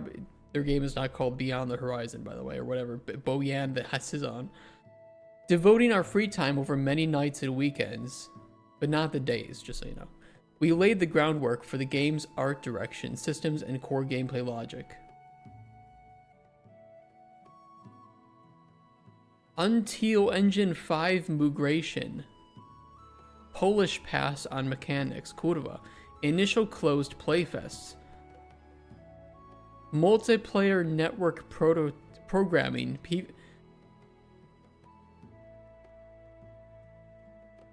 Wait, it doesn't even make sense though.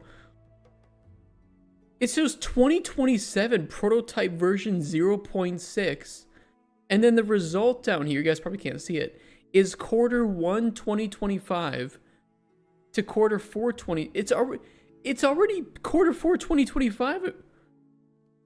Helios localization framework. Yeah, what's he doing in 2026? Oh, nothing. He's skipping. It takes him the entire time to go from prototype version 0.5 to version 0.6.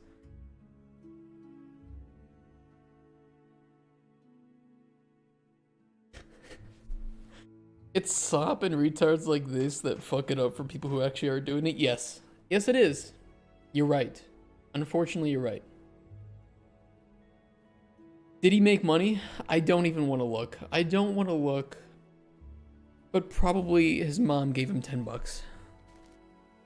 Oh, Jesus Christ. I just can't. I don't even want to scroll up. Don't make me scroll up. I'd rather look at the funny images. Okay, I'll do it.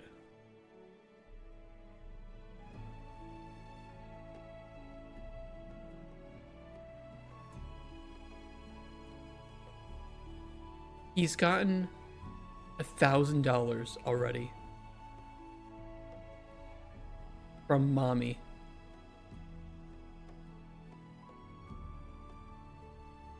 Oh, I'm sorry, it's not even. There's one backer at the 500 tier and 2 at the 150 tier, 2 at the 75 and 1 at the 40.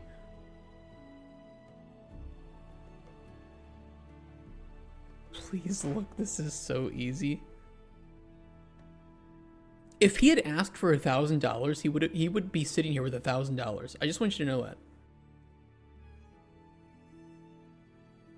It scares me in life how easy it is to scam and manipulate people and make money from it.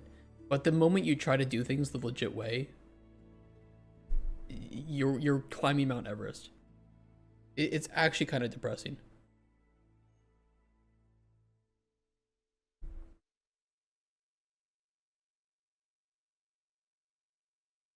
Completion cards, a physical trophy in the form of a card to celebrate the games you completed at 100%.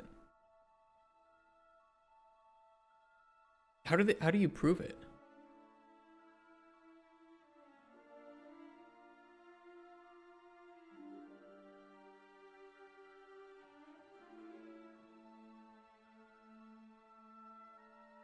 I can deliver awards only if you have a Steam account with games at 100% completion. Guys,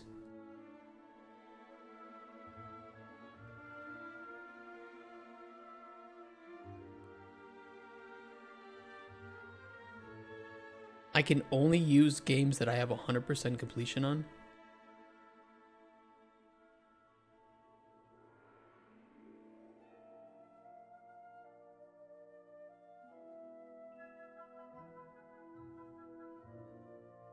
Okay, which one should we do? What's a game that we would really want a physical card for? You can't say Starfield either, because I actually did 100% Starfield. Honey Pop. Okay, yeah, Honey Pop is great. Okay. Alright, guys, you ready?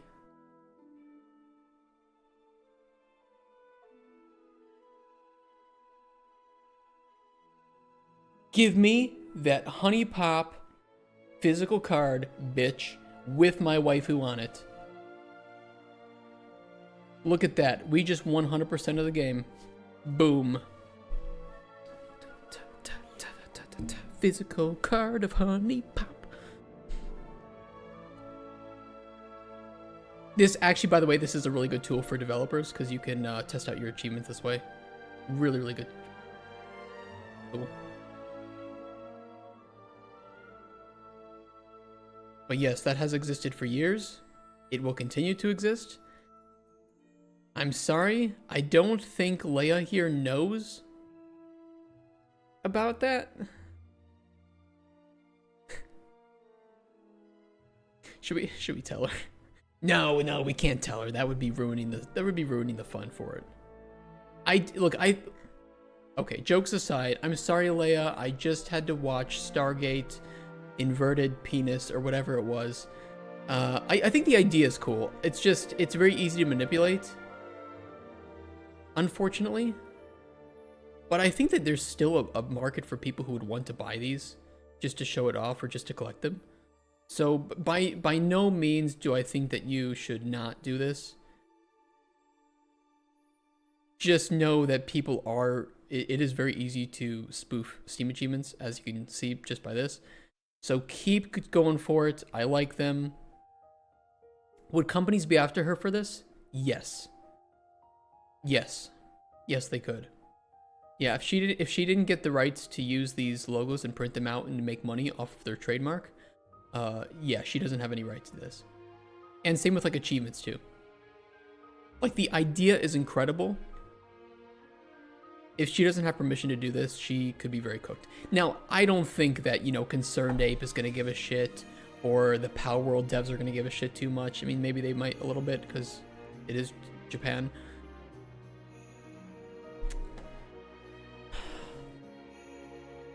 Because she didn't use a well, tell me which Pokemon game, Andre, is on Steam. And then we can talk about why Power World succeeded. And maybe their lawyers will figure it out. Imagine selling merch for your $1 billion game and this girl sells cards without asking. I think it's cool. Like, I think these are cool. She definitely does not have the rights to do this. And, yeah, it's not going to be good. I don't think she knows that.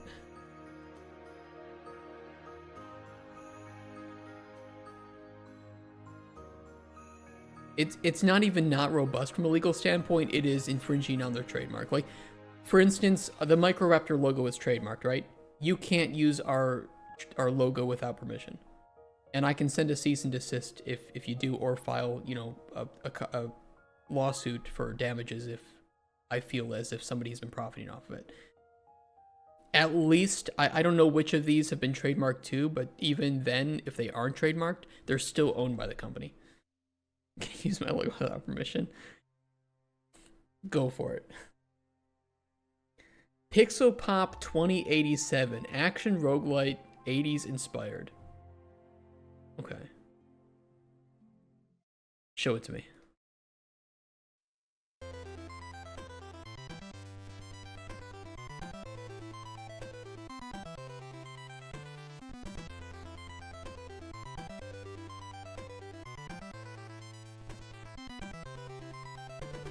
So just enter the gungeon.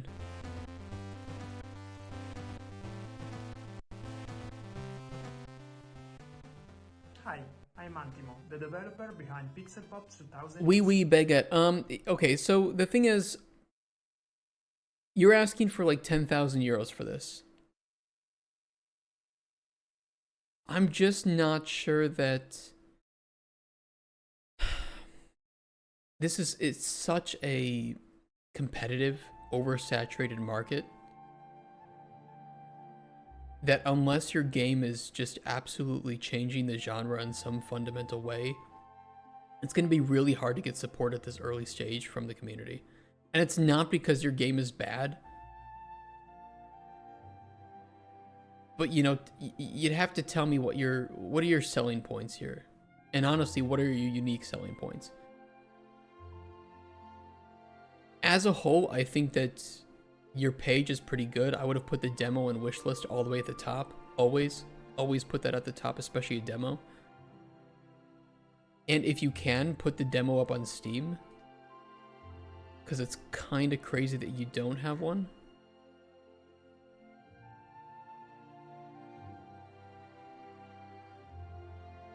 It's crazy that you wouldn't put the demo up on Steam if you have it.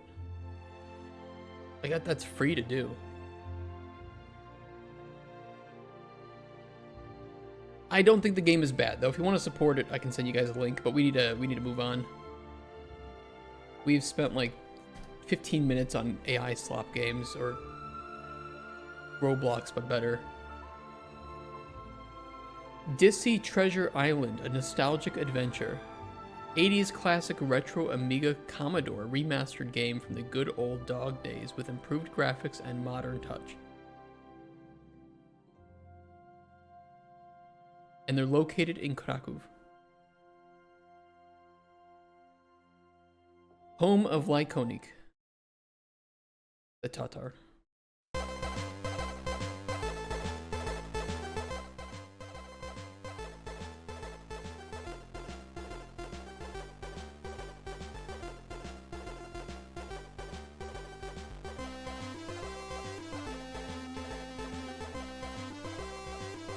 I don't know Amakira.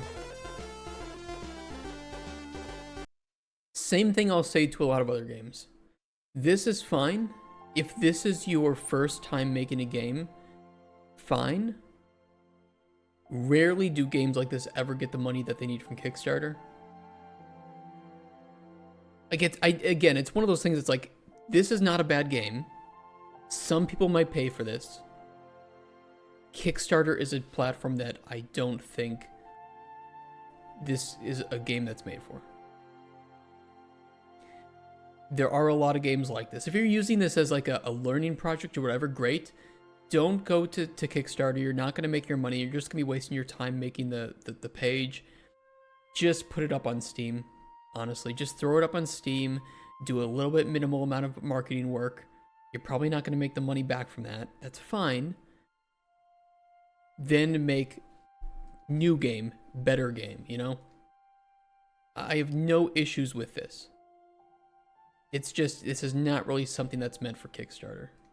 But if you guys want to support it, or if you want to find the Steam page for it, or if you like Polish games, you know, Bober Kurwa, whatever, Jazda z Kurwami, great. Throw it up there. It's a legit and already made game? What do you mean? Hey people, Seth here. To address some allegations, I'd like to ask a simple question. YouTube won't even load, bro. What is this? Hey people, Seth here. To address some allegations, this is a very nice game that you could share. Wait, what the fuck?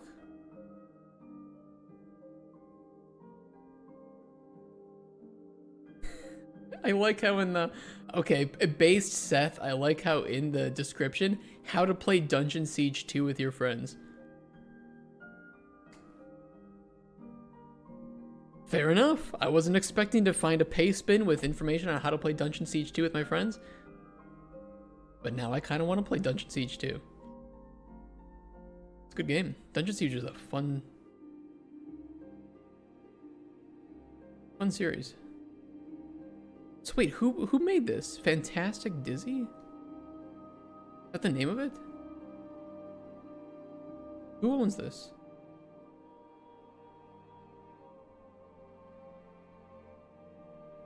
Probably hard to know at this point, but somebody owns the rights to this right now.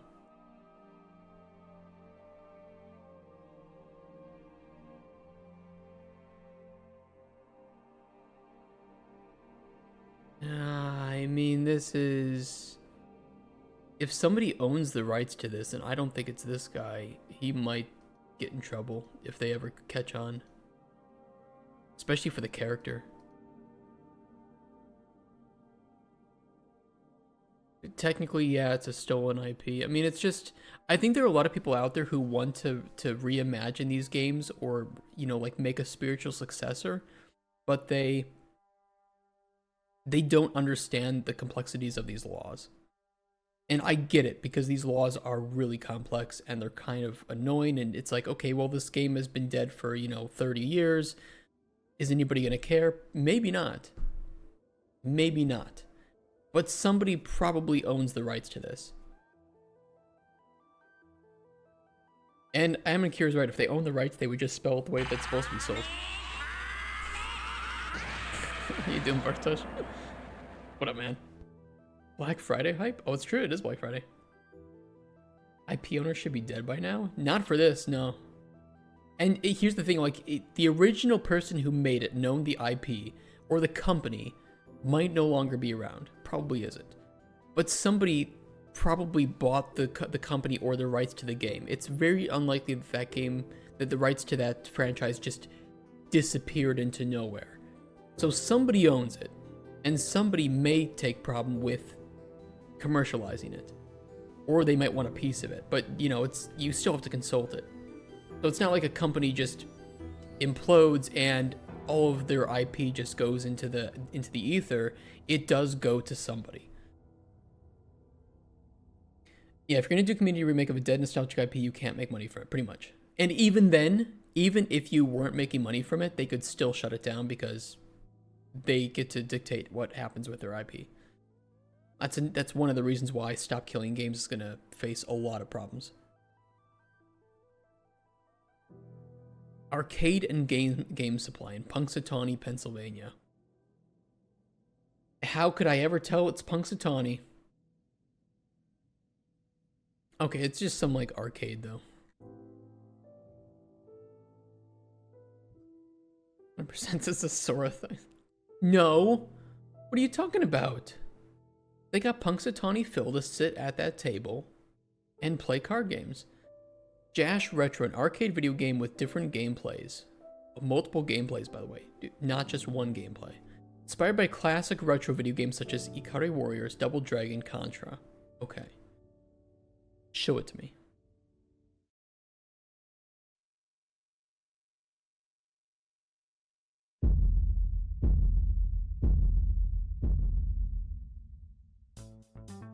Wait, what?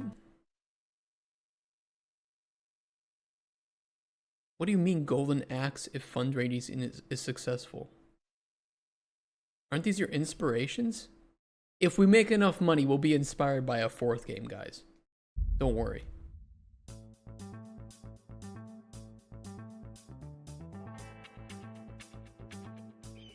You just punch his dick? You can beat up women too?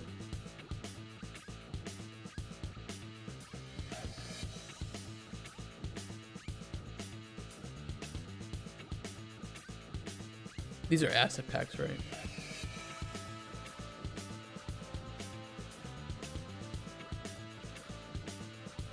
Oh, it's literally multiple games.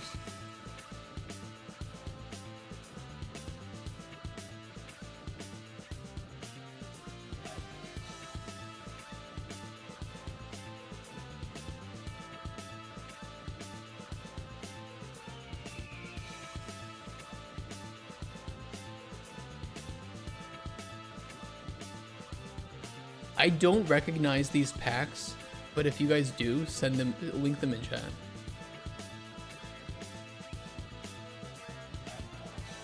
First one, the enemies didn't actually attack. You're right. I didn't notice that. I was paying attention to him beating up a woman. I was so enamored.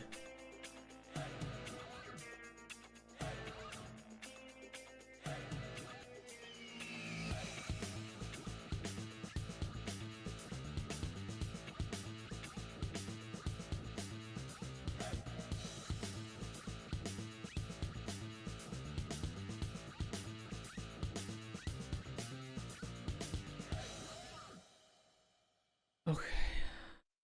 All right, we watched the thing. What does he want? 2,500. Okay.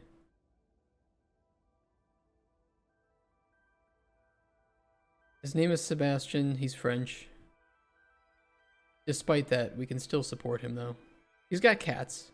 He has 3 cats. That's good.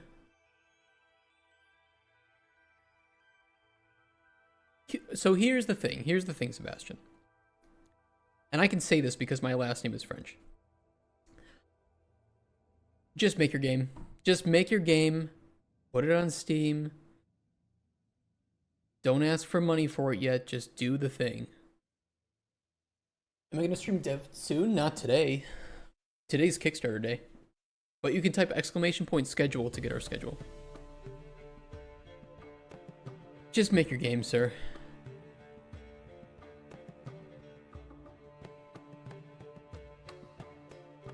Illumi mixed reality video game console. Play video games on your table or wall with no wearables.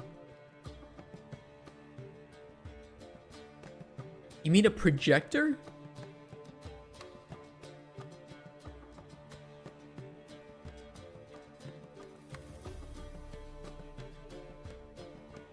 Sir, this was basically the technology before we had augmented reality.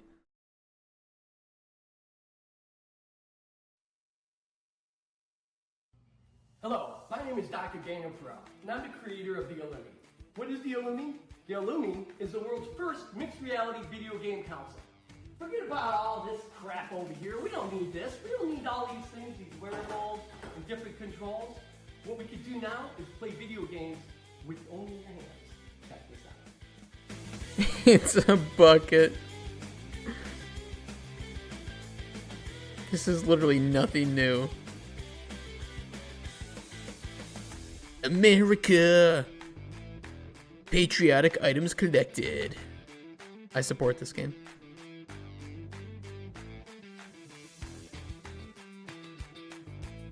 This was literally what the technology that was like everybody's local museum 10, 15 years ago. And it ran just as poorly.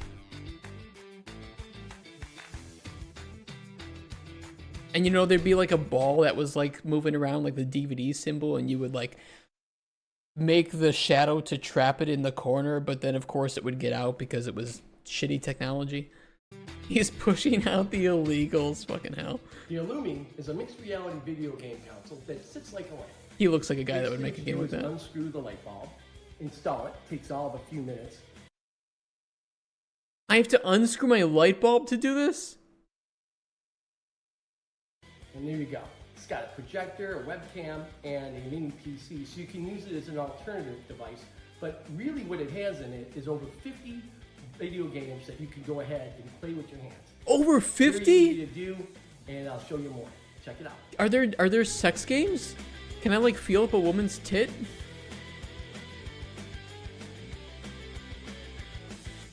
It doesn't even work. Look at him trying to get it to work.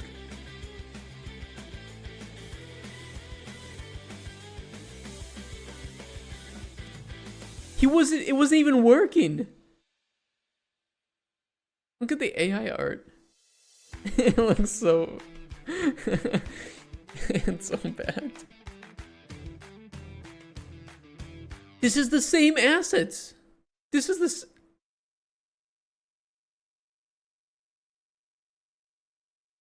Oh my god.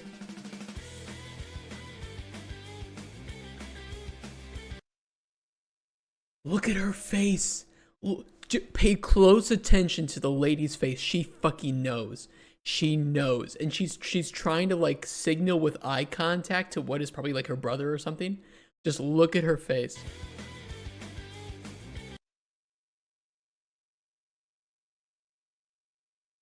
She fucking knows.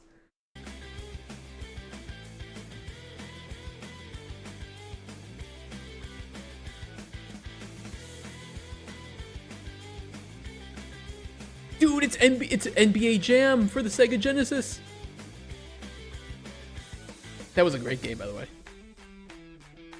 Or you guys remember like street basketball? Fuck, I love that. Dunk on the homies. Basketball's remaining 1, but I see 4.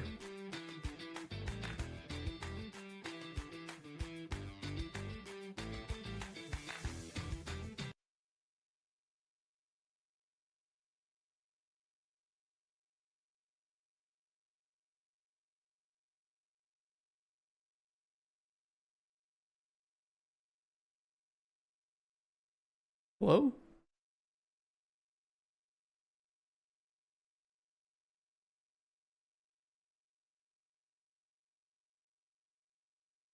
Gonna be like a jump scare at the end.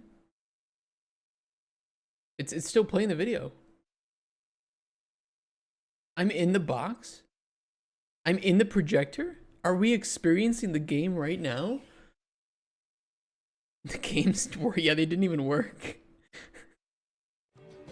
Oh my god. He wants $20,000 for this. No, he wants $20,000 so that he can, I don't know, remake, so they can redo his kitchen or something to get new paneling. Is the woman included with the projector? For 20,000 bucks, I hope so. She better be fertile too. We're a US-based video... Should be talking about women being fertile. US-based video game company which has been in existence for over 10 years. We created many Xbox and Oculus games, and now we are excited to have our own mixed reality video game console. Okay, how much do I have to spend to get a console? Oh, I can get an air freshener and keychain for $15. T-shirts for $25.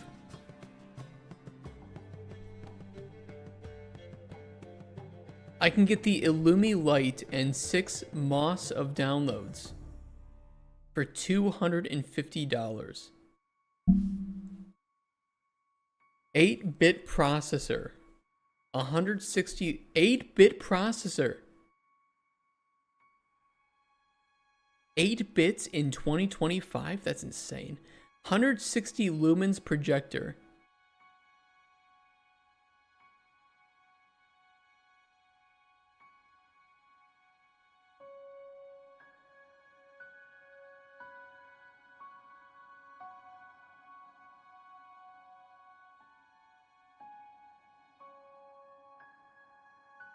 Wait, Windows 10 built in? Wait, what? What are they running this on? There's no way they've just like super glued a fucking tiny ass projector to a mini PC, right?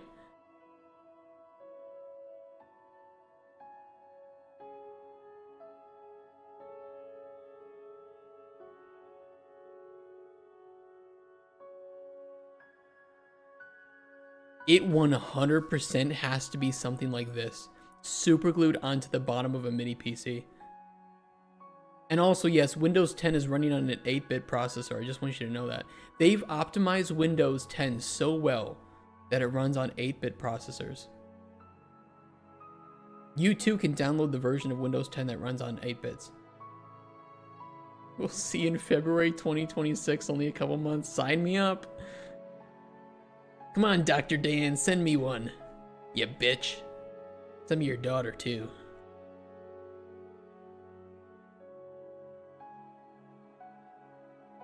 Daniel Perel, Big Games Company, LLC.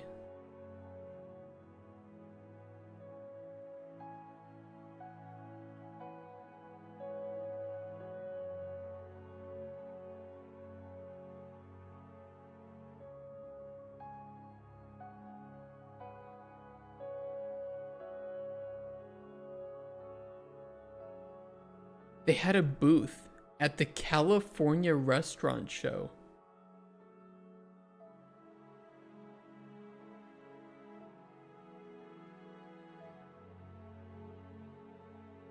We made a mixed reality video game console called Illumi. Please check us out in booth 321 and see. In a nutshell, we have an interact. Oh my god, there's no way that somebody recorded this, right?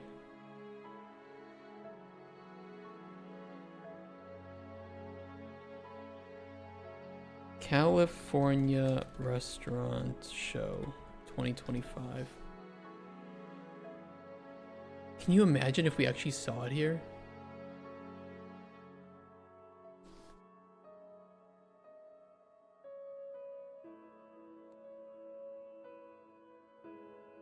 Oh, I wish we could just divert the entire stream to see if we can see him standing there, pitching this.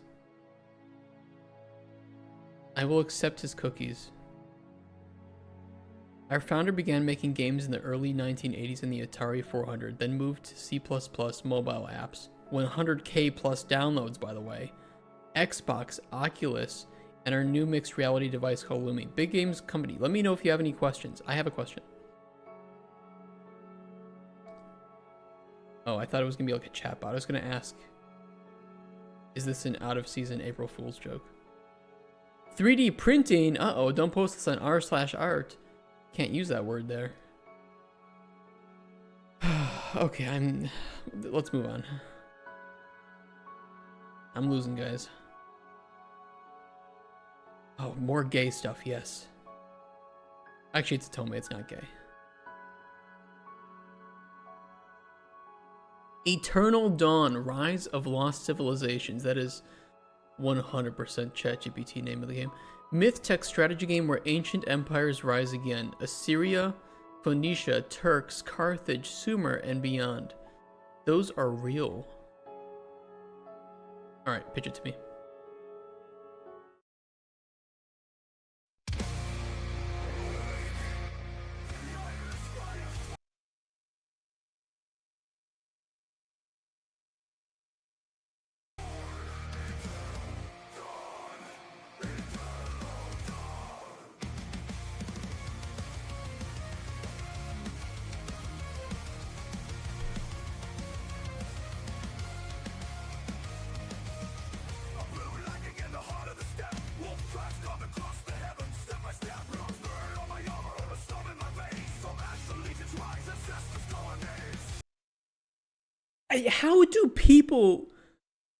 How do people look at this when they generate it and say, yes, this looks so good, I'm definitely going to be able to make money as I watch shields and swords phase into each other? I don't get it.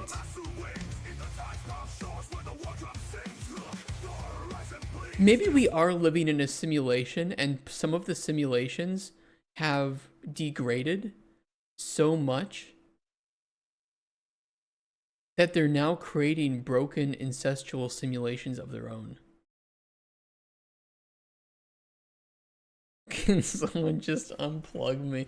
Yeah, what's the error code that our AI overlords are looking for in order for us to be unplugged from the simulation? Wait, is that what happens in Canada? If you can't afford to like wait long enough for like a transplant for a toe or something, they just unplug you? Is suicide actually based? Use of AI. I'll be using AI generated artwork for visual development, including concept art, faction flags, promotional backgrounds, and illustration designs for the board game Eternal Dawn. Oh, just those things, huh? All AI-generated images were created from my own original prompts and composition.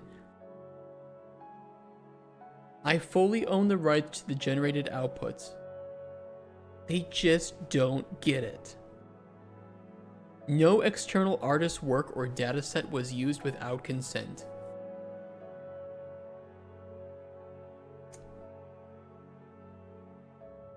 Frank from It's Always Sunny did say suicide is badass. Such a good episode. With Country Mac. I love that episode.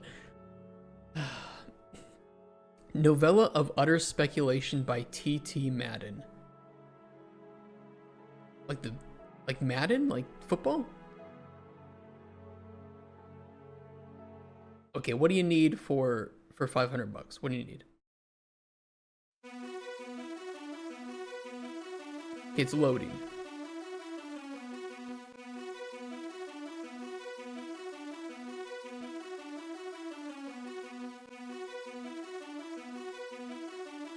Sir?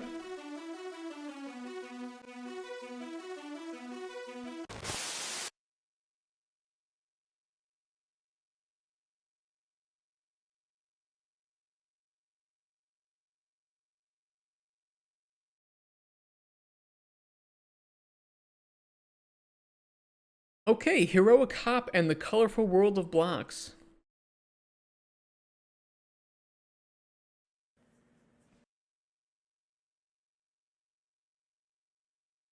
Good start. Good start. We have an Apple user here. That gives me hope.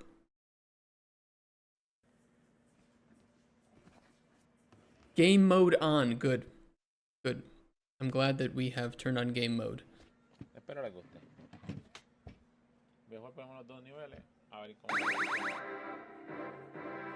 Is he even is he even recording the screen? I don't even know if he can do that on Apple computers. It sounds like he's just like...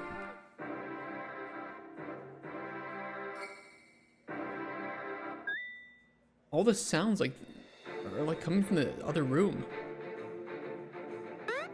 Okay, I'm just clowning on Apple, okay? Give me a break today after what we've seen today. I'm very salty right now.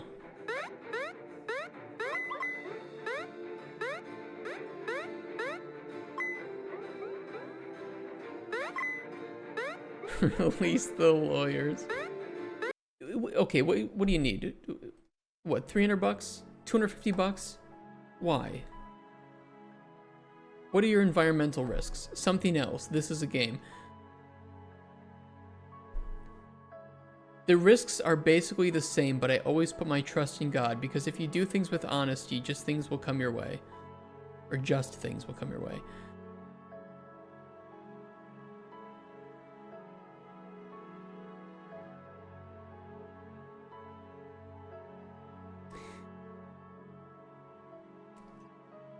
If you guys want to support Heroic Hop, here's the link. I can't bash somebody who's just trying to make a game with passion. I don't think this is a game for Kickstarter, but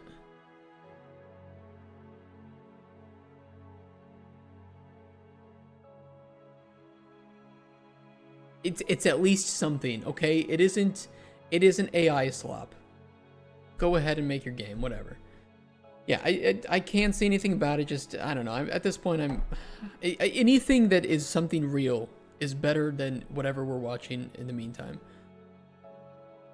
Okay, Trinity Archetype. Craft broken skills as you go. Okay, break the game. Cool.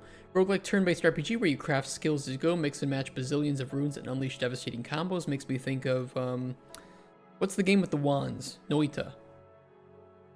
And it has a demo. It's a strong start. Why doesn't it have more money then? Is this... What is the game that was online back in the day? That everybody played, nobody remembers the name of? Adventure Quest. That's what it is. It gives me Adventure Quest vibes. And that's not a bad thing. Darkest Dungeon vibes for me? Maybe a little bit. I worked on that game. That's my I worked at Blizzard line, by the way. Every game developer has to have one of those.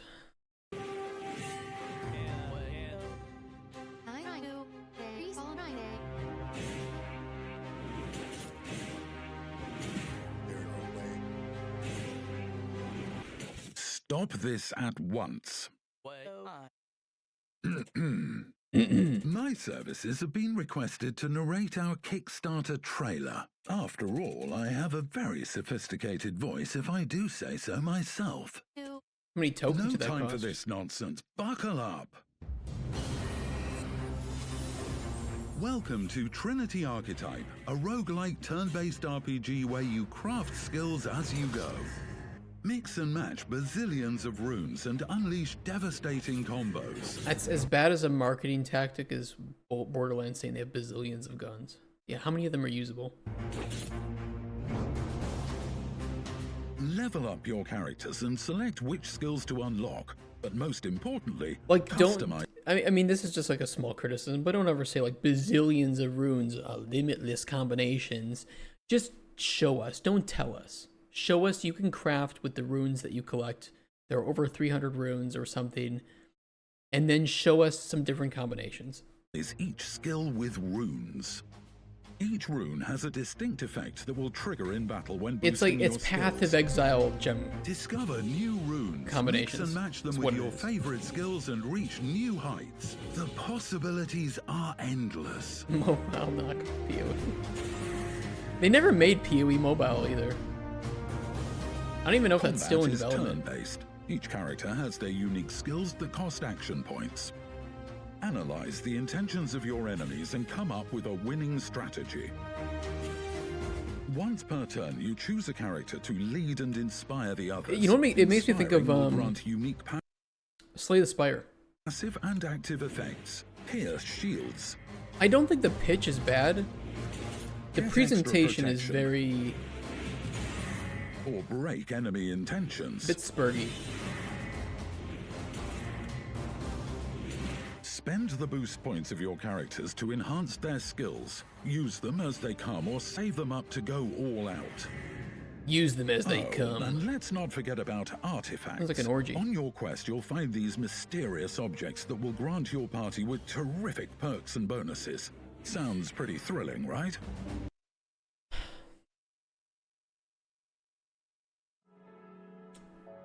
I don't mind the premise, but it doesn't look... I think the lack of unique art style here is kind of what's hurting it. Like, unique setting and art style. It feels very Adventure Quest-y, but the problem is that Adventure Quest worked at the time that it came out. But that sort of random mix of art assets is not going to work in this day and age, unfortunately.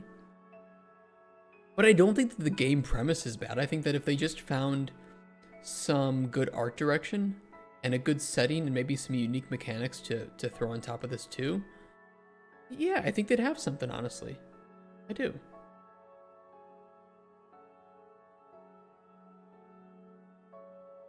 How you doing, Cumreal? What's going on today? We're doing Kickstarter reviews. They even made Adventure Quest 3D? Who?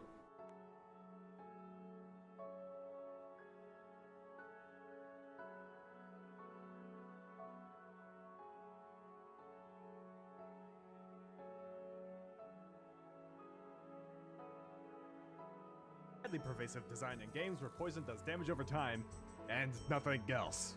Ever. Our team of experts have communed with the Swamp Men, and they gave us their secrets, which we used to make the second goofiest status effect in the game. We don't talk about the first one.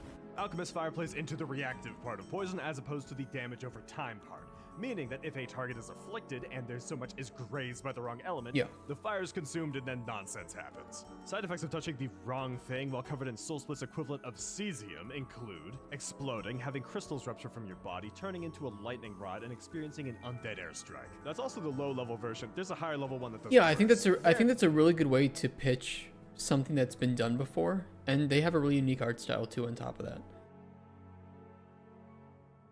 It's better than it. It's not even like this. Like I said, this game premise isn't bad, but it's just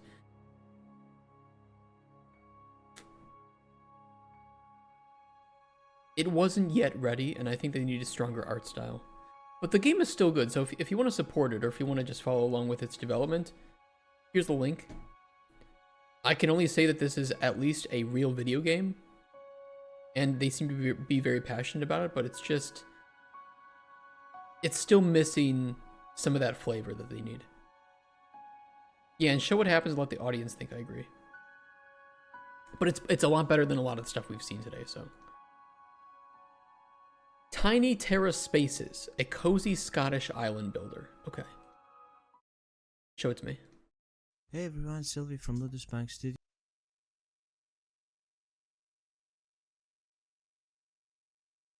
here with another video for Tiny Terra Spaces. In this video I'm just gonna quickly try to showcase a little bit of gameplay in a short, and just to try and promote my game and to showcase it to more of you guys, lovely people out there. If you like cozy builders, indie game made by a solo dev, then you should definitely try my game on itch.io for free. There is a WebGL build, so that means you don't need to download anything, no files on your computer, just play on the internet. And if you do like it, do add it to your collection on itch, and also leave some feedback or comment on the itch.io page. Thank you so much. Just make your game, don't go to Kickstarter. I agree.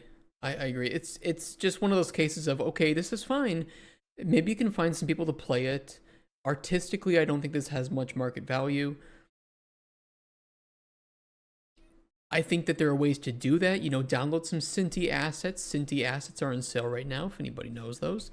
You can even get Cinti HUD elements too, which I didn't notice until recently, but Cinti has lots of really cool stuff. They are very cheap. Bad request. Thank you, CintiStore.com. I appreciate that.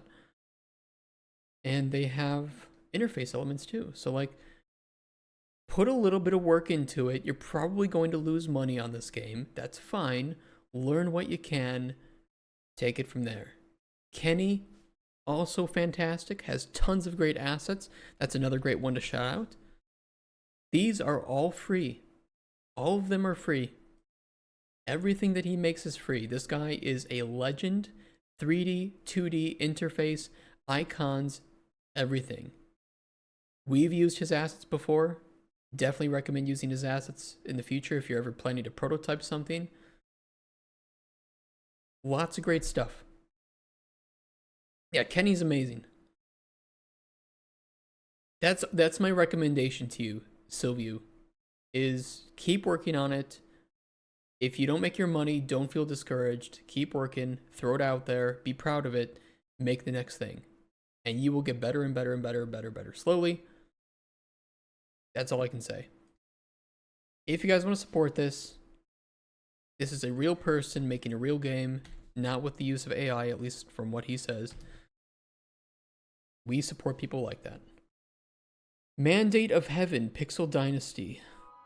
There was already a game called Mandate of Heaven, and it was part of Might and Magic, and they didn't need $125,000 for their AI-generated artwork. To get isekai'd by Truck-kun with two faces. Did you not see this, sir, when you were generating it? I have no words.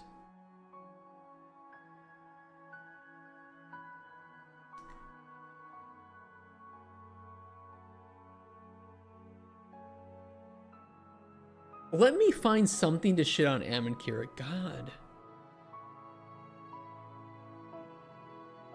Actually, Mandate of Heaven is pretty generic. I know it is, but let me say something bad about the AI game, okay? The Conquest, PvP strategy tycoon game. There's no image. He wants $15,000 for this. Marcus is requesting an alliance. Not an alliance, by the way, an alliance.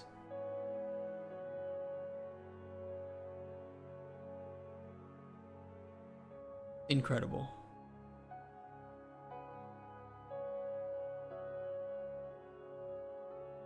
AI VR X Anime in Interactive Virtual Reality Arena X. Why does this read like some 14-year-old Call of Duty Xbox gamer tag? XX Sniper Sexbot 69XX. What if you could not just play as your...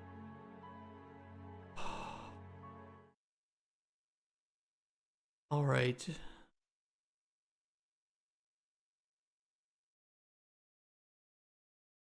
I want to gripe, why the fuck do people think Pixel's a genre descriptor that belongs in the title? Fair enough. Here we go again. Oh shit, CJ. Your hero, but actually become one. Oh my god. What does that mean? Do you even think? Do you even use your brain when you just read the AI slop? What if you could not just play as your hero, but actually become one? Sir, it's still a game, so you're still playing as... What just if you go. could not just play You as have your 3 hero, minutes. but actually become If one? you show anything that is actual gameplay in this 3 minutes, I will take my dick out on stream and show it in the camera, okay? That's my promise. I will get my account banned and show my tiny little dick if you show any gameplay in the next 3 minutes. Picture this. The pulse of battle, the rush of magic, the thrill of adventure, all at your fingertips. In AVRX, we are not just talking about controlling a character on a screen. We are talking about stepping inside the game itself, where every move feels alive. AIVRX is redefining what it means to play. With 4 distinct gameplay modes, the possibilities are limitless. No, there's only 4 gameplay modes. The possibilities aren't limitless. There's only 4. The possibilities are 4. It's 1, 2, 3, or 4. Those are the possibilities. Into the strategic Shut the chaos fuck up. of multiplayer online battle arena, or MOBA, where teamwork and tactics rule the field. Switch gears to first-person shooter, or FPS, for fast-paced tactical action where your reflexes are put to the test. First-person MOBA? Experience the drama and spectacle of third-person cinematic mode, giving you sweeping camera angles and epic moments. And for those who crave total immersion, step into virtual reality, or VR, where you wield weapons, cast spells. They didn't and show move with gameplay. complete freedom. You can't fool Every me. mode is crafted to deliver a unique, unforgettable adventure. Hi, I am Naura Salhab, and I am Hi. the creator of AIVRX. This project is not just a game to me, it is my vision to bring imagination to life. I have always dreamed of a world where players are not just spectators, but true heroes at the heart of the action. Then play a game. You're not a... I can't even... Just... With AIVRX, that dream is finally within reach. In VR mode, your body becomes the controller. Every motion is real. Every strike feels No, it's powerful. not. Imagine dodging incoming attacks, swinging a glowing sword, or casting Lifetime VR subscriptions. dodging incoming attacks, swinging a glowing sword, or casting Go back a bit more. I saw the Marvel Rivals rip. I saw the I saw it. I promise I saw it. I saw it. I'm seeing it, Dremel, because I'm looking at it. I can see it. Unfortunately, I have eyes and they function. I wish they didn't. with a simple gesture, all mirrored perfectly in the game. The line between player and hero blurs as your movements drive the action. AVRX's VR experience is built for total immersion, making every battle, every quest, and every victory feel personal and exhilarating. Supporting AIVRX on Kickstarter unlocks a world of exclusive digital rewards. Backers will gain access to limited edition character skins, unique map cosmetics, and even lifetime VR subscriptions. These I guess rewards it's are time to get my designed to account banned, recognize huh? your support and give you a unique presence in the game. Damn it. Animated previews and mock-ups showcase exactly what you will receive, ensuring your pledge feels truly special. This is more than a game. It is a community, a vision, and the beginning of something extraordinary. Join us on Kickstarter and become part of the origin story. Your support will help bring AIVRX to life and shape the future of immersive gaming. Support AIVRX today.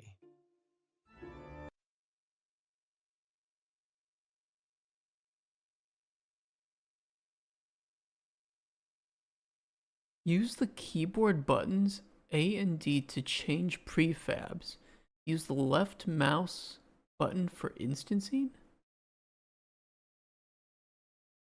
I don't know where this is from, but this is some like template or something.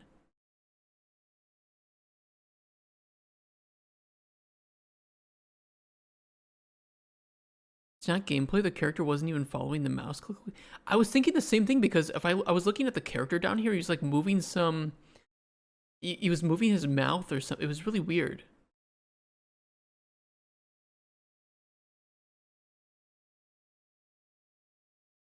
I don't know what this is, but I know 100% this is not his game.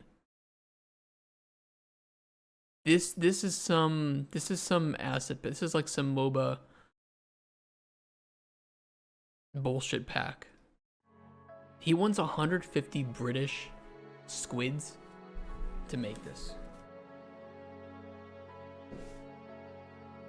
It's a hallucination. I don't know if it's MOBA.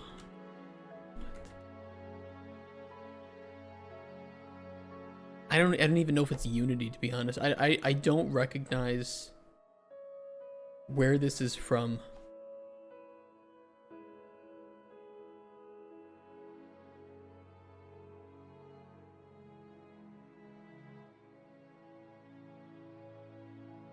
Wondering who donated to him? His mom.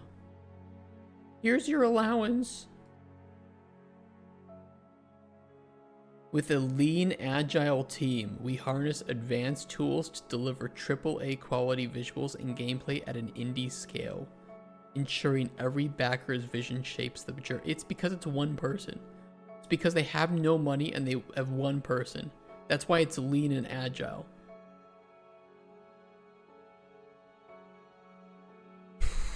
The Valorant logo, dude, it's... I can't. Gesture-based interactions. Rasengan? From Naruto?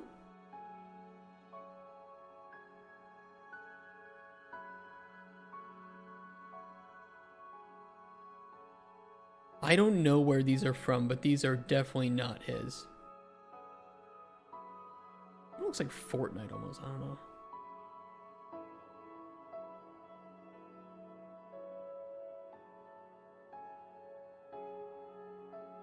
I mean, some of these are AI for sure.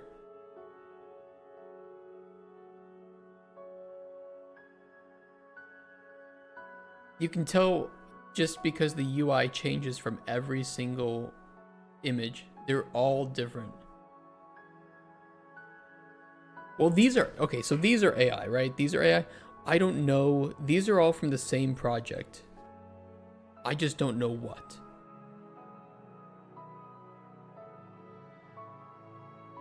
I think those are real, but they're from like some template or some bullshit like that. Full transparency.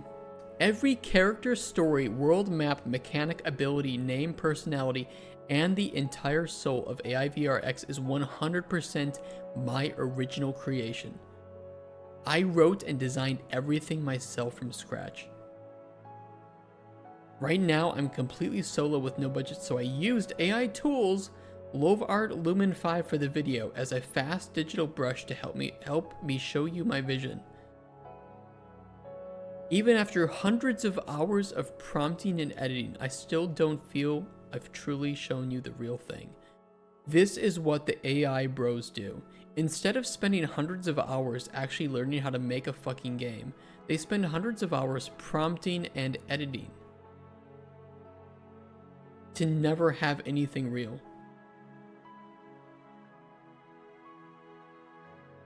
First, make it happen, then make it good. You didn't make it happen.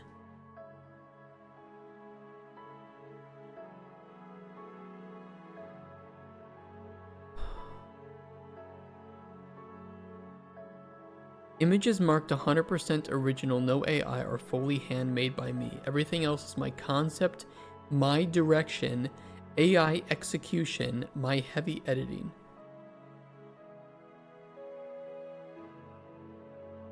Is there anything actually labeled that?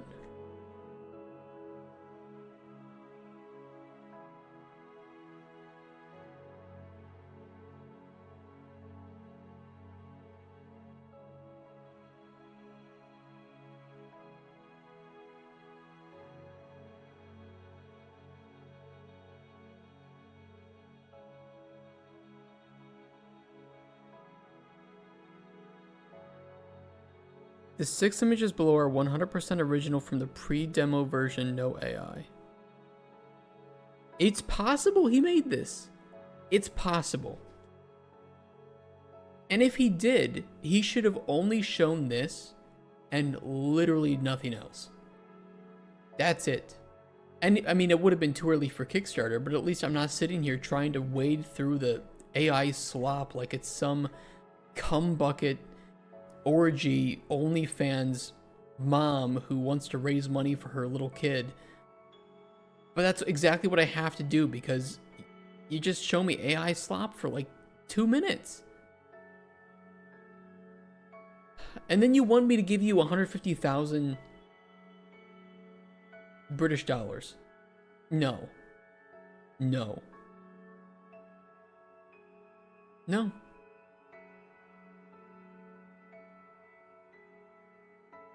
Oh god, fucking Web 3. Oh, I thought Web 3 died. Oh, man, I was so hopeful. Unlock the future of fandom. No, I don't want to. No.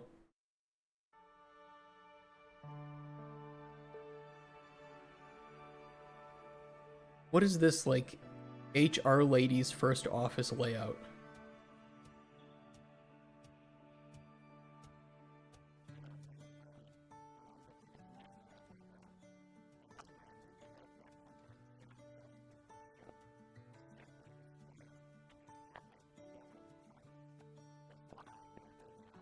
Wait, what the hell's going on here? Is this like some sexual thing? This is kind of how I start my sexual sessions with my wife. Just grab her throat and push her to the ground. I hope to God she's not watching right now. She'd be so upset with me if I said that. FBI, open up! Daddy's home. Shut the fuck up.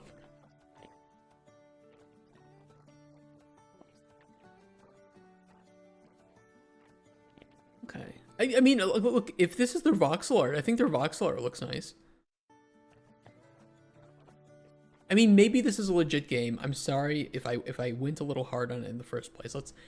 I'm actually paying attention, okay? I'm not paying attention anymore. I'm sorry. I see Metaverse game Web3 fan community. I know no fans of Web3. Is this pay to play? Or pay to earn, play to earn, or whatever the fuck it is?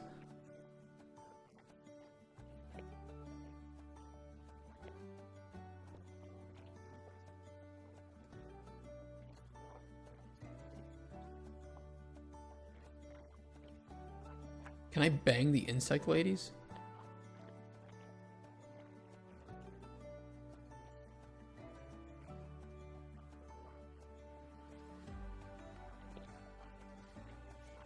I thought they said they were Korean.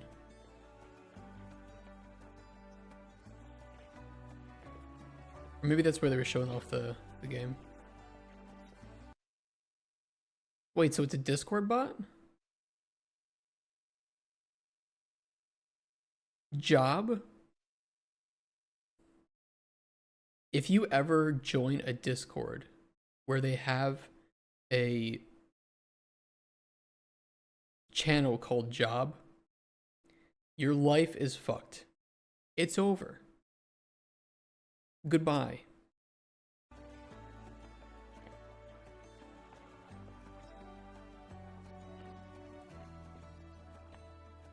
Why is their microphone audio inverted? Because they were playing that Stargate inverted penis game or whatever it is.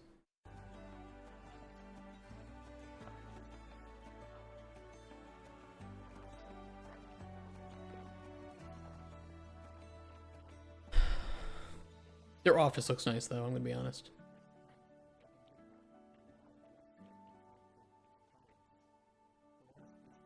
Thought it was a choking game?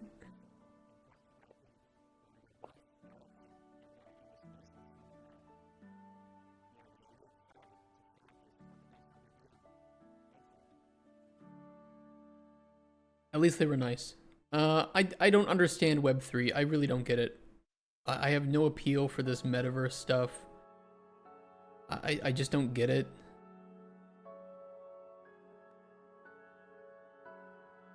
All these games with like metaverse and Web3, they talk more about this like the concept of a metaverse than they actually do talking about what you can do in the game. I don't understand it. I bet they rented this space for a day. You know, I can't even deny that that's a possibility. It can happen. It's true.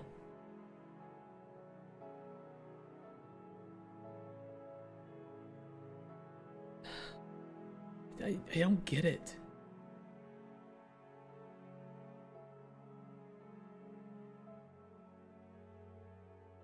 Like, okay, is it a life sim game?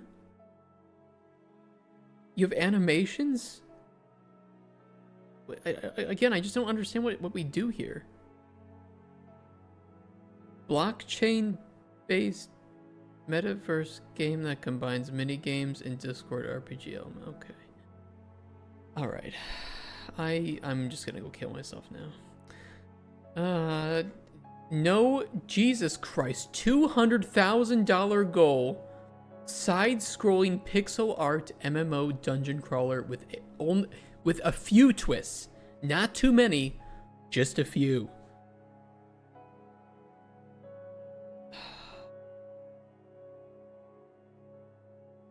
Matt, what the fuck? Shatterfall is a thrilling pixel art MMO dungeon crawler that captures the nostalgia of classic roguelikes while delivering modern multiplayer excitement.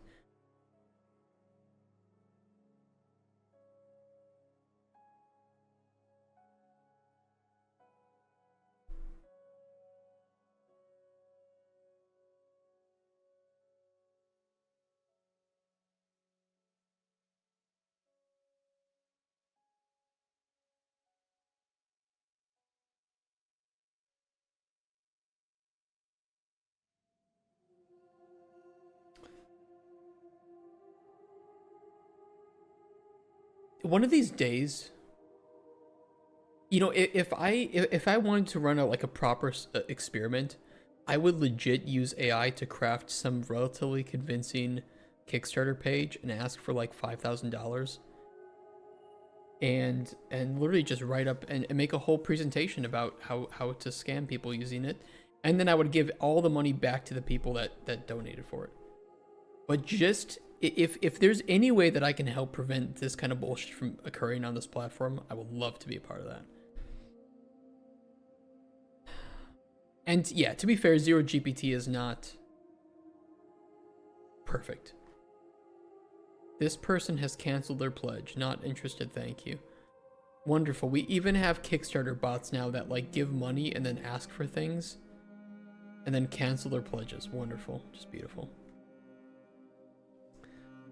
I'm gonna start a Kickstarter for 100,000. Ain't gonna give none back. Go for it. I'm gonna deliver the game instead of scamming the people for your experiment. That would be funny. Like, just make the complete AI slop game, but actually end up delivering the type. I mean, the only problem is I feel like that would have a worse outcome, because then people would think, oh, so not all AI slop pitches on Kickstarter are bad. Some of them can actually come to fruition. It would be funny to do, but I think it would send the wrong message. Or you can make some yaoi and easily make $4,000. Literally, you don't even have to scam people. Just make two hot dudes kissing each other and touching each other's dick. Massive money. Look at these people. Nochi Studios is a small indie studio located in Ann Arbor, Michigan, comprising of 3 women. Our mission is to create romance anime games you've never experienced before. Based. Honestly, fucking based. Make hot dudes kissing each other, $4,000. Well, it's so 12 created, but they haven't backed any on their own. They probably have their own personal accounts or something.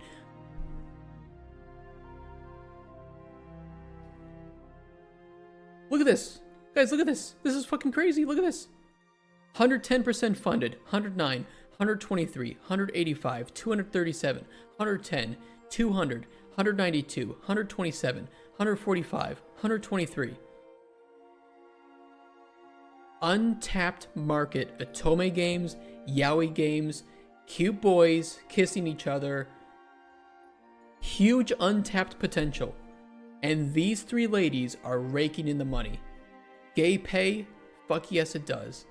And honestly, I respect the hustle. I respect the dedication. I respect the passion.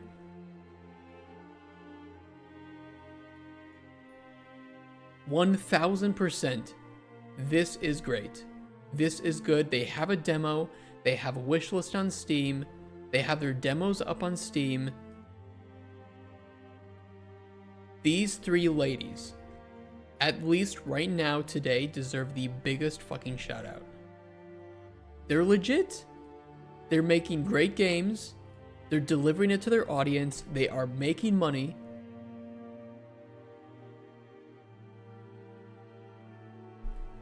Where's the issue?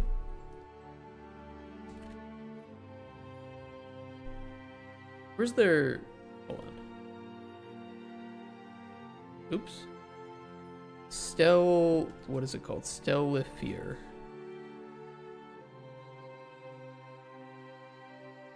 Good for them. Honestly, I honestly really hope that they're making money. Because they're just doing what they want to do. They've been doing it for like 3 years now. Or 2 years. Oh yeah. Why are we looking at BL visual novels? Because we constantly see these on Kickstarter, and nearly every single time they have made their money. If you're looking to make money and you don't care about the games that you're making, and you just want to like find a way to make money fast, make Boys Love.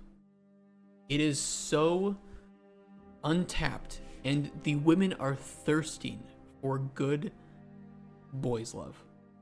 They really are, especially like hentai. Nude boys touching each other's dick and sucking each other off, you can make millions. Because women are thirsty as fuck. Do you know how much money Love in Deep Space made?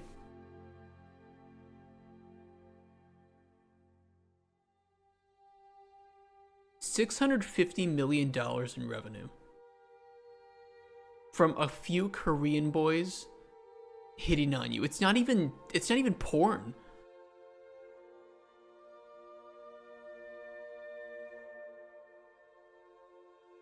This application has these boys track your periods and give you comfort when you're on your period.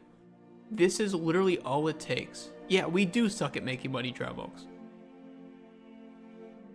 Make hot dudes, make them suck each other off, and millions will come in. It is genius, actually. I think it's great. I really do think that there are tons of porn games and like hentai games that are aimed at men, but not very many aimed at women. And women want it just as much as men.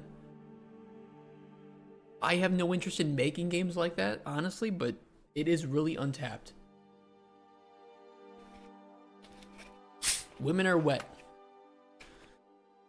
Okay, moving on from women's wetness, let's keep looking at games.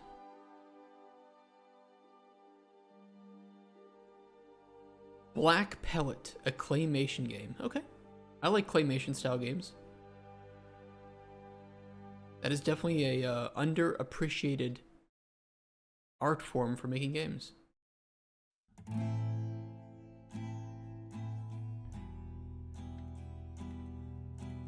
Oh my god, ruthless. I mean, it already has style. I like it a lot.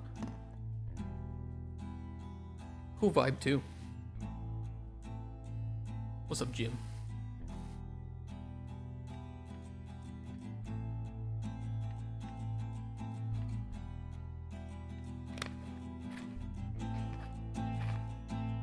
Oh, I like that the UI is clay as well.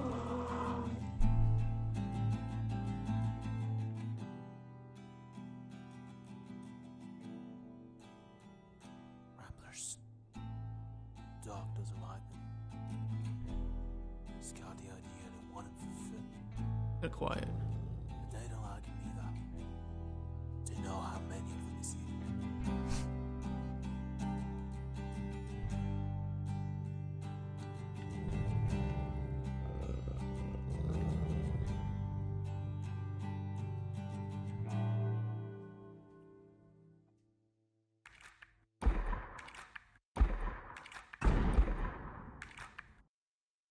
think there's an audio delay on my end.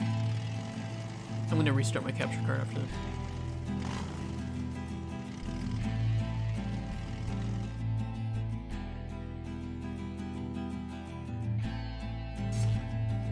Okay, who agrees with me here with what I'm about to say? Can we let this developer cook? Because I think he's onto something. Red Clay Redemption. This actually looks cool. Like, it looks cool. It's very early in development. It needs some polish, of course. But the art is great. There is a good... I did see the Godot icon. Yeah, look at that. Press A to Godot. It could make it look more like real clay. It's a bit off during static poses. I mean, either way, I don't know how big this development team is. If it's like 3 people or fewer, I 100% support this. This looks cool. They're showing gameplay. I like that the animation is at like 24 FPS or something. With the clay style, I think it looks great.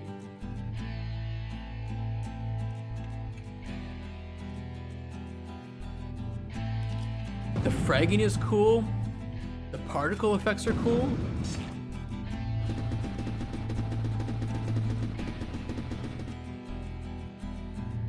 The dog companion is very marketable. You can wear a clay sombrero.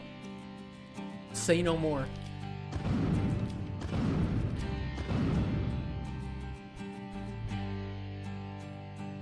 You can pet the dog. You can play catch with the dog.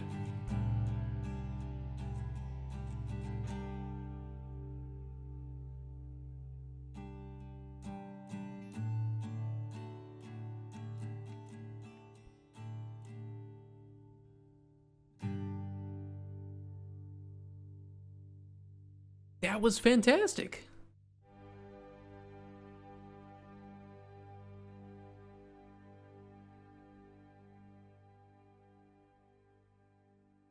I think it could have done more to talk about what the premise of the game is.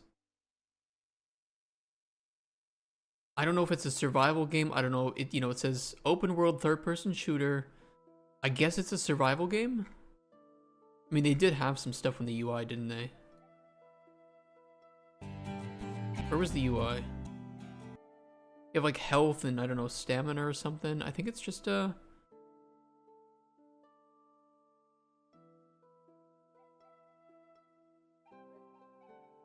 it's just like a shooter? Open world shooter?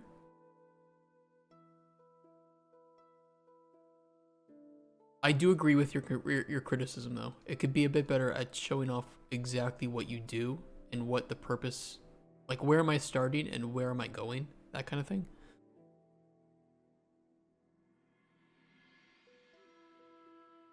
But I will say this feels like a very strong start to me. Release in a year, fair enough. I think that's a very realistic timeline, considering what seems to be developed so far. Port to consoles in the future if everything works out, good. It'll be difficult, but he didn't say that he will do it, just that he's going to look into it. You get some in-game stuff if you kickstart. Fair enough. Story. An awful lot of stuff on the page here, which is great to see. Shootouts and duels. Cover mechanics are in the works. You can fetch ammo. That's pretty cool. Yeah, I think this is great. I really like this. The claymation style is very unique. I haven't seen a whole lot of games use that. And I think it's unique enough and done well enough that it is very much a unique selling point of the game. And will make it instantly recognizable and interesting for people to click on.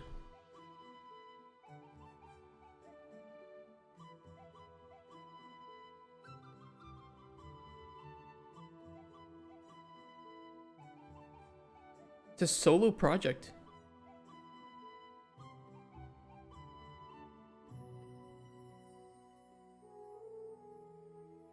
Learned everything by himself to make this game to bring it to life. Strong inspirations.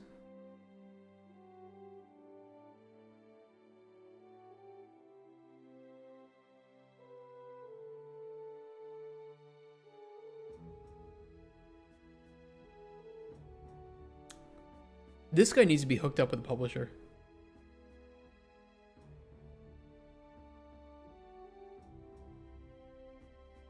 I mean, I'll tell you honestly, I think that there are some pretty big publishers like Devolver that would be super interested in something like this. Without a doubt.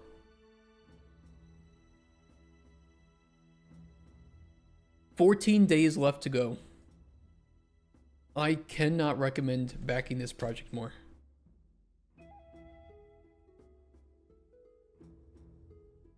And I think that the trailer and what was shown was strong enough that a demo isn't needed, but it would still be cool to have a demo.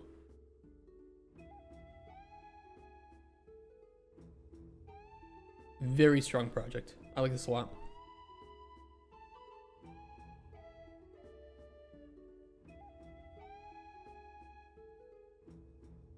All Wanderer Edition rewards. Does that come with the game? Oh yeah, it does. There are 4 left. You can get the game for about 20 bucks. 20-25.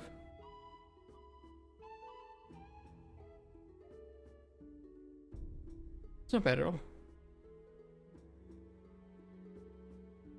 A little bit pricey, I think. I think if he had lowered the price a bit, I think he would have more money raised at this point. But I do think that this game is strong, and I think that he should... Man, it would be a shame to see a project like this with such a unique premise and art style go unfunded.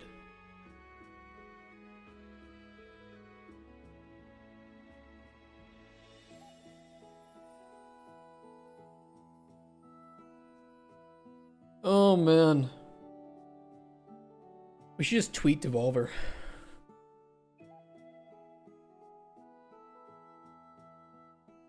Somebody needs to hook that guy up.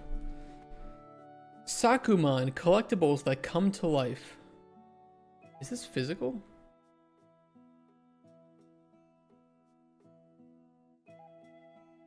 Physical with in-game. Did I do it?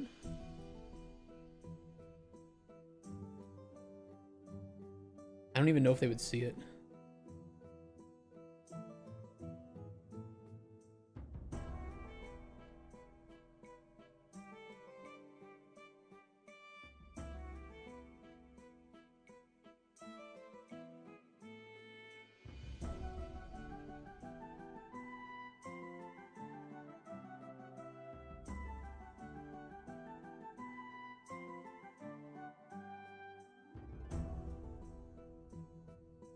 Where's the eyes emoji?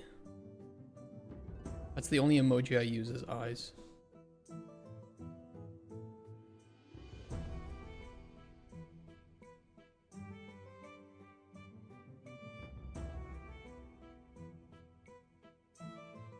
Zero likes, 0 retweets, 0 comments. I don't get like any engagement. Hey, look. If it could happen, that guy absolutely deserves it. Whatever he needs, get him the funding, get him the support, let him cook. He's onto something. So this is like a physical and game thing. Well, I guess we could watch it. Oh wait, I said I was gonna restart my capture card. Give me 1 second.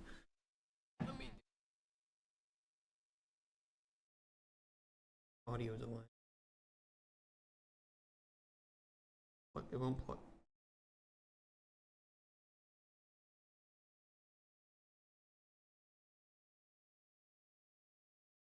If it poops out the audio, let me know, but I think it should still be fine. Your collectible toy could actually come to life. Hi, I'm guys hear Jake, it? and I'm the CEO and founder of Sakuman, the first ever blind box toys to life collectible. The Sakumon adventure starts when you open up your mystery box. It's like a Labubu, but I can play with it. I can actually do something with it. Is one of 12 Sakumon characters. Only 12. Some of which come in ultra rare shiny variants. Say you get this toy, Pufflet. He's embedded with a RFID chip, the same sort of chip that's in a credit card. And when you I can use him to pay my bills? I can swipe his ass on my lube bring it purchase? close to a mobile device or a tablet, they'll show up in your game. In Sakumon, every player begins with their own avatar. From there, you'll land on your own island and begin turning it into a home for you and your monsters. Decorate your island, race, fish, daily activities, collect fun outfits, pet care, visit the daily shops, and hang out with friends. We built a custom PvP Brawl Stars style battling system where you will face off against other players 1v1 in the Sakumon battling arena. You can level them up, use them to unlock new challenges across the game, and take on your friends too. We're really a team of passionate gamers that love playing cozy games. You know, we took a lot of inspiration from childhood classics like Pokemon, Animal Crossing. There's a lot of passion and love behind collecting culture embedded into these toys. We're currently in our first There absolutely is a lot of passion and money behind fucking collecting culture. And it never goes away. Labubus are just the new beanie babies. manufacturing run, and to celebrate our people will launch on spend money on Kickstarter, that. all toys bought here will be exclusively stamped first edition. I really love the hunt, you know, chasing and looking for cards or collectibles, but the experience always ends when you open the box. With Sakumon, the best part really happens after you open the box. Here's the okay, there's a couple problems. Not the least of which is that this is a very risky market to go into because it succeeds or fails on physical distribution of real items. And those are expensive to make, they're expensive to distribute, you need to get them into stores. That is a lot of upfront cost that you need to pay to get to have that get done. But it's possible. The second thing is people are absolutely going to weigh those boxes to see which not Pokemon are inside. You know it, I know it, everybody knows it. But they reached their goal. They raised a lot of money. So I think that I think the game looks fine. Like, it looks cool. It's a cool premise. And if they can get those into retail stores and they work and the game is fun, I can see this taking off for some amount of time.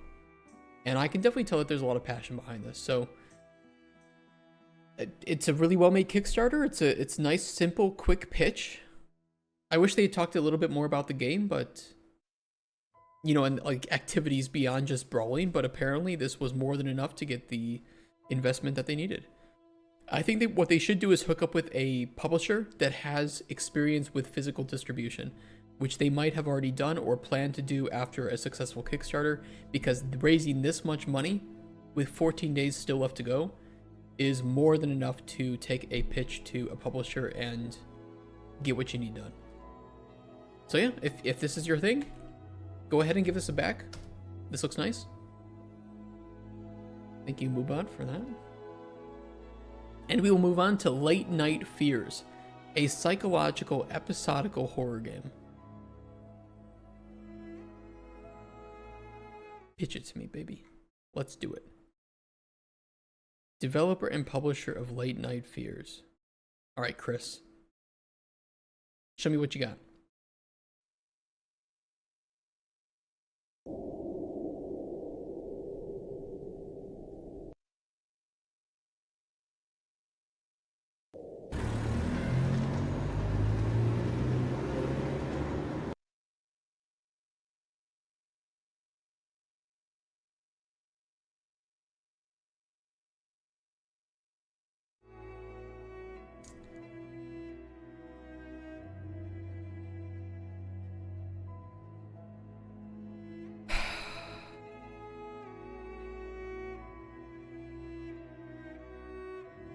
Damn it, Chris. Oh, just make your game and release it. Just do it. Get it up on Steam. If it's fun, if it's even a little bit janky, honestly, the indie horror market, it is saturated, but there might be some people that pick it up. You might get lucky. Keep cooking, Chris. You can do it.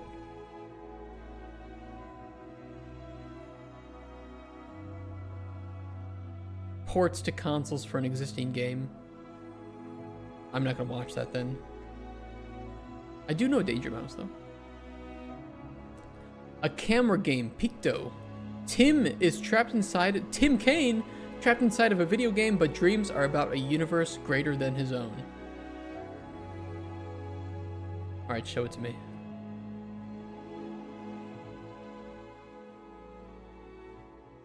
Show it to me.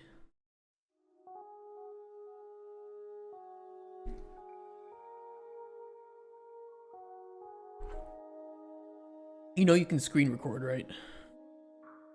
Oh, he wanted to show off the... Hello. Hello. My name is Gustav, and I'm the programmer and designer of Picto. Gustav, wait. Picto is a game about escaping into the Pictos, Gustav. I've played this game before. real world. You play as Tim, who lives inside of a video game, but who one night starts having dreams about a universe much greater than his own. The main mechanic of Picto is walking around on things that you point your phone's camera at. The game generates collidable geometry, which lets Tim jump around inside of a projection of our universe. Picto uses a custom-made mixed reality system that I have programmed from scratch. It does not use any pre-existing AR technology, but is instead written in a way that I believe generates much more interesting gameplay. Just walking around in the real world is pretty cool, but Picto is about... It's cool from like a technological point of view. I don't know if it's cool enough to ask for 10,000 euros. Yet. What's the next current meta after indie horror and friend slop games? I mean, if I knew, I would start working on that genre. But asking me to predict what the next meta is going to be, I don't think anybody can answer that. So much more. We're turning this mechanic into an actual game and making I hope it's not AI slop. puzzles that explore all of the different ways that the camera can be used. On your journey, you will face many foes and challenges, and it's up to you to use the infinite possibilities within our universe to overcome the game's obstacles. The art is being made by Olof Nilsson, who previously worked as a comic artist, and has given the game form for a beautiful pixel art style. The music is being composed by Dennis Kvarford and is inspired by Swedish progressive rock musician Bo Hansson. The story of the game will not be told directly, but will instead be hidden within the game's art, written notes, level names, and mechanics. The main motif of the story is exploring how the people of the game world react to our universe. Why have a background if the purpose of the game is supposed to be this augmented reality?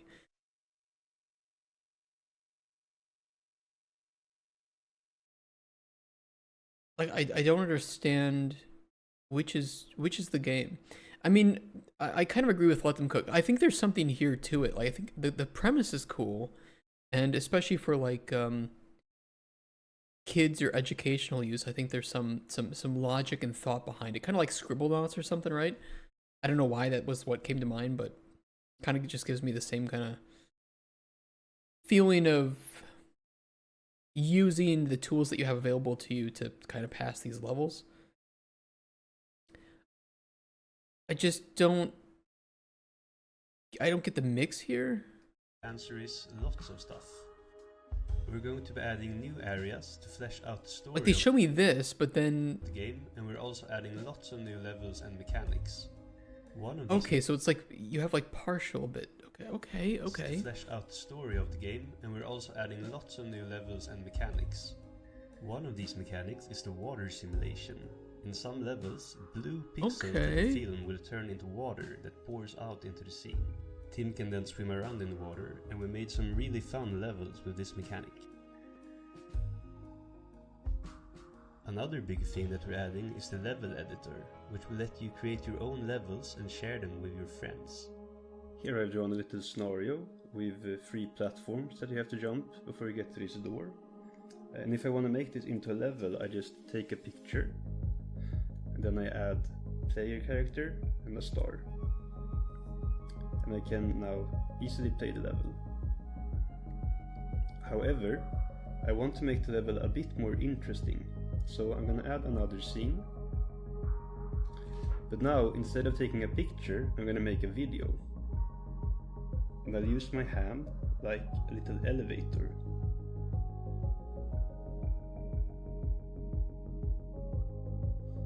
and I'm gonna add a star to this scene.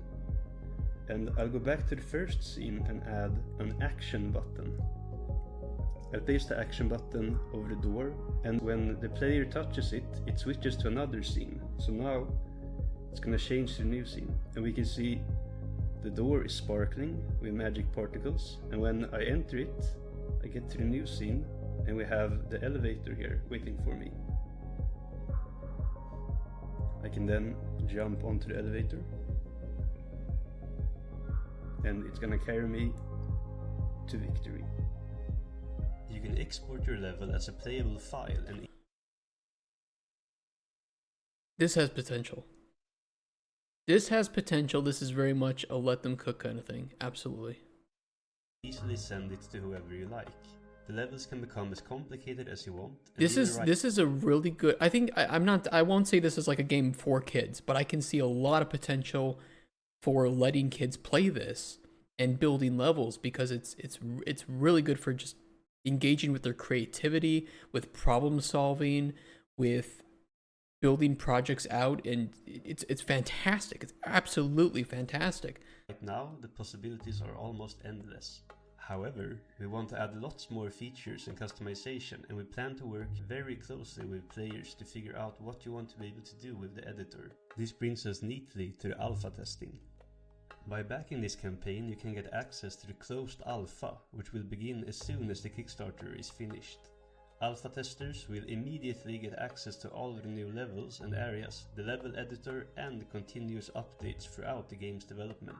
I think this is going to be really fun, and I'm really looking forward to sharing ideas and hearing your thoughts about the game. So why are we doing a Kickstarter? Well, our goal is to make an artistic game, and we don't want monetary incentives from a publisher or stakeholder to get in the way of this. Picto will have no ads, no microtransactions, no loot boxes, no timed events, or any other Skinner box mechanics. It will be a pure, jam-packed game, and our core philosophy is to deliver as many unique and interesting experiences to the player as possible, while wasting as little of their time as possible. With all that said, I hope you'll want to support our campaign, and let's make this game happen.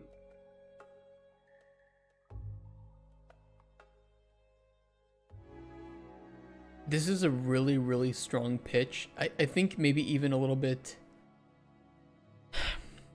The latter, bit of the video was much better than the start, because they were actually showing how it was unique and how you could build, building your levels. I think is a really strong pitch that should have been there at the start.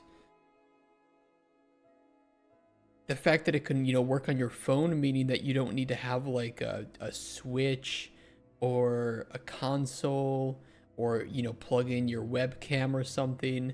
That's also a very strong pitch, because it basically means that everybody in the Western, Eastern, first world countries is going to be able to pull out their phone and be able to play this game.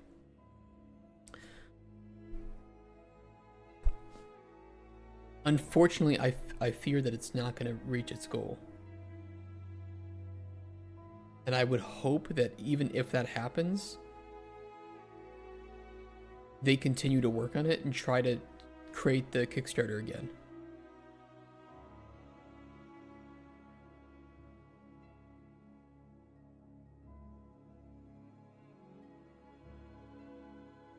Because it's original, it's a really strong pitch, and I can see a lot of potential with it.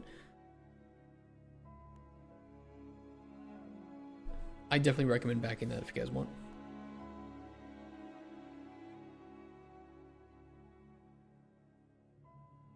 Demo right here at the top too. Runs on both Android and iOS on any regular smartphone. Oh, I know, I really do understand why they would want to stay away from publisher and investor.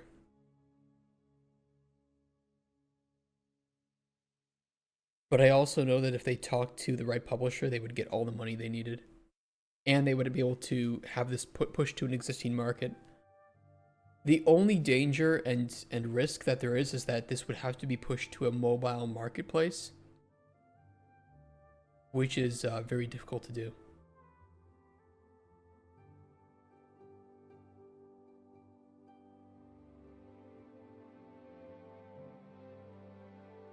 And that's going to be something that they have to face and figure out.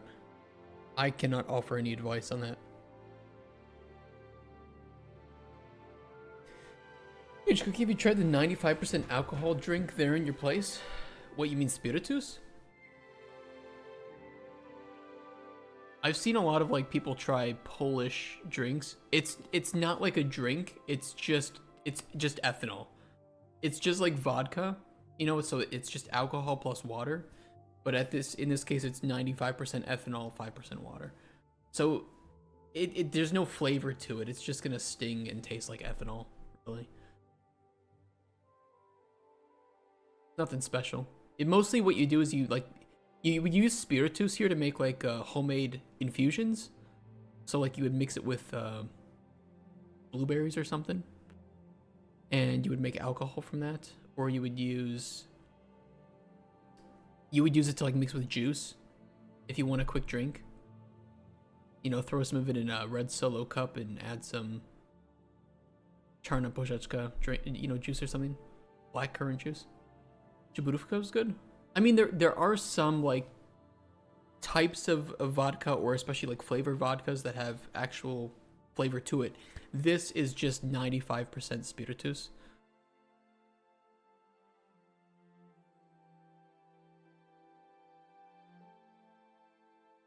And it's just you use it for making nalewka usually. We left strawberries in the fridge for a little too long. We think it fermented because some people had a headache in the morning. I mean, that or fungus or something. Who knows? Alright. Symphony of Worlds. Journey through mysterious realms in a story-rich Metroidvania filled with danger and discovery. Definitely not a oversaturated market, Metroidvanias. But it's from Poland. Polska Górą. From Kraków. Let's see what they made.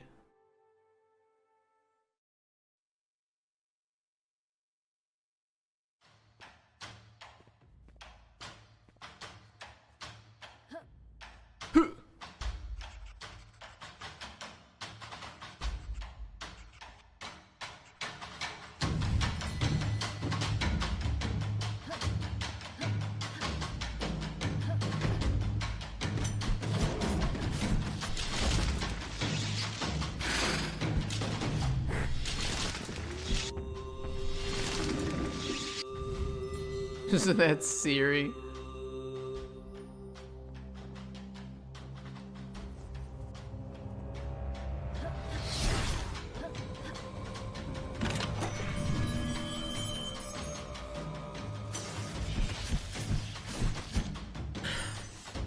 I'll let it finish.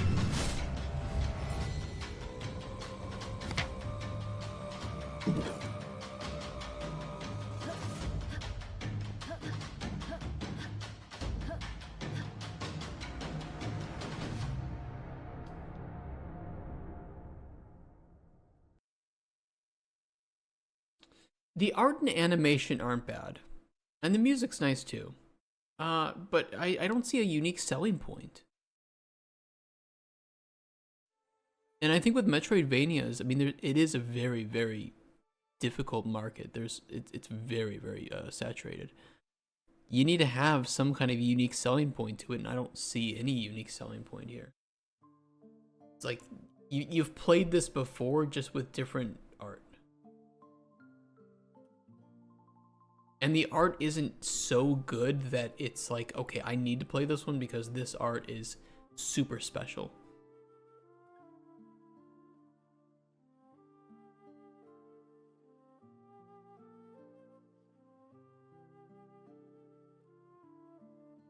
Once we secure funding, we plan to replace any AI-assisted assets with artwork created entirely by our talented artists. I mean, fine, fair enough. Do what you gotta do early on. Oh, how about I just gonna remind us some random Hungarian guy's fighting game that he's making? Can I paste a Steam link? Yeah, go for it.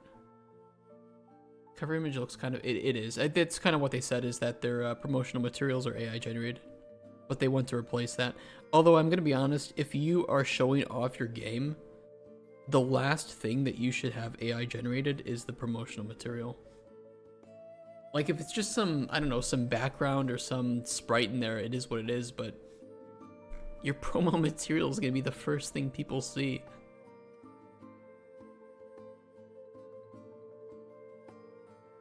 Reminds you of this?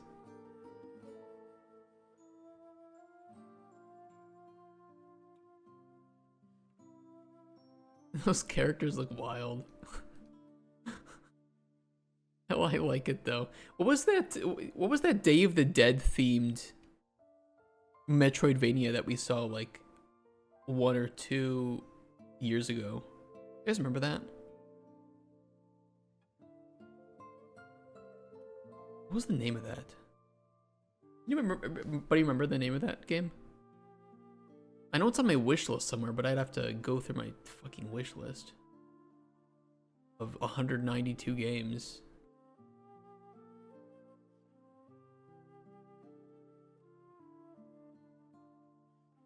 And I add a lot of stuff here just to keep like an eye on it.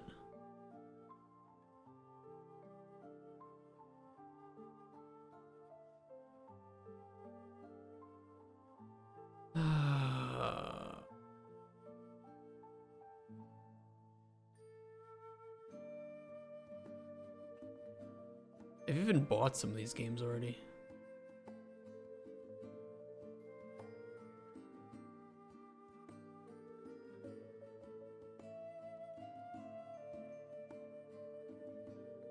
Oh, I don't know if I can find it.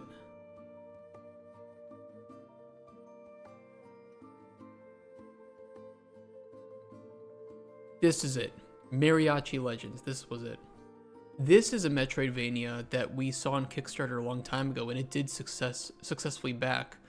It's going to release in like Q2 2026, so like half a year maximum. This is a game, you know, if you're going to make a Metroidvania nowadays, it does have to be significantly visually interesting. And I think that this is one of those games that proves exactly that point.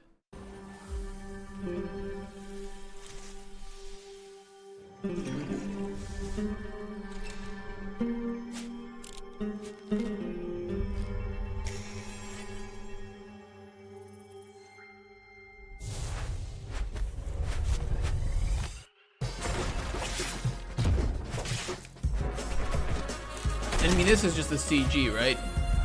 It's like, okay, show me the gameplay now, right?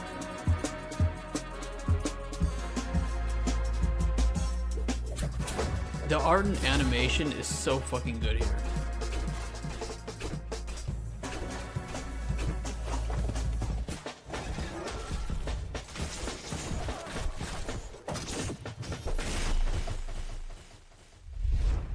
So it's like you're gonna show me a game from an oversaturated market or genre. This is what you gotta do. This is how you have to impress.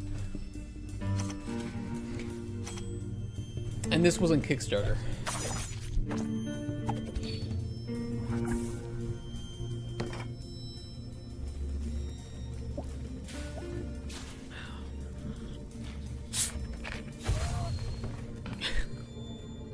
Tu familia no merece pagar estas consecuencias. ¿Qué quieres conmigo? Such Castlevania vibes from that background.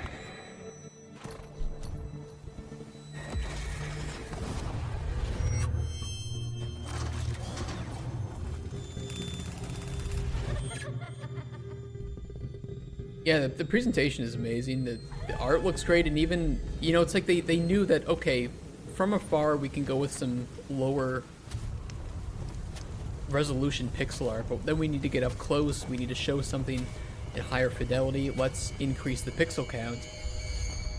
And they did it pretty flawlessly, if you ask me. Also, Milky Mama. Plus, I just think the Day of the Dead theme is very underrepresented. God, it's beautiful. So Mariachi Legends, if you guys are curious about this game and want to follow it too. Coming out Q2 2026. I'll give you guys a link. So I don't think this game is bad or anything. It's just it needs something unique. It needs something to say, yes, this is how we're different from everything else. But I'll give you guys a link either way. Support it if you want. Wu Dao, Rise of the Temple, a meditative building game about creating a temple and training the next generation of monks. 0 pledged.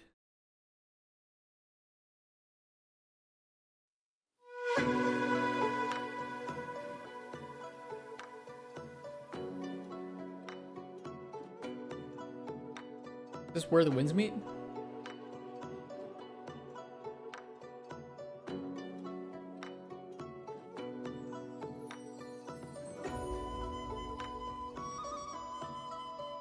I mean, at least I'm looking at gameplay.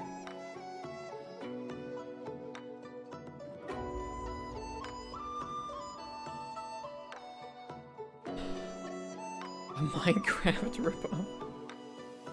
When does the cozy start? I like the premise of like, hey, build your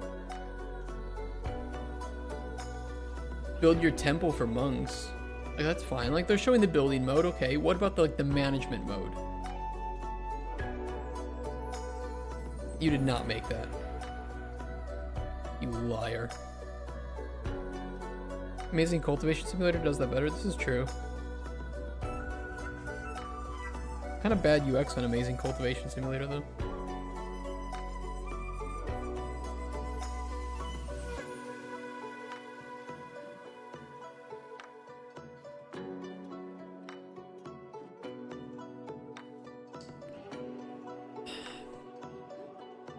I'm not seeing the gameplay apart from the building.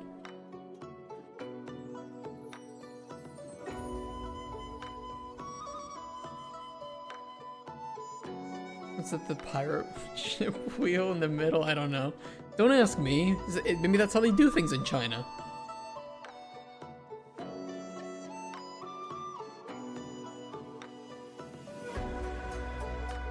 Yeah, it's like...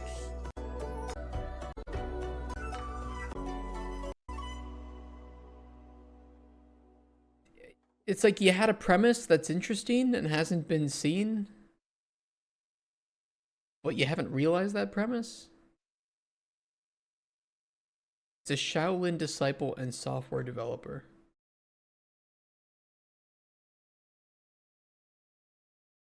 Okay. Realm Shaper Rise of the Forgotten Kingdom. Un RPG medievale open world con battaglia epice. Okay, tell me about it.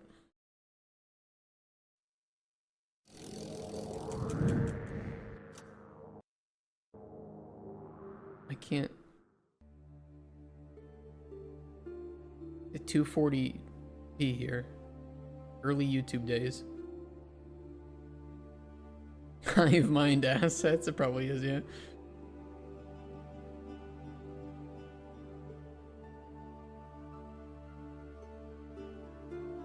Where's the game?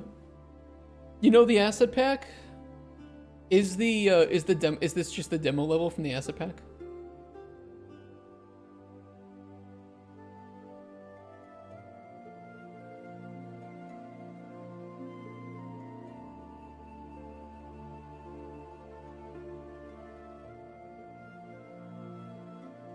Looks desolate. No, it's just snowing. It's cold. All the NPCs are in their houses. Idiot. The cam work is decent. There's no NPCs and asset demos, just like there is no Warren Bossing save. Shut the fuck up. Judy.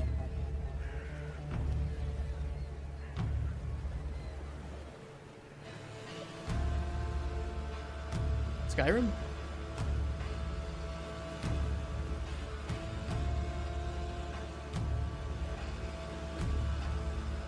I like the repetitive fire.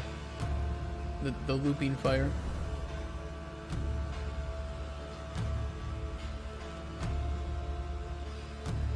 Hive Mind Viking pack. I can't even exit. Okay, there we go. Oh, it's 8 minutes? Oh my god. It's just more asset pack slop.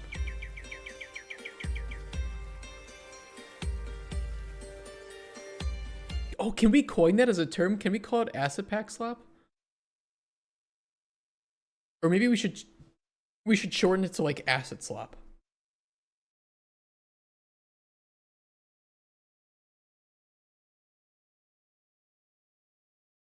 I like asset slop more. This is just asset slop. Is that my... It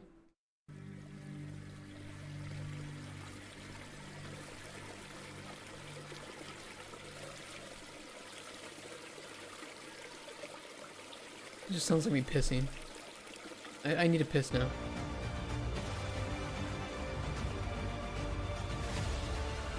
Alright, 2 steps from hell, calm down. It looks so hard to do a successful Kickstarter nowadays.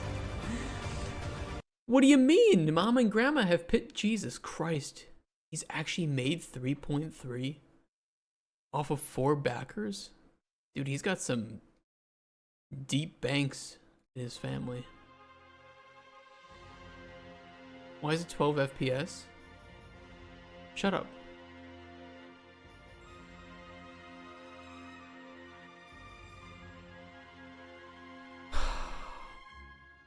What are these people, what are they doing?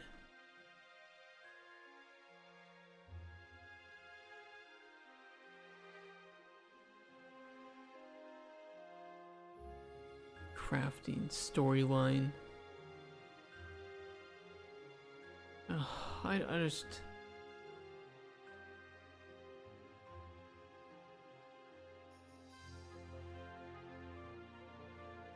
No video on this one.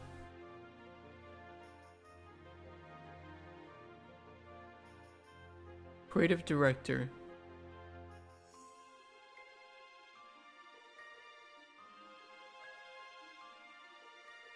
Legend teller, Echo architect and founder. Guiding the vision of Echoes of the Past is Legend Teller, a lifelong storyteller and developer with an unshakable passion for world-building, game design, and psychological horror. Do people just think they can call themselves game designers and that's supposed to just mean that they can do the job? With years of experience crafting immersive systems in Unreal Engine, where Legend Teller drives both the creative and technical direction of the studio from concept to code, because you're the only person working there. From storyboards to spectral whispers.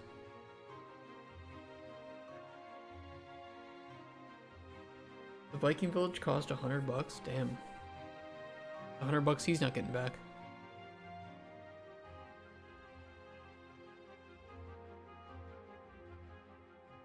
This Kickstarter is more than a campaign, it's a lifeline. Your support helps me finish Echoes of the Past and prove that independent horror can stand shoulder to shoulder with the giants.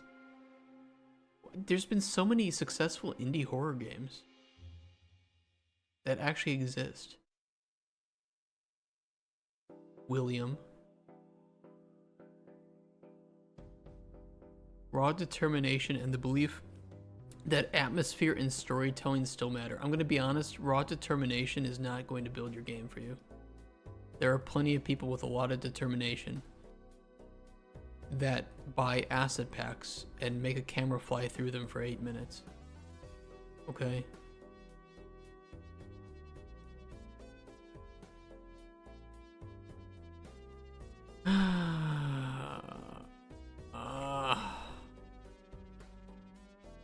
At this point it feels easier to just finish and release the game than to run a whole Kickstarter. Yeah, it is. It actually is easier to make a prototype, anything in Engine, than to set up one of these. Determination is nice, but discipline is discipline is important. It's not easy to have discipline. Shit, we still struggle with discipline. It's hard to have discipline when you don't make money, though.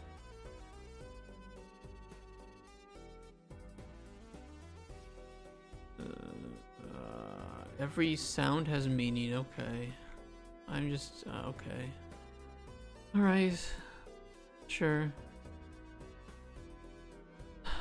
All right, let me go to the bathroom. We'll load up the next bunch, including Yarmy Tycoon and Wrestler Empire. I'm sure very legitimate games.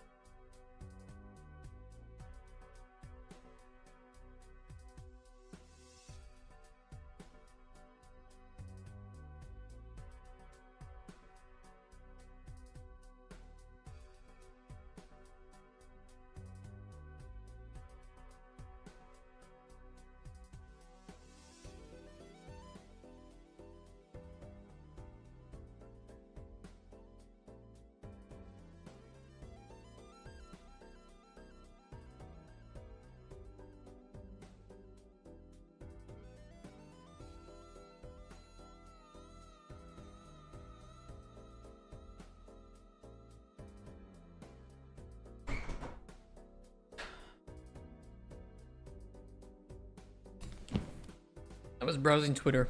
Well, whizzing. Here's a funny post I found. Retiring my wallet condom after 2 years of active duty. 87 tours with 0 combat deployments.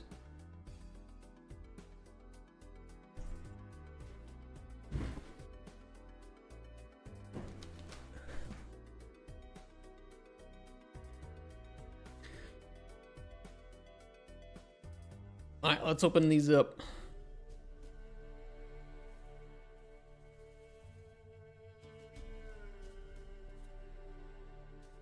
Packing Life. This is almost funded, and they are needing $35 more, 35 euro dollars, euro bucks. Show me the game. What do we got?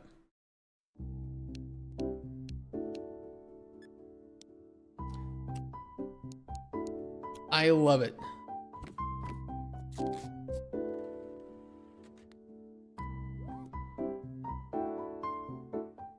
If that's not mocked up gameplay, I love it. And take care, Kevin. Have a nice day too. Have a nice weekend.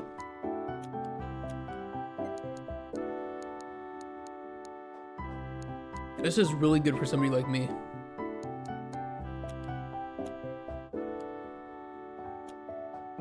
I pack my own bags when I go to like the supermarket and stuff. And I spend a lot of time making sure my suitcase is packed correctly. Because you have to like assume, okay, you have your suitcase and you have things that you probably don't want to be shaken around, things that you don't want to be placed on a side that is soft. You know, you might put something in the middle of your clothes. You got to do all this work to make it pack. This is for people like me. Oh, it's pretty big.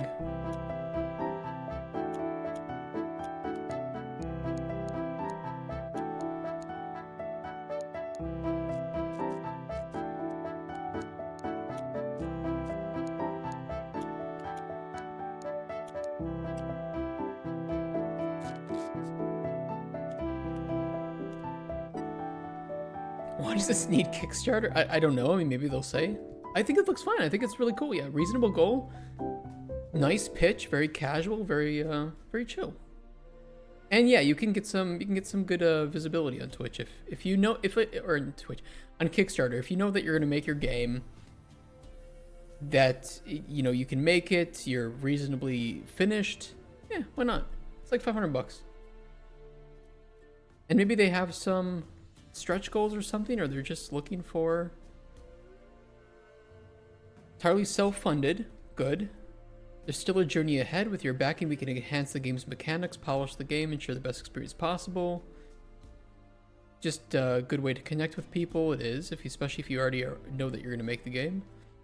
Yeah. Fair enough. What are they looking for? 15 euros to get the game on Steam. It's within an acceptable range. But I support it. It has 7 days to go. It is very close to being funded, so if you guys like the look of this and you want to play it, we'll help get it past that finish line. The Definitive Sim Racing app.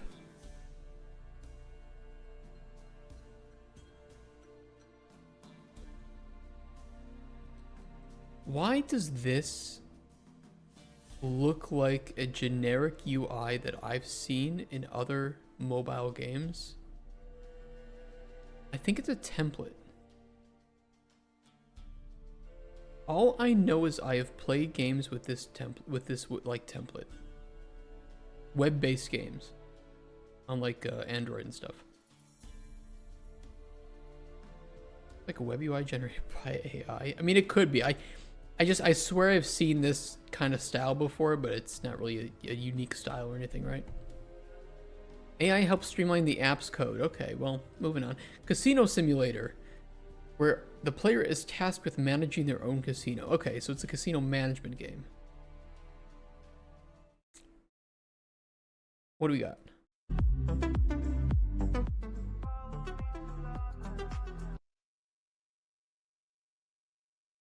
Sir, you are about like 3 days into development. And you think now's a good time to go to Kickstarter.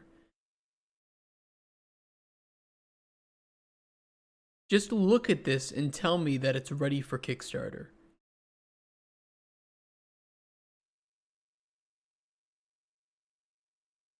Wait, did the music stop? Wait, are you managing your...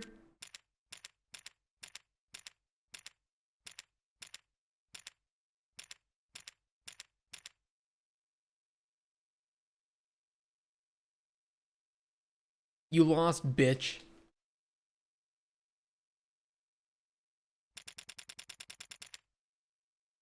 You manage and play. I mean, look, to be fair, if you pitched a really good casino type like management game and you could play at your own casino, that would be pretty cool. I actually think that'd be really awesome.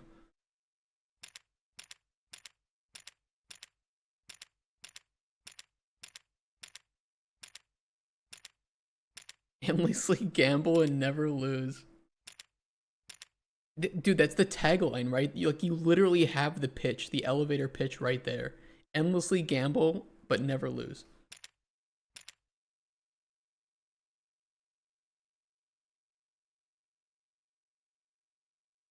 The GDD is writing itself as we speak. What do we do? It just... Oh my god, can we just not? Can we just go back to like decent games? Sean, you have a degree in systems development. Yeah, I think they should take it back. No, okay. Sean, just keep working on your game, but you're too early for Kickstarter, okay? You're too early for Kickstarter. You're doing good work, but you're not going to be given even $500 right now, let alone your 3,500 euros, okay? Not yet. Speaking of absurd goals, $10,000 goal for Fib Takes, a 2.5D boss rush game.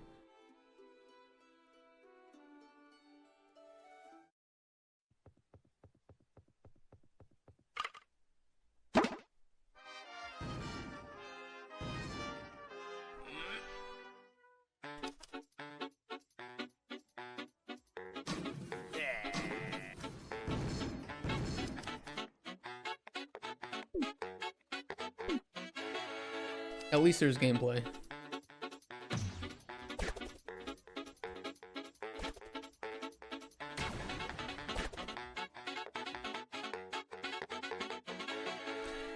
Okay, same thing. Keep working on your game. This is not the time for Kickstarter. But there is a demo. You have a Steam page. That part's good. I don't see AI usage. Sir, just keep working. Don't let any potential failure of your Kickstarter to discourage you. Just keep working. All I can say. Sci-fi adventure for the Game Boy Color. Look at this. Yet another game, retro, with physical editions, making bank.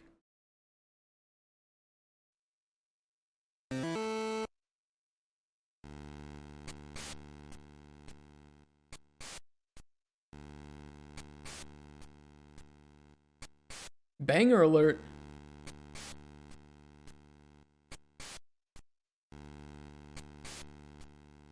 Add this to my Spotify playlist.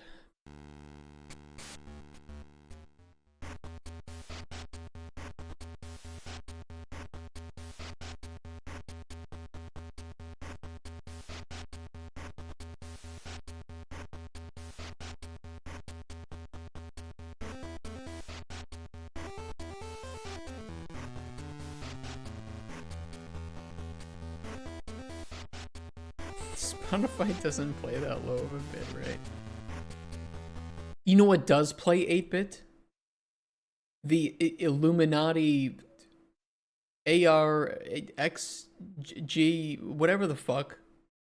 You know the one I'm talking about.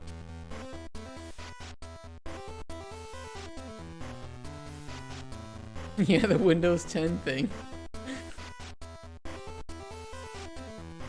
It's an 8-bit processor. It's an 8-bit processor running Windows 10. That guy pulled off a technical marvel. Illumi AR console. How the fuck do you remember that?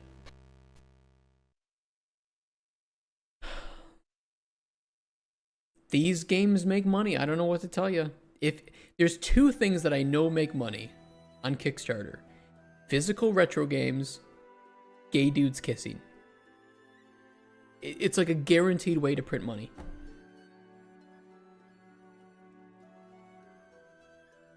But hey, if you're looking for the new Game Boy Color game to play, I got your back. Playing with the Big Boys, a 2D narrative-driven game set in 1902. Why do I feel like I've seen this somewhere?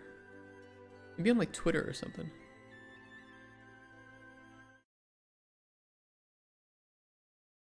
I feel like I've seen this somewhere.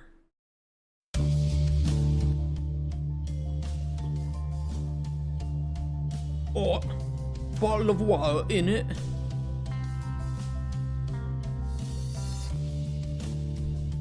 Dude, I get to play as Oliver Twist. It's amazing.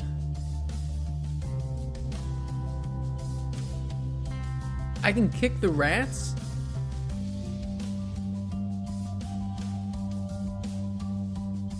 I actually do like the art of this.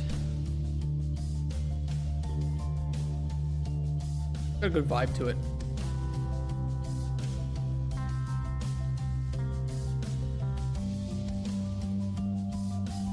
Physical retro yaoi game.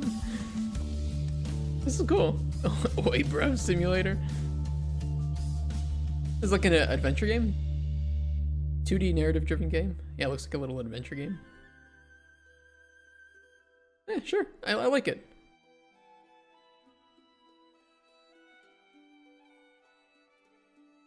I would have liked to see a little bit of the ambience, but they do have a demo. Crafting. Mini games. I would have liked to see some of that in the trailer. Taxes 19, Kickstarter fees 5. That's pretty accurate. Music, sound effects. Looks like they handle the art themselves. Development stuff, marketing. Yeah, it's a pretty good breakdown, honestly. I think that this is a pretty big goal though. I don't know if they're gonna reach that. If you guys want to support it, here is the Kickstarter. It exited my memory. Wrestler Empire. Build your wrestling empire, recruit, fight, and rise to glory in the ultimate management strategy game. From Nipples, Italy. They want 18,000 euro dues. Hello everyone.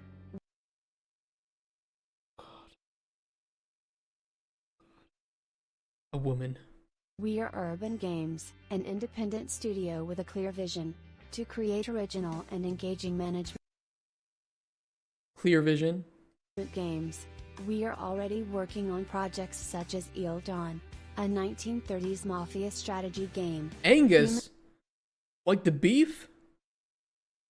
Hospital, a humorous hospital simulator, and Angus, Blade of Alba, a Celtic. Yeah, how many games? You're working on more games than me! At least I abandoned my games. Inspired fantasy adventure. For Wrestler Empire, we already have agreements with a developer and a graphic artist. This project is solid and professional. X'd out. Wrestler Empire is a modern wrestling management game. You play as a general manager, build your roster, book the shows, manage contracts, and lead your federation to glory. Over 30 unique wrestlers, each with their own stats and abilities. I'm not buying that. No, nobody wants that shirt. And the community. Guerrilla position manage injuries, surprises, and live performance during the show. GM office upgrade wrestler skills, manage trust and career paths. Create and customize your own wrestlers. Do you think that a wrestling management game on the same level of like Football Manager would be successful? Ignore, if you're just tuning in now, ignore the fact that I have 100% of achievements in Honey Pop. That was unrelated. Let's not talk about it. I mean, Okay, apart from this most recent one, these games sell a lot, right? Football Manager sells a shit ton. Did they change the name of it? Because I thought there were some really popular Football Managers before. But maybe it's under a different name. Maybe it was like F11 or something. Like these. I don't remember. There was some really popular Football Manager game. I feel like a wrestling version of that could be pretty successful. 9 nations, 11 major events, and multiple championship titles to win. I mean, these people won't make it, Available of course, first on right? PC with a planned port But to somebody mobile. with actual On knowledge and Kickstarter, ability you could will make it. also find exclusive rewards, the game, official poster, t-shirt, and the action figure of El Toro Die. With your support, we can bring Wrestler Empire to life. I'm sorry, but if you can't even make a game, I don't think you can make an action figure. Funding the full development, artwork, and expansion of the game. Our initial goal is 18,000 euros, with stretch goals that can grow Wrestler Empire into a complete wrestling universe. Women's champion. Join us and be part of the birth of a new era in wrestling. Dude, I ain't management. watching female This- wrestling unless they're naked. Sorry. Then I will watch it. Gorilla position. My favorite sex position too.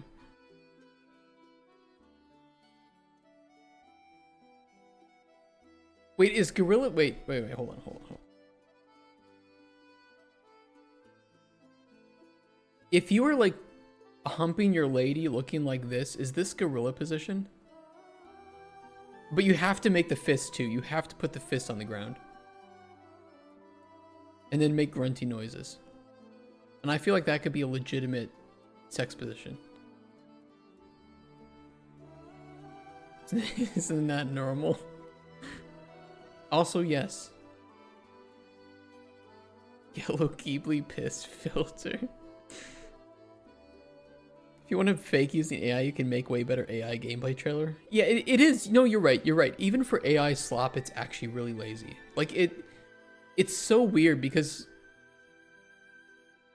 you're so fucking right that you could legitimately use AI to make a good-looking trailer if you actually put in effort. And it's so funny that none of the AI bros actually can put in that effort. It's like once you see AI, you know that it's just low-level bullshit slop. And no amount of effort was actually put into it. And then you'll see, like, you know, Baby's first indie game appear on Kickstarter with even a modicum of gameplay. And it's already infinitely better. It's so weird. There are two types of people in this world. And I think Kickstarter shows you exactly those two types. Kyoku, last summer, a cozy childhood adventure game in Y2K. That's when the world ended. Uncover mysteries, forge friendships, and relive the magic of summer as a child in the early 2000s. We have Millennial Slop. Let's go. Actually made almost its full money. We're soon arriving at Kyoku. Disembark on the lower deck. Okay, a little bit like cozy life sim on an island.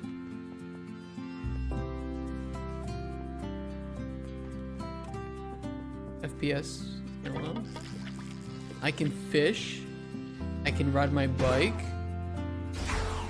Holy shit. I can hide.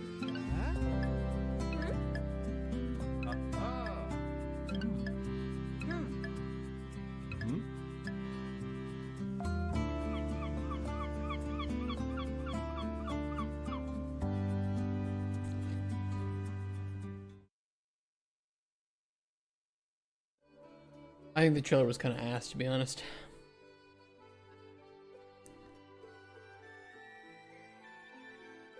I feel like it's missing some gameplay. Like, it's like, okay, you have a good start.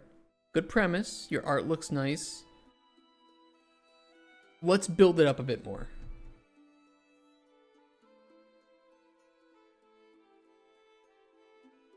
You know, because, for example, you have, like...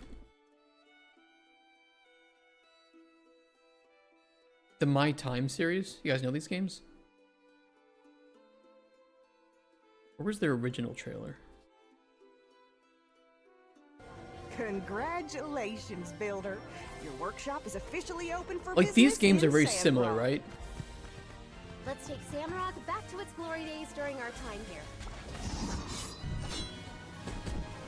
But there's so much more You know, to it, even Sandrock shown in is 1 minute. so well known for being directly on top of an old world metropolis.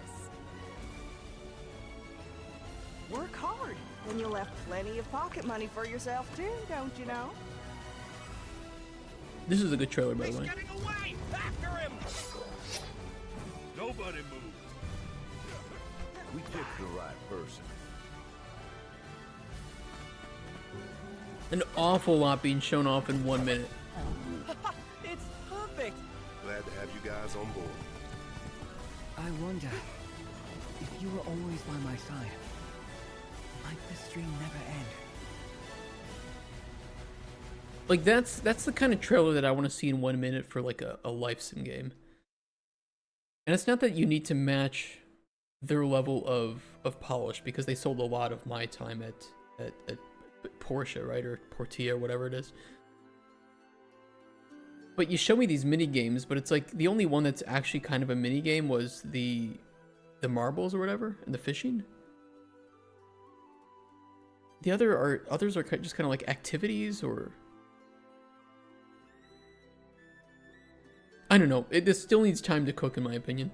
But I do hope they get the money, because then they can just keep developing games with their passion, and that's ultimately what we like to see. So, I support it. It is a game. It is not AI slop. And it looks pretty cozy and cool. Historia del Prophylactic Yarmy Tycoon. Guy needs $300. What the fuck is Yarmy? What is a Yarmy?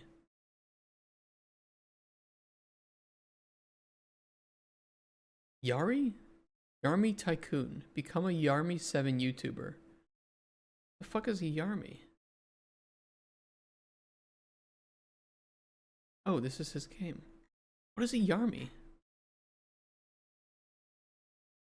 In a world where content is currency, one okay, dreamer dares to rise. Who? From 0 subscribers to virtual stardom. Wait, is it an idle game?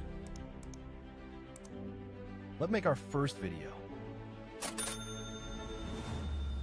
Upgrade your gear. You made 50 cents from a video? I don't make any money from my videos. Boost your income. Build your legend. Time to upgrade this My potato. legend?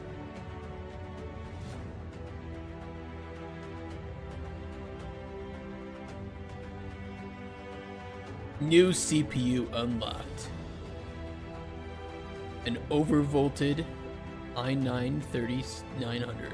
13900. Wait. This isn't Shut just up. a tycoon. It's a fantasy-fueled content empire. Oh my god. No, shut the fuck up. Just, no. No, it's not. No, it's not. God, every AI slop maker is like, this isn't just a game. It's more than a game. And it's literally not even a game. That one was at least kind of a game. Made a Windows XP Movie Maker. Dude, I miss Movie Maker. Some Final Fantasy fan festival. I'm sure they don't have the rights to that. Button room. Press around and find out. Looks like boobs. Getting an AI slop fatigue, dude. Same. Oh my god. Loud. Is this just buttons?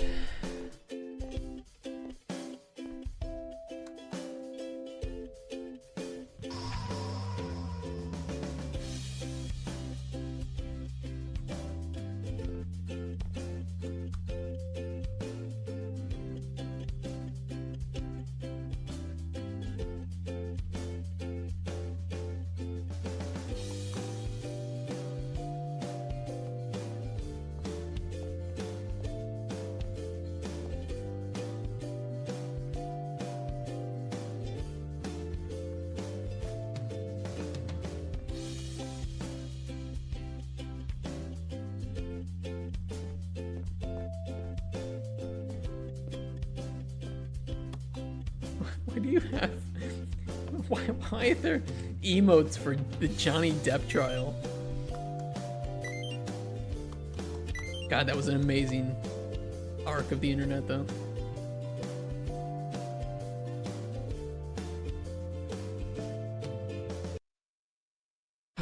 I mean, it's a game. It is a functional game. You want to support this functional game, you can do it. Don't you link it? But Borikua adventure game title pending. It's already made money. Guys, it's made $4.7 thousand of 1.2. Pre-colonial Borican culture. What the fuck is Borican? What's a Borican?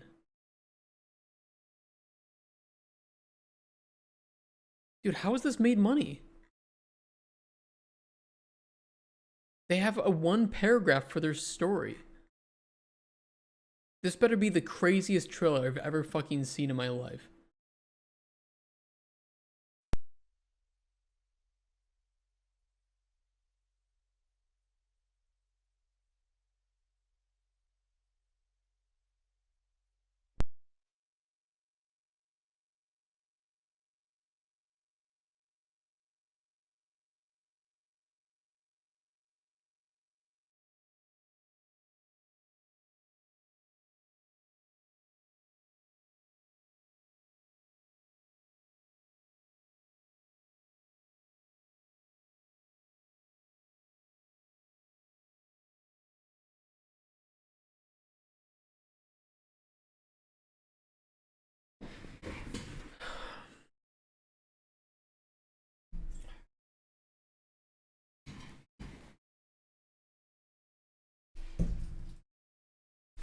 You guys can have the stream from now on. Go on. It's over. It's over.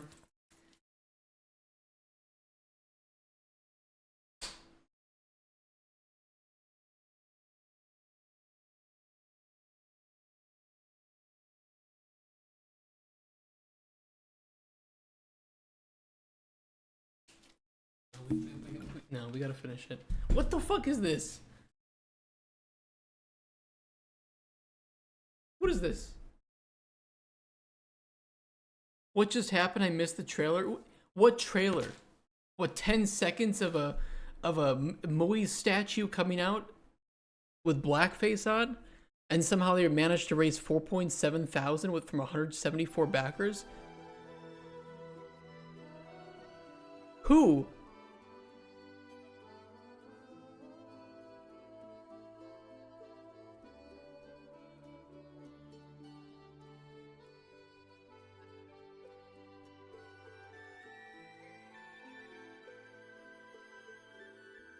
Veronica Benitez currently works in the game industry and is currently developing a solo indie game about Boricua culture.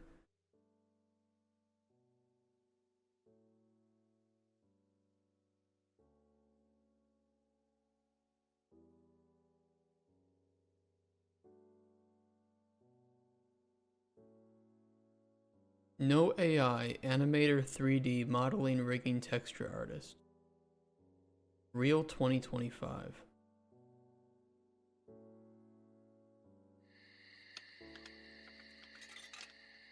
Full screen is unavailable. The fuck is a Boricua? She hot or something? Maybe.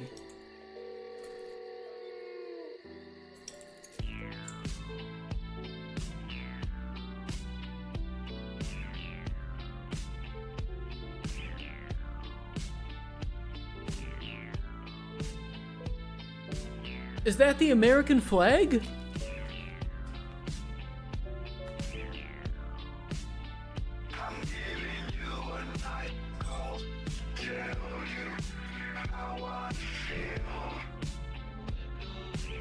I don't understand any of this. Is this a joke? He's pretty decent.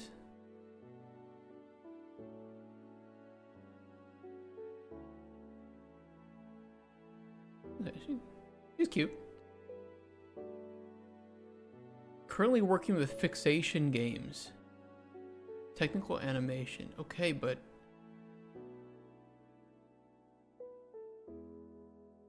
But what is this?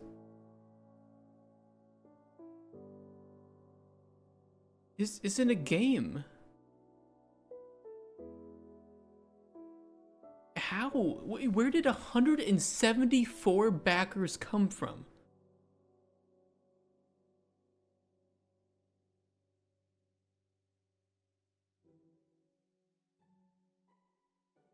You don't even get the game for 20 bucks. You get acknowledgement in credits and access to updates. For $35, you still don't get the game. There are 45 backers.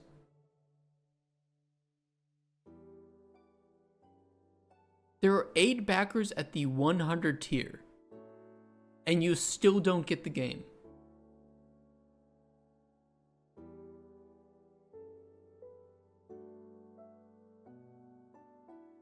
We can't see the backers.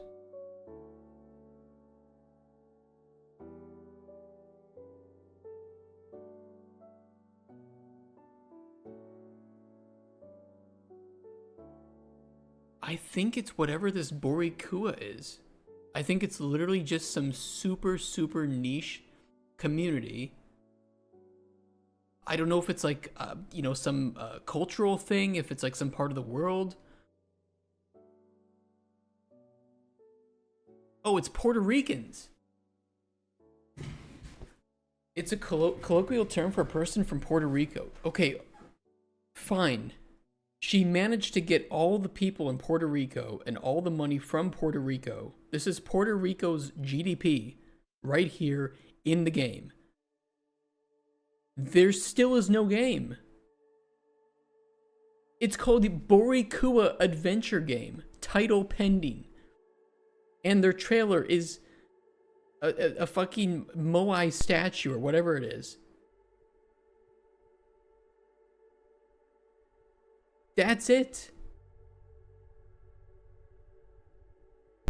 Did you like the game?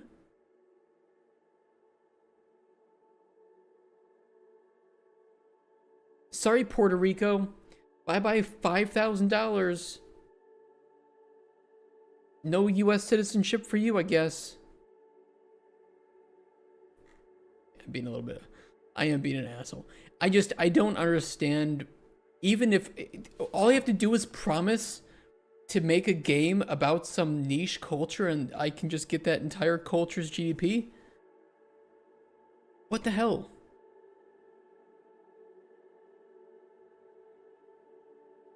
I'm flabbergasted.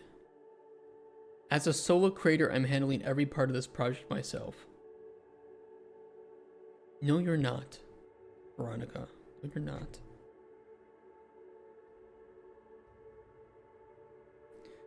She's a TikTok with like 10k followers, a few videos about this game, got like 60k views. Is there any gameplay?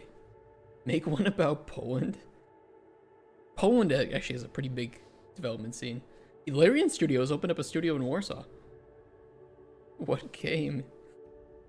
I don't know, I guess... I mean, here's a really good aspect to this, is that if you have an existing community like she does, you can convert people over.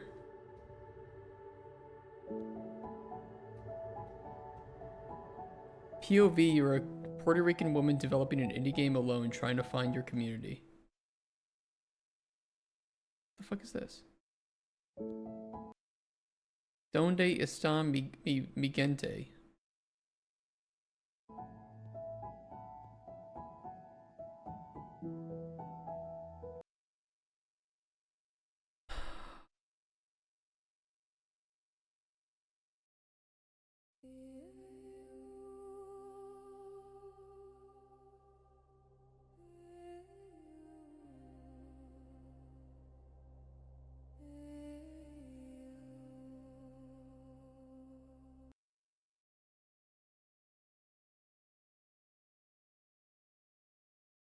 I see blue in the hair.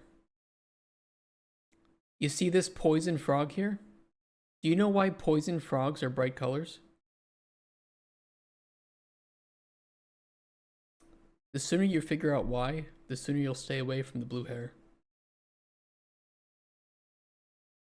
Roguelite platformer, Loagreet, the Flightless Bird.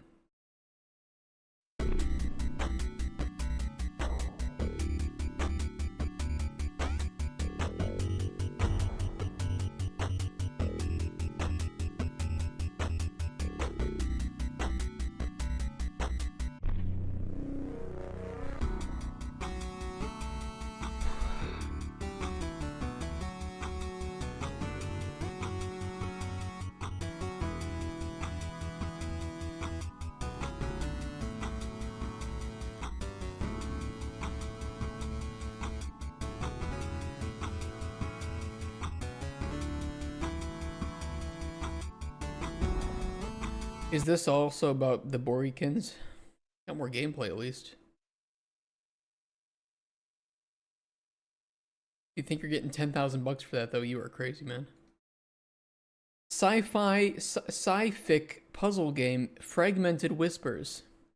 Wants a measly 76,000 British dollars for 3 images that are absolutely 100%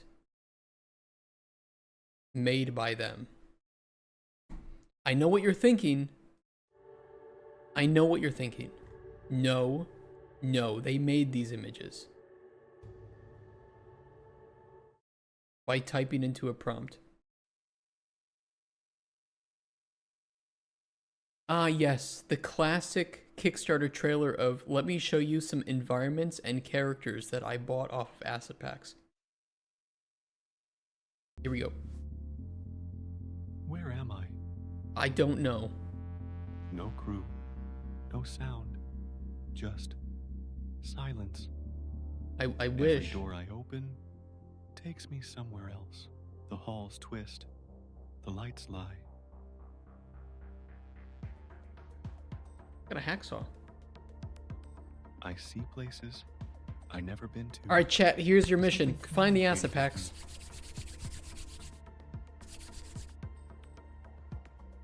Wake up.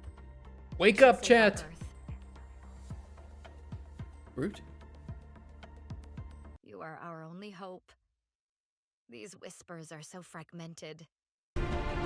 Wait, isn't that the name of the game? Fragmented Whispers, he said it! Roll credits.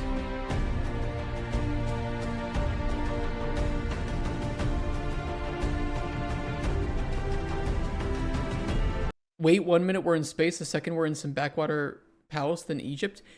Because you don't understand, Drabox. I know you're so retarded, you don't get it. These are the asset packs that came as part of the Humble Bundle.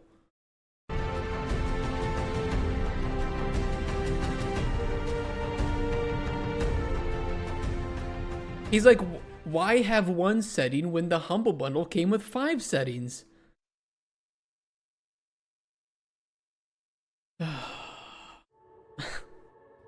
Join the Whispers? No. No thanks. Transparency and updates. Where's the AI usage, huh?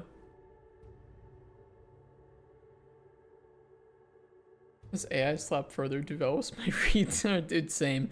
Honestly, whatever you're losing, I'm losing too.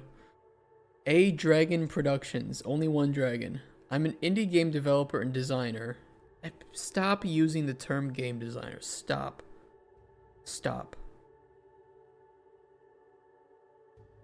And passionate about creating unique story-driven experiences that connect with players. Like literally everybody with an idea thinks they're a game designer. Together with my talented team of 5, we handle everything from art and coding to music and storytelling.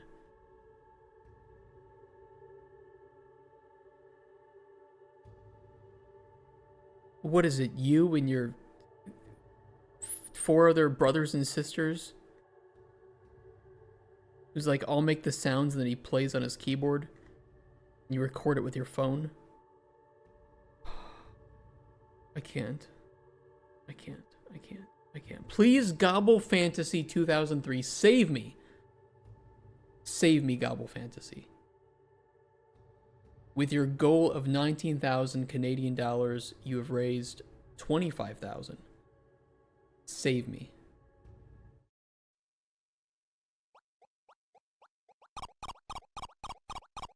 Okay, we got RP. He's using RPG Maker 2003.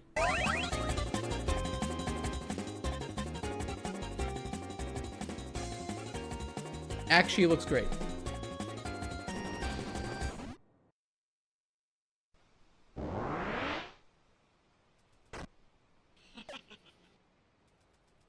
Did he just trip and all of his parts came off like a Mr. Potato Head?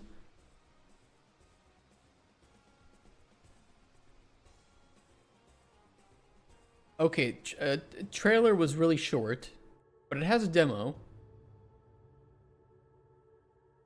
Looks great. I like the art. Very silly.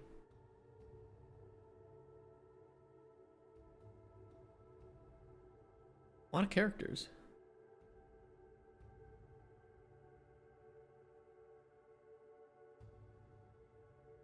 All made by one guy. Hey. I like it. I like it. I can see exactly why it's made this much money. Go support it. Him and his 4 AI subscription accounts. Too true. A Serene Trip. A strategy visual novel in space. Oh my god, this cast of characters, I know exactly the type of people making this. Oh my god. Is this Expedition 34? From France?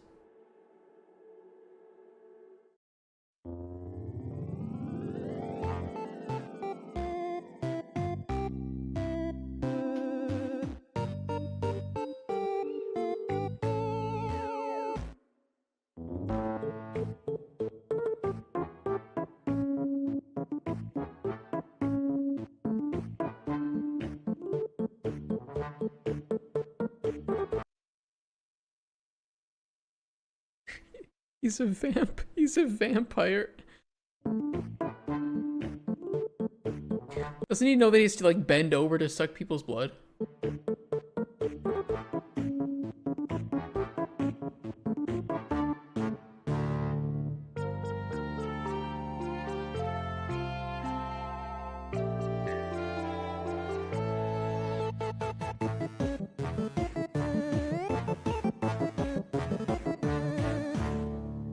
Yeah, the music's kind of banging though. Hey, they got the music right, all right? Can I meet the characters? Fran the captain, very genital. Oh, genial. Has beef. She certainly does. Fashionista? If you say so. Brack, chief engineer, super laid back, loves black nail varnish.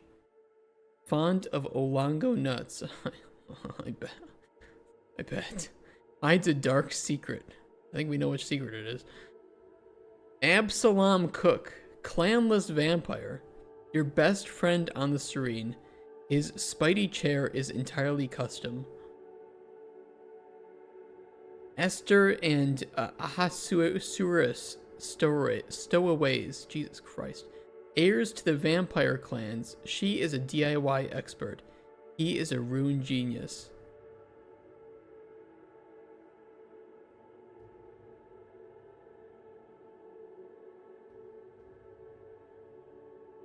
Okay, jokes aside. This guy is a director of the Living Museum France, a non-profit studio hosting artists encountering mental health challenges. Hey, fair play. Fair play. You know, we can make this entertainment. Non-profit supporting mental health challenges in this day and age. We need more of those. Seriously.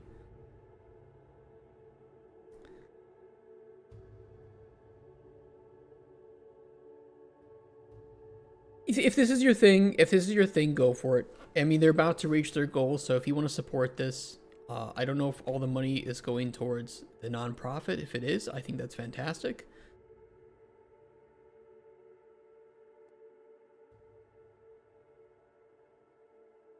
Jokes aside, support mental health, please, so we get the crazies off the street. Neo Sakai, the Age of Goddess.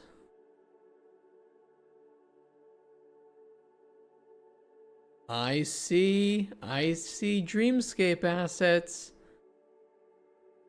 I see Dreamscape.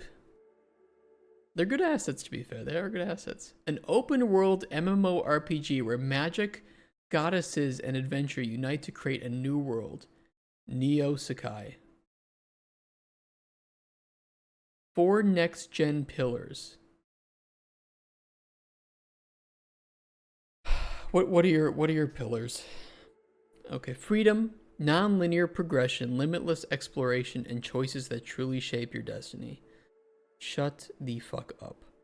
Rivalry, intense PvP, and ranked tournaments with a robust bounty system for meaningful competition. X to doubt. Sociability, deep guild construction, a player-driven economy, and designated save zones. Reflection, hidden puzzles, complex quests, and living world managed by AI. Oh, and look. They have an image. Multiple directional lights are competing to be the single one used for the forward shading. Lovely. Lovely. They didn't even switch the default Dreamscape asset packs to deferred shading. Wonderful. Okay, okay. I'm gonna click play on this, and then I'm gonna go kill myself. Let's do it.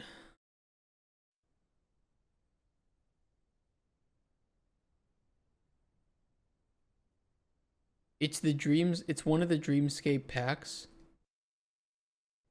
I don't know if it's oh, it's the Dreamscape Tower demo pack. Yeah, it's Dreamscape Tower with UDS nighttime with auroras turned on. Yeah. Yep.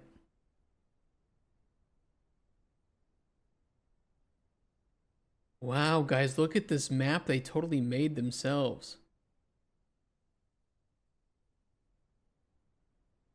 There's not even any music. I might as well just play my own music at this point. Look, do you guys feel like you're in Skyrim?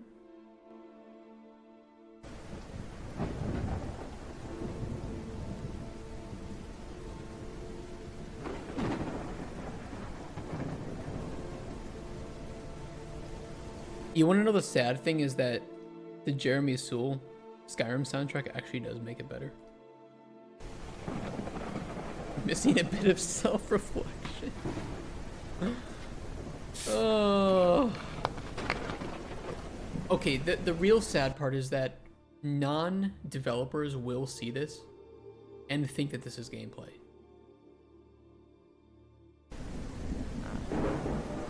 You know, we get the benefit of the doubt because we know that this is an asset pack. We've used this asset pack in Colden Chronicles. I even copied and pasted some of the towers. We know that it's ultra dynamic sky. But a lot of people will see this and not know that this is a total of, actually, UDS is 40 bucks. This asset pack was free at some point. We can maybe assume that they got it for free, but worst case, they paid for it. I don't know where this character comes from. I don't know if it was free at some point or if it cost money, but this is probably less than 100 bucks.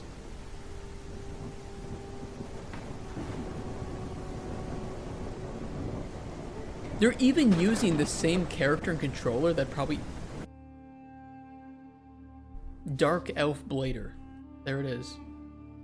It's actually a whole project, Dark Elf Blader.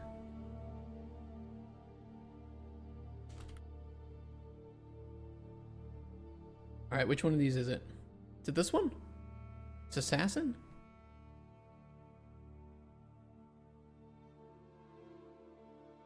No, I don't think it's her.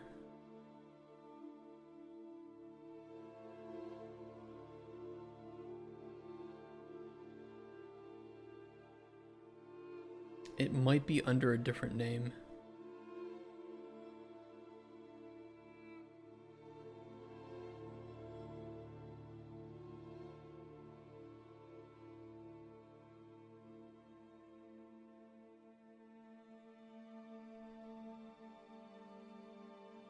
One of you guys would find it.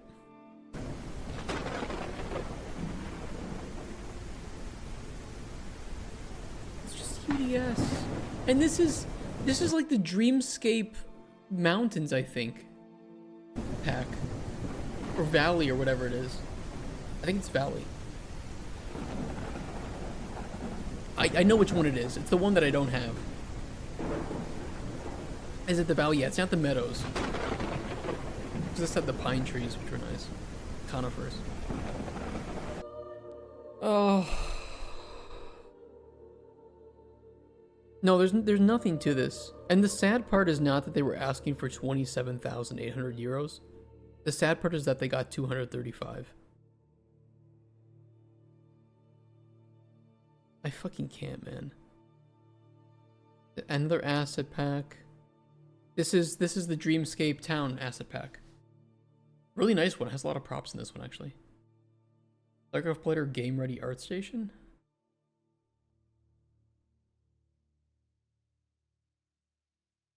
Yep, that's the one. That is exactly the one. Nice find.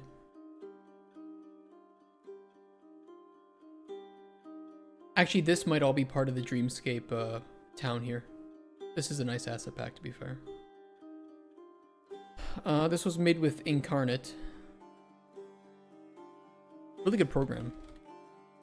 Not that that's a bad thing. Like, if I was making a map, I would make it an Incarnate too. Oh. I was making our map in Incarnate. It's good stuff.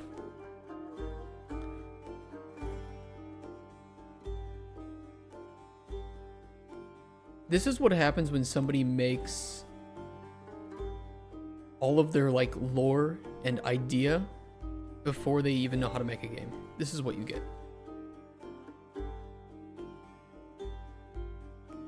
And then asks ChatGPT to print out sections. Wonder Draft is good too. I mean, either way, that's not a problem, right? Because you need to make a map somehow. They're really good tools for maps. And if you're making a prototype, these are really great asset packs to use. The Dreamscape asset packs are really, really high quality. They're not necessarily meant for modern versions of Unreal, in my opinion, because they have a lot of masked textures. They used pixel depth offset. They're very outdated, and they have not been updated. But they're good for prototyping. I just fucking hell, man. No video. No video.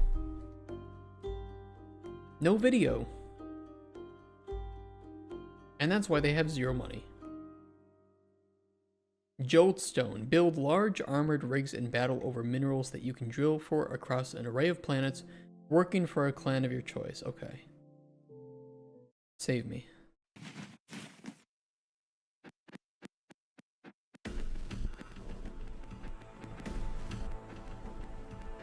That sound effect is annoying.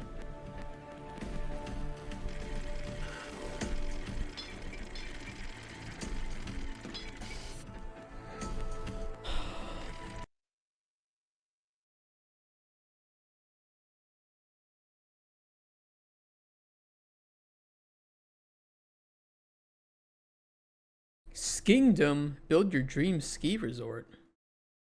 Didn't they try to make a skiing management game? It's on Steam, I think.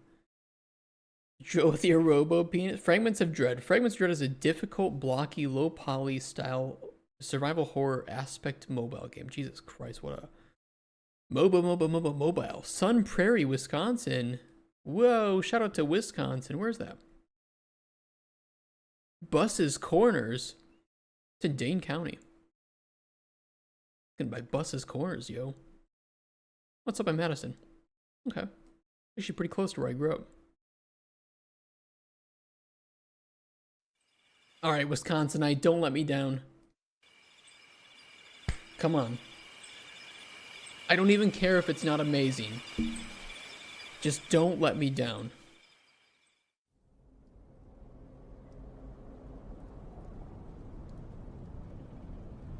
A lot of fog.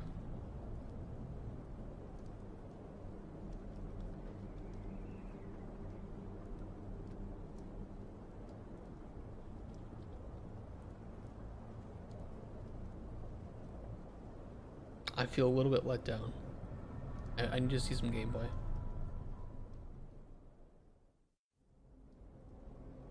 Not just you going through your environment at 2 FPS, please. Don't clip through the models? What are you doing? Those don't have interiors.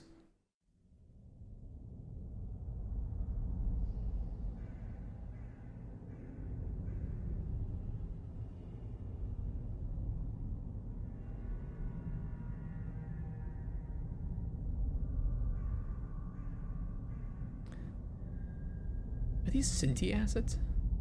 What the fuck?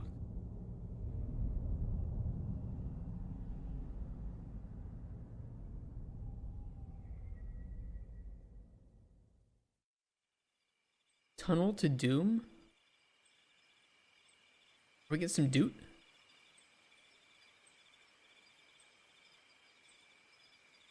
Okay, but where's your game? You're letting me down. I'm supposed to be we have to represent Wisconsin. This is cheese curds, and the Packers, the corn, the Dells.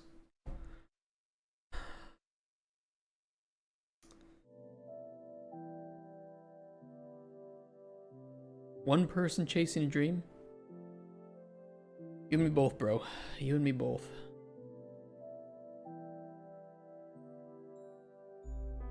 Use of AI. AI tools were used only during development to assist with generating or refining portions of code and scripting logic. My brother, you didn't show any gameplay. So, I'm now questioning, should I support you because you didn't use AI? Or because you say you used AI, but you didn't show anything that was made by AI?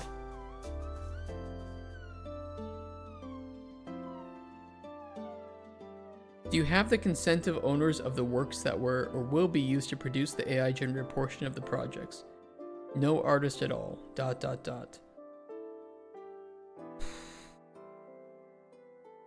I mean, I feel you on that one.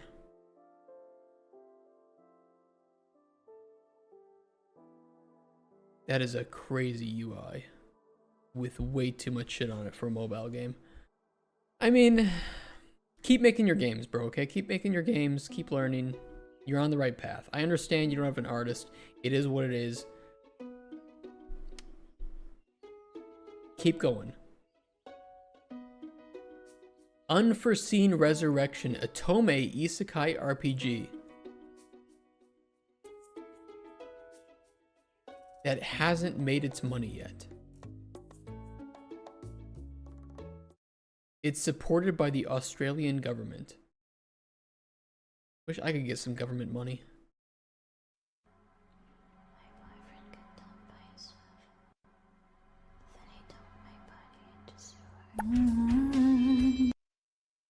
Excuse me? My boyfriend got dumped by his lover. Then he dumped my body in the sewer. Deep.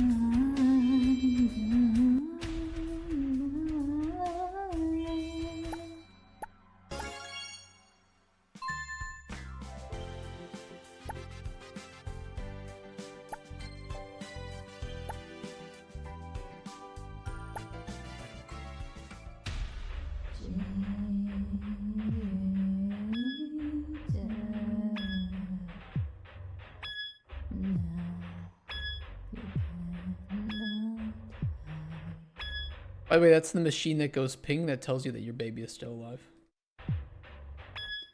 Shout out to anybody that gets that reference.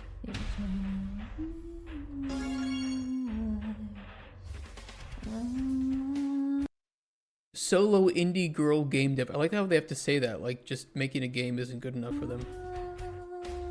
Somehow being a female makes you less capable of making a game or something.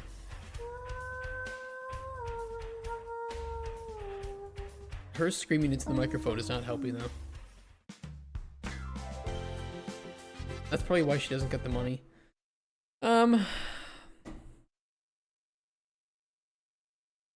Just make your game. I don't know why you need $38.5 thousand Australian dollars.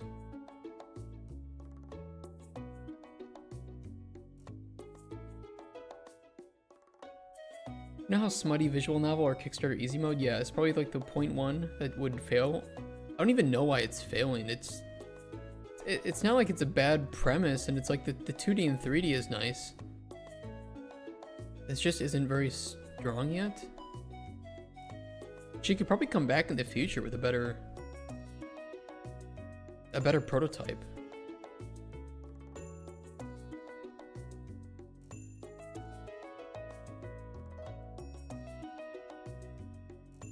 Oh, she doesn't need the money to make the game. She needs the money to pay for 2 years of bills, food, etc. Okay, I'm gonna be honest. So we've talked about this before on Kickstarter. Yes, it makes complete sense that you need the money to live. I've rarely ever seen anybody say, I need the money to live on Kickstarter, and actually get the money for that. It's just one of those aspects of Kickstarter. People don't want to see you say that you're using the money to live. They want to see you say that you're using the money to make the game. I wish it was different. I wish it was different, but it's not.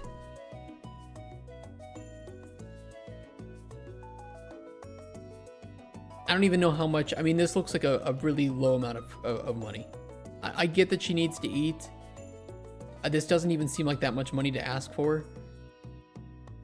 Unfortunately, it's just not.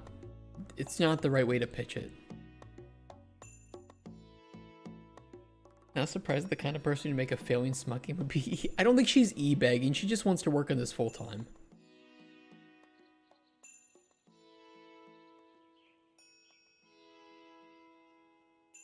She's trying, okay? Jokes aside, she's trying. She's going to use the money each month to help my de facto husband in paying for the house land rates. We don't own the house. Mom is letting us stay in a room. We pay the bills to help back. Electricity, water, internet, food, and other expenses. Fair enough. I fully support. I don't think you should have quit your software engineering job to pursue this creative passion. I can say that as somebody who quit their job to pursue their creative passion.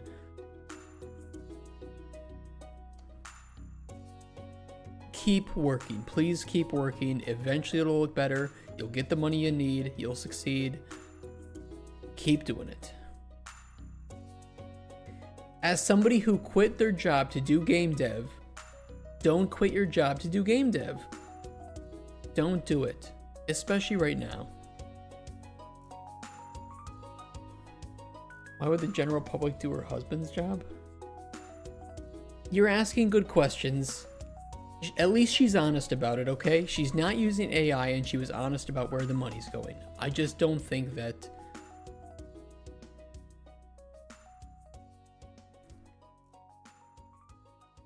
Inuneko. Today I have seen some horrible shit, okay? And I'm a little bit salty right now, but I'm starting... The salt right now in this moment is lowering. I feel the passion. I understand the goal.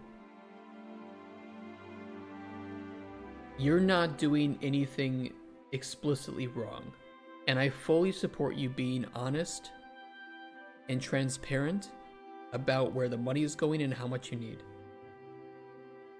I cannot fault any of that. What I think is that there's a couple of issues. You have a demo too. Having a demo is huge. Keep trying this. Keep working on your game. Keep pushing. You're going to struggle for a long time more. And try this again in the future. Keep polishing it up because eventually, and if you can, try to ask for a partial amount of money. Maybe go to early access to help pay the bills in the meantime. People will feel the passion and they will support it even when there's jank, when there's bugs, when there's issues. But I think you're asking for too much with not enough to support that just yet. You should always ask for a small portion of what you actually need. If you need 38.5 thousand Australian dollars, ask for 10,000. And I mean that. And build the game out some more. You're gonna have to spend some money. Trim up like the music, the sound effects, show some more demo gameplay, post some footage on like TikTok and YouTube, build a base that you can convert into Kickstarter backers. I think you can do it. I really believe in you. Jokes aside, make your shit, get paid, blackjack, hookers, own your own place, marry your husband. I know why you're not marrying your husband yet. And I feel sorry for that because I understand it. You need your own place. You need to feel like you're financially stable. I know exactly what you want. You can do it. I believe in you. Don't let me down. There better be some gay dudes kissing or something in there because that's what the ladies want, alright? Gay dudes kissing. 5 seconds of gay dudes kissing in your footage. Instantly plus $2,000. Guaranteed. I believe in you. If you guys want to support her, go do so. She's got a future. She's got a future. I believe in her. Don't use AI. Don't succumb to it, okay? You're better than that. Push her to marriage while she's still financially unstable. I'm not pushing her to marriage. I'm saying I understand it. I understand the mental, like, yes, we want to get married, but we want to have our own place first. It's a really tough position to be in. I get it. A Profound Waste of Time, issue 6. This is a gaming magazine. It's raised a lot of money. I feel like I've seen this before. Yeah, you can get married too. Marriage does come with tax benefits. I don't know about in Australia, but in the US it does.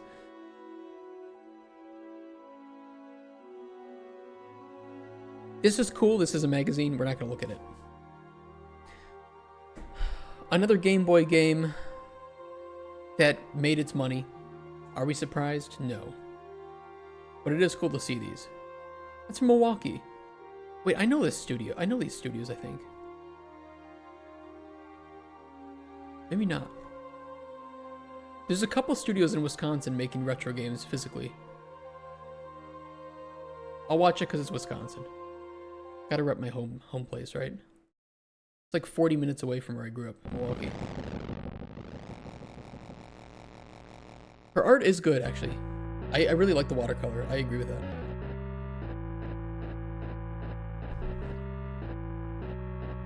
Fire up your Game Boy. I can't. My mom took it because I was playing it in bed when I should have been sleeping because it was a school day. Piece of shit, Mom. And she never gave it back to me. Looks cool though.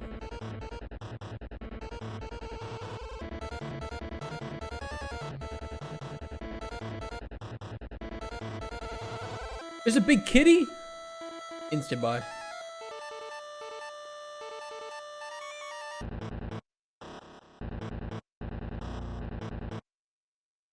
I have a lot of respect for developers making these kinds of games because there's so many limitations.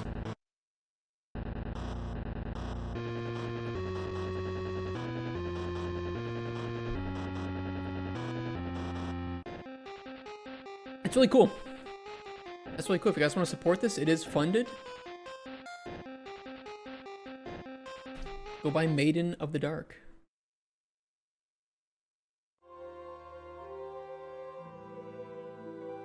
Karaneko, Pixel Bullet Hell RPG where choices shape the game. That is not the greatest pitch for it, but they have made $57,000 of their $25,000 goal. Funded in fewer than 48 hours. That's big. That's big. If you want to make a successful Kickstarter, you should be funded in fewer than 48 hours. The first 48 hours are some of the most important. Someone backed as you were reading the title. I'm just saying the title is not the greatest pitch. But let's watch what's more important, which is the trailer.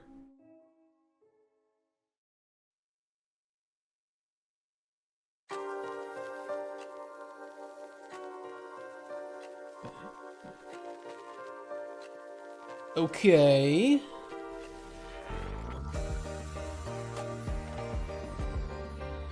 What's your vote on her? Would or wouldn't?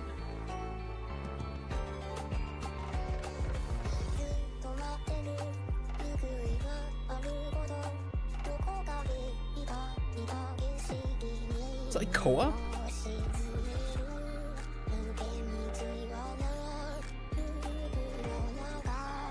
Looks underage? No. 15 is the age of consent in Japan. Don't clip that out of context. Let's pretend she's 18 though. Who am I?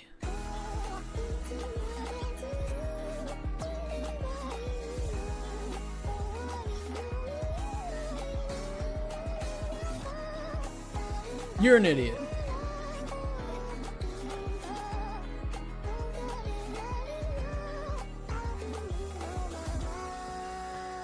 Oh, yeah, attractive main characters do sell.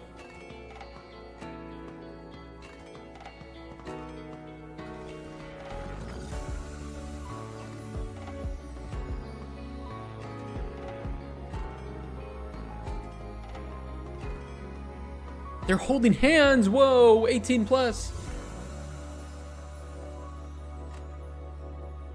Now I see why I made so much money.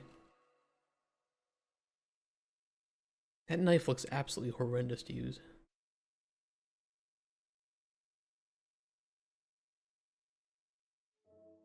I see the 48 hours now, yeah. No, it looks nice. Good art too, good music. Reaching their stretch goals, more animations. PlayStation, Xbox, Nintendo, very nice. I think they should try to go to that anyway, because they'll make more money. They got a demo? Dude, right at the top. That's exactly how you fucking do it. Big ass, click to play. I would have liked if this was a little bit more noticeable though. Like better contrast. Make it red or something. Got a Steam page. Press kit, very nice. Lot of gifts. Characters. They don't show ages. Might get in trouble for that, for what I said earlier.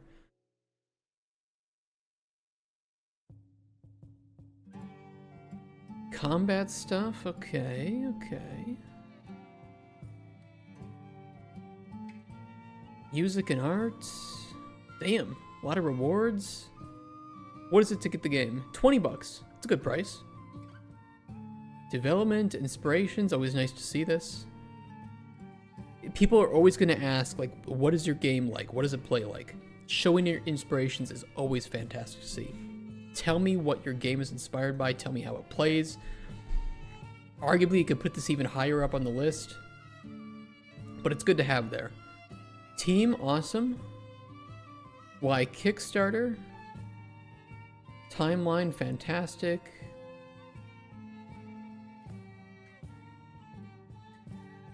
That's a good Kickstarter. Shut up, Amakira. Pyro Software's dream game? This is what Pyro Software wished his game was like. No, this is a great Kickstarter. This is exactly why you do it. It's not inspired by Pyro Software. He worked at Blizzard, by the way, guys. John? Yeah, this is a good Kickstarter. I can't fault it, and there's a very good reason why it's raised so much money.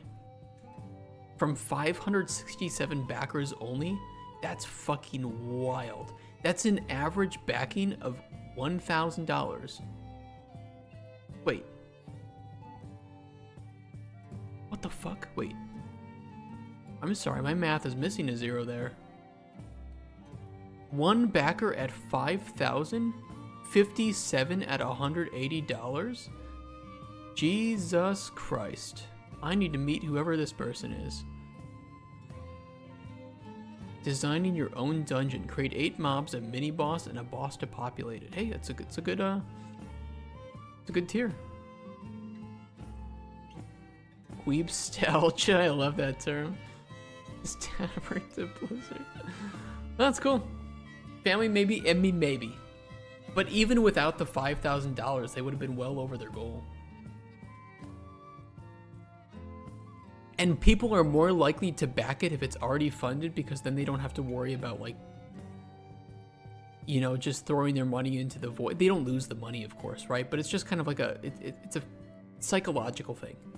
It's like, this game looks pretty good, it looks like it can be completed, and it has more than enough funding. So if they can say, hey, we're gonna price the game at, what was it? It was 20 bucks. We're gonna price the game at $25, but you can get it here for 20. Like, okay, I'd buy the game anyway. I can buy it here for cheaper. Throw more money at it. Good for them. VR piano game.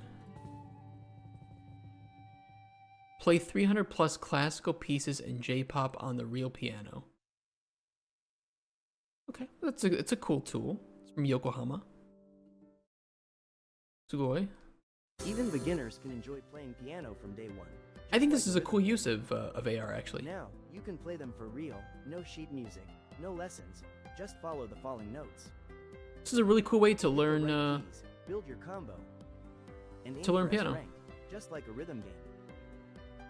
Miss a note, lose HP. Lose HP? I actually fail? And it's game over. Oh my god, it's like Dance Piano Revolution. PP Revolution. And enjoy auto accompaniment that plays along with you. Perfect for beginners. Whether you've never played piano or gave up before, this time, enjoy a new way to learn. Join us on Kickstarter now. You know what I've said? I wanted to see one good use case of like AR. Today we've seen two actually cool use cases for AR in games. It's a way to memorize a pattern. I don't know. I mean, I think that you learn by repetition, right? And then you have to kind of figure out why you're doing the things that you're doing.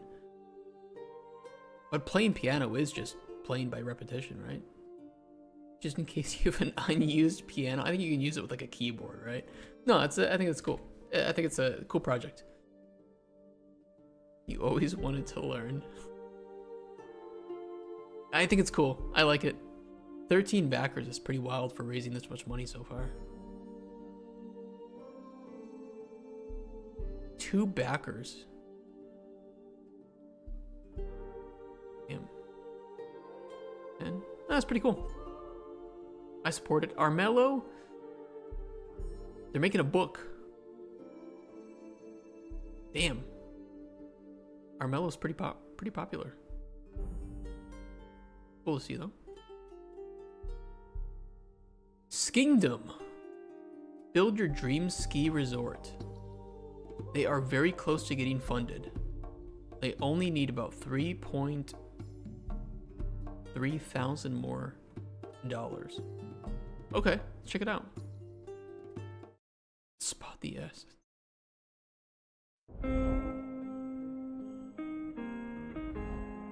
What if mountain was your kingdom?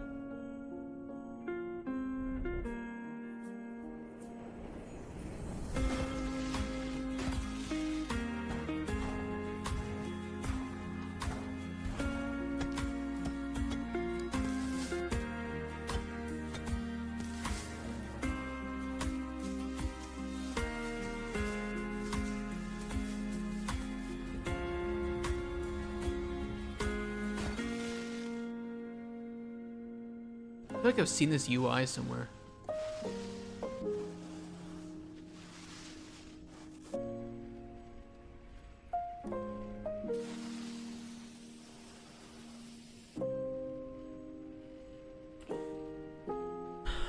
I mean, if the gameplay itself is tight, this kind of reminds me of like old school sim games and tycoon games, and that's not a bad thing. But the gameplay has to be. The gameplay has to be tight. Salut, moi c'est Yanis et je suis le créateur de Skin. Okay, we beg it. Yeah, show me the more gameplay. C'est notre roi. Oh, it's just the same thing. Exclusive comme la bande originale qui dès maintenant. Sorry, French person. I have one French friend, that's enough for me.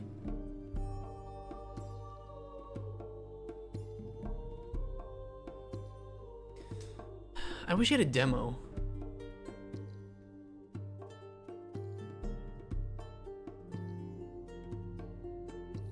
I'd have to see more. I mean, what I saw just wasn't enough for me to consider supporting it at this stage. I'd have to see more. I think a demo would be fantastic. And if you don't have a demo, I think you shouldn't have come to Kickstarter. But I do hope you get your money. You know, I don't see any use of AI here, so by all means, please go ahead and make your game, because I'm not gonna be upset with that. Alright, moving on. A Week of Kindness. A visual novel about obedience, silence, and the cost of being human. Do I get to boss around a little girl? Is this like Epstein Simulator?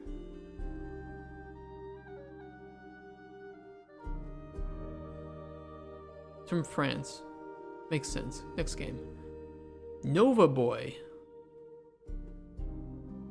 Well, looks a bit sus.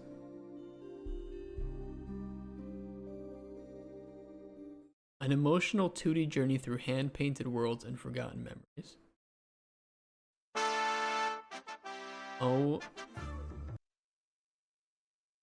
my god. What tutorial abomination is this?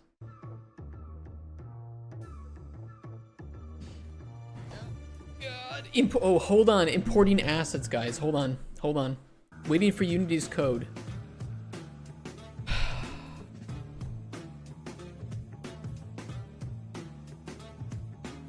It can't even screen record. Dude, if you can't load up OBS, what are we doing?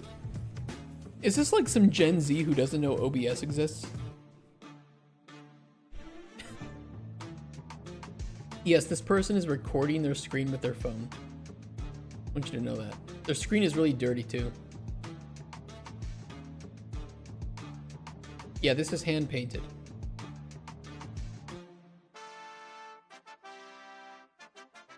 Nice tile map. Yeah, dude, the tiles aren't even like proper.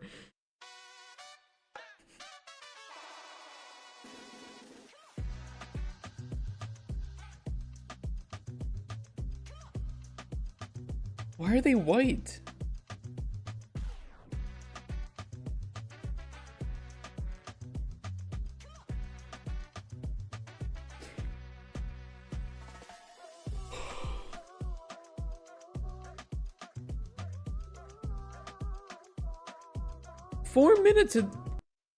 How?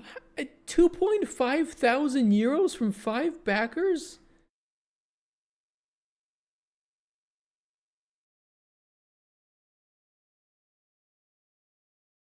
Who backed it at the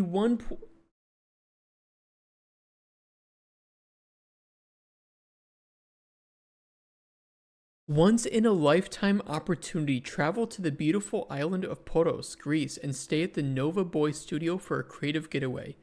You can bring up to 2 friends or family members with you. So somebody just backed him to get a free trip to Greece. This exclusive rewards includes accommodation at the studio for up to 3 people, transportation from Athens to Poros and back, a private tour of the creative workspace, and a behind-the-scenes look at Nova Boy's development. Oh, travel to Athens not included. We'll take care of you from there. So if you can get to Athens, Greece, you get to stay in his bedroom for... I don't... It doesn't even say how long.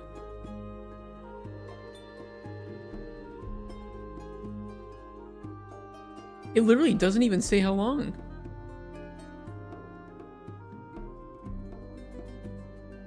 I get a handcrafted Greek souvenir as well. And a signed art book? You're telling me I get a signed art book of this art?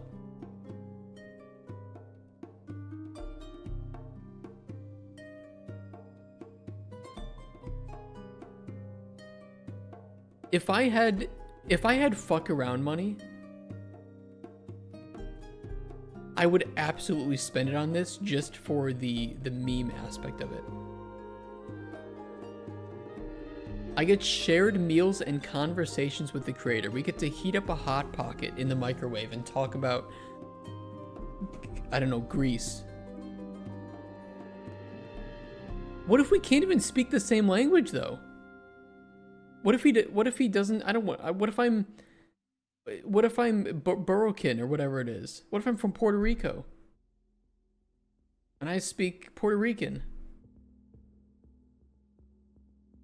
Sign the book with all of his AI prompts printed. I don't even think it's AI. It's just like free tile packs.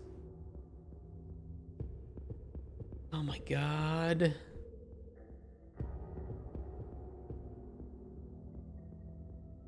Somebody's bringing back the fucking Vectrix? I haven't heard that in ages. I haven't seen one of those since like Gamescom in the retro gaming section. Yeah, at games this is exactly where I saw it.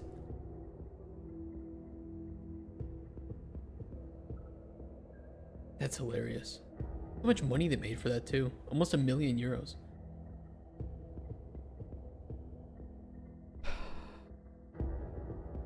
Oh god. What is this?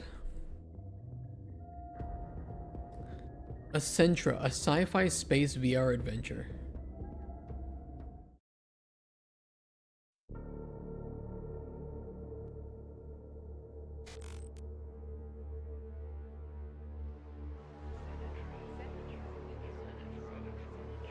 Senetra is your opportunity.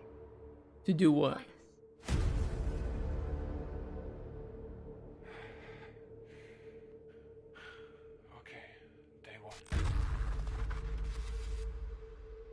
I mean, the presentation isn't bad so Please far. enter your ID card. Scan successful. Welcome, employee 1912. Alright, come on, calm down, GLaDOS. Please proceed to the end of the corridor. Behind that door, your new life begins. Look at this mesh I made, guys.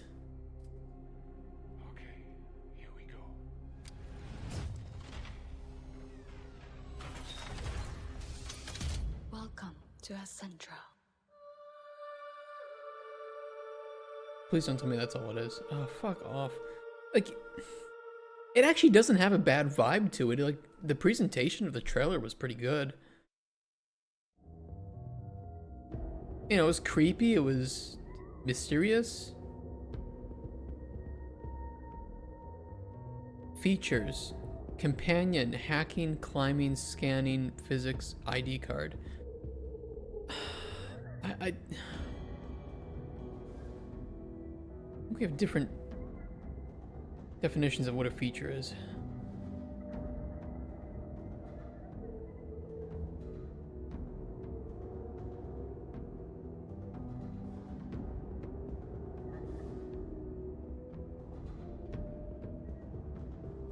I mean, look, shout out to them for not using AI. I think I'd like to see more of what the gameplay actually involves before you start shoving €175,000 stretch goals into my face.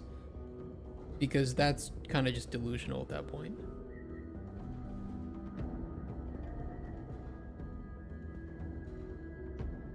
It's too early. It's too early for Kickstarter. You've got something going on, but you need more. But if you guys want to support it, or if you want to just, you know, check out the developers, there you go.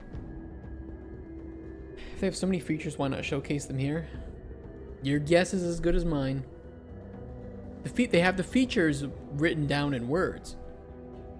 That's gotta amount for something, right?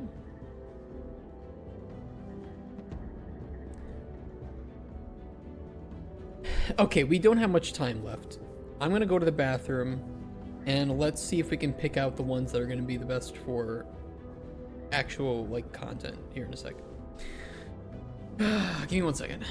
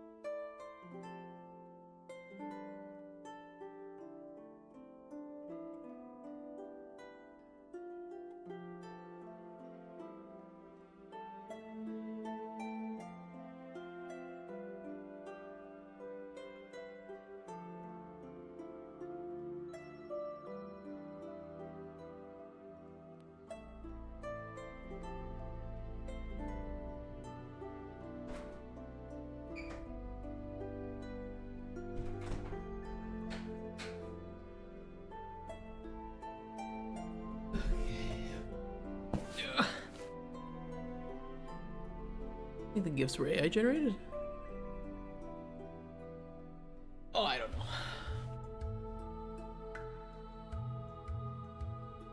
You might be right. Is this an FMV detective game? Godot Golem. Build games by talking to Godot. It's an AI assistant that creates okay, I have to see that. Ad Mortem. I'm gonna be honest, kinda looks like an AI thumbnail, but it could just have the same feel to it. It is funded. I won't disparage it till I see it. Spiritual Warfare, the Unseen War video game. By the way, if you guys see something that you want me to check out, go for it. We gotta get through some of these, so I don't want to go too crazy.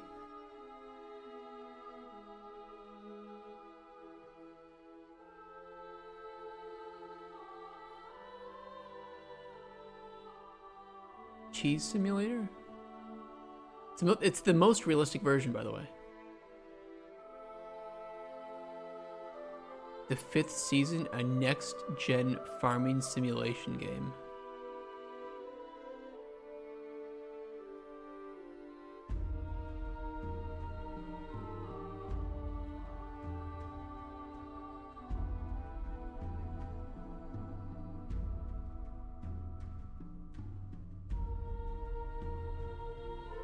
.3D printable terrain? Don't post that on r/art.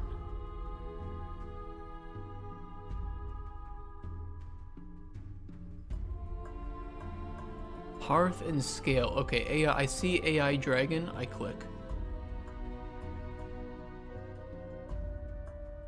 Kula the Ring Ritual. Why does that ring a bell?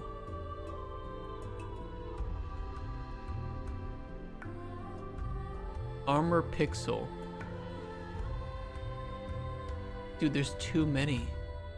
There's too many. There's too much AI slop. What are we doing? FDR's World. With Excel spreadsheet. The fuck? r/art ban anyone who uses 3D and print in the same sentence. Did you not hear what happened to r/art? You can't, it's gone. Okay, so there's a couple of really good Charlie videos about it. What happened is some guy posted his artwork, and it was of a really cool. I don't know if it was handmade or if it was painted. You know what? Let me find it. Let me find it.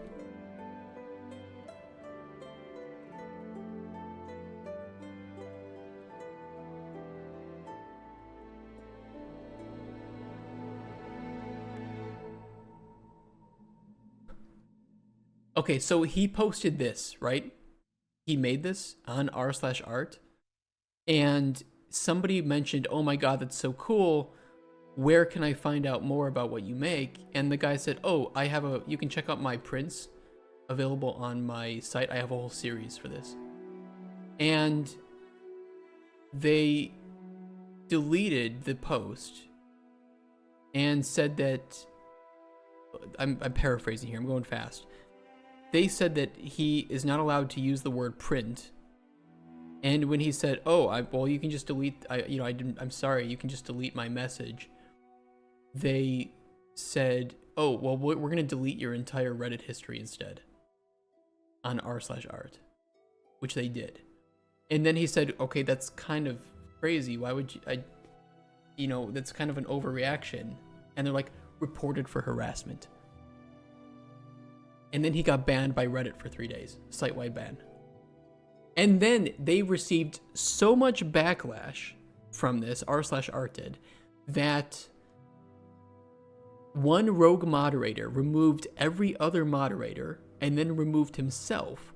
And you have to request to post on r/art, meaning the subreddit is dead.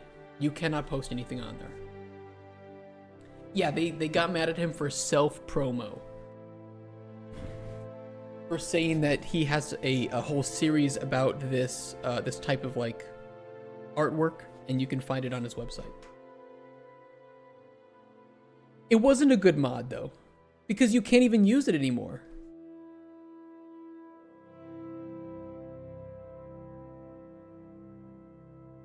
Where's Reddit? You have to request a post. But you can't do that because they have no moderators to approve your posts. It's dead.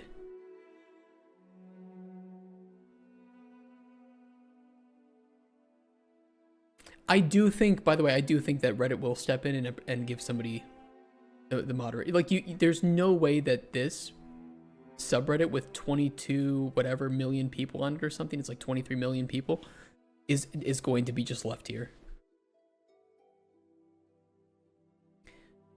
And this awesome guy, this fucking amazing individual, is now selling prints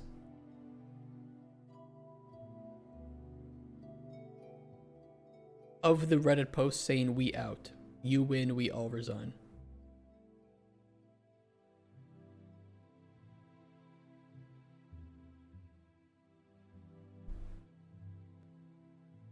This is the hero we need.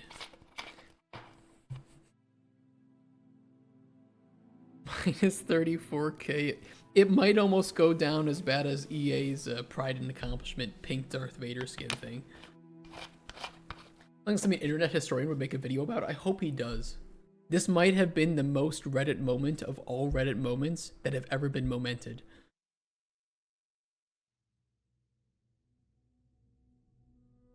Absolutely wild. I hope this guy is making a lot of money. I hope people are buying some stuff from him.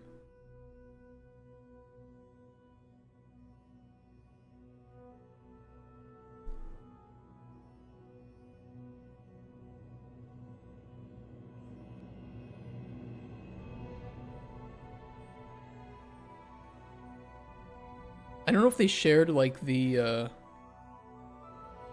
actual images. Oh yeah, here it is. Are you seriously banning me for giving more information on my work? No, I banned you for breaking our rules, but I can remove all your old posts as well if you'd like. Just delete the comment and move on. Sorry I mentioned the word print. Your history has been removed. You're welcome. Oh, but it goes on. At this point, this isn't about breaking the rules. This is about having some sort of vendetta against me. My comment broke rule number 9. I get that and apologize. This reaction is overstepping boundaries. I don't even know who the fuck you are. That's some major main character energy there.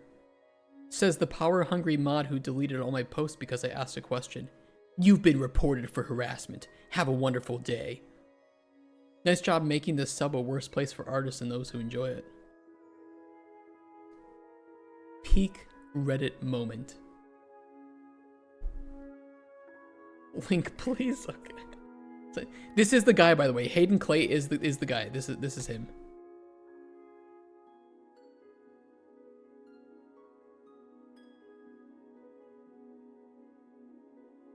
And then his account got banned for 3 days site-wide for harassment. So it's not even the mod, it is the entire Reddit ecosystem that is cancer. And he submitted an appeal. And they stuck with the ban.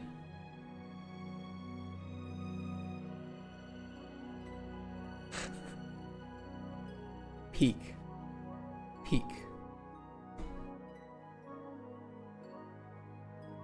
Do I think that everything Elon Musk buys turns to gold? No. Do I think that Twitter is a great place now? No. But if he bought Reddit, it would still be better than what Reddit is right now.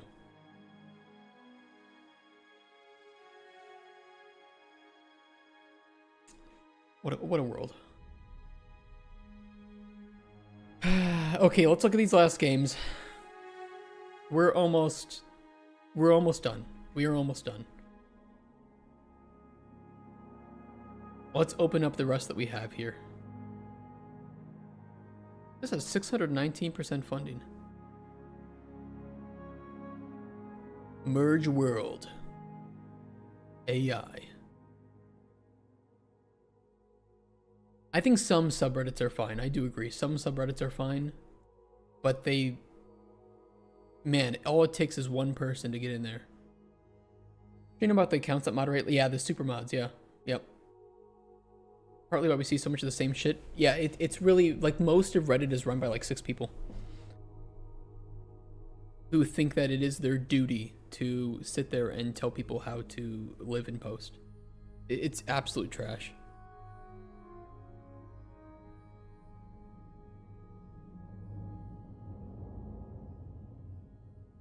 God. All right. This is the last batch. Kind of a low bar. Case of Film Randy. Looks like an FMV game. I like FMV games. They're pretty fun. Hi, Kickstarter. Oh, wait. That's better. I am Andy, and I am a teenage director trying to stand out in the vast desert of Australia. You see, recently, I've gotten a lot more attention for my film, Why Connecting. He's got good charisma. He's got really good charisma. A 6-minute comedy about connection, which won the Best Film, Best Actor, and Best Storytelling in the 15 to 18 category of the Young Beaches Filmmaker Competition. I also created an action short called The Brother Duel Round 2, which is currently in the finals of a worldwide film competition. But every time I film, I want to make something different, to really branch out what I could achieve. Yeah. And one thing that has stuck with me for years is an interactive film. A film where you can make choices along the way. A film that acts like a video game. I've tried this multiple times, but they didn't look so good, and I've never really made a polished interactive film. That's why I'm announcing and kickstarting this interactive cinematic film, The Case of Filmer Andy. The film's premise is a detective trying to figure out an overseas case about a serial killer and hacker, Filmer Andy, who decides to kill his fans by hacking into their addresses and spoilers, tracking their location. However, the detective is assigned with an assistant, and you are part of his journey. But as this adventure goes, the choices that you make get more chaotic and harmful, with more and more danger nearby with all the choices you make. Now, as every interactive adventure goes, it fans out into more and more routes, and this one is pretty big. Currently, it has 23 endings that you can get, a lot of incredibly different endings too. But this is a Film and Andy project, which means you can expect a lot of whip panning towards other scenes and characters that I portray.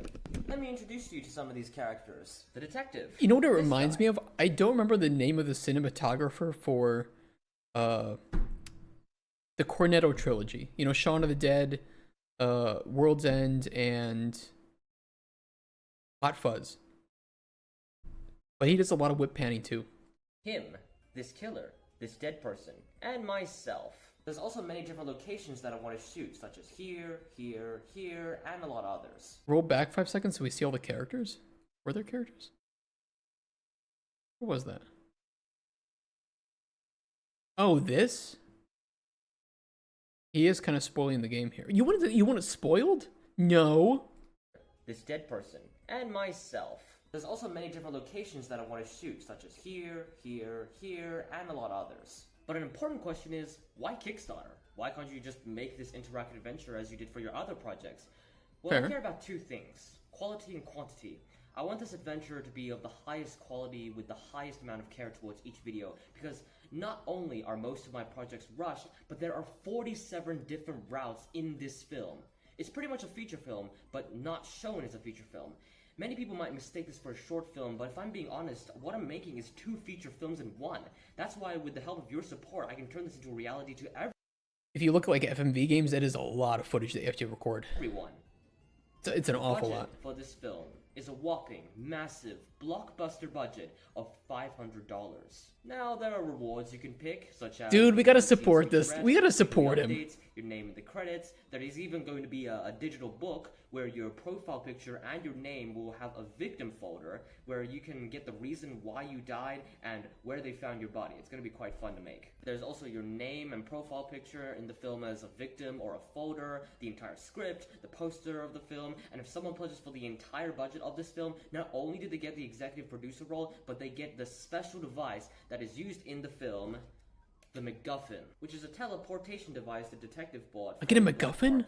Because he didn't have enough money to go abroad. But also, that's limited. But you can still get the role and everything else. The film will be posted on the Filmer Andy YouTube channel for everyone to watch. And even though this might not be your typical animated pilot or a $1 million game or a famous web series or dice jewelry, it is a passion project that I want to see work and that can hopefully entertain people and make them have a fun time.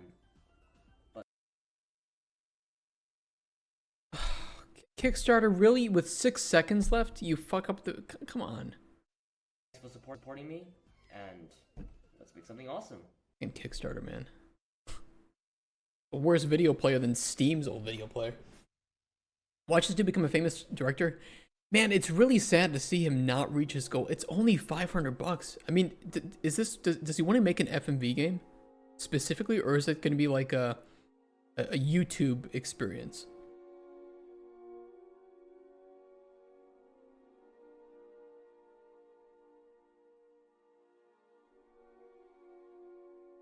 It doesn't say that he wants it to be an FMV. You think it'll be a YouTube experience? The lack of specification on that.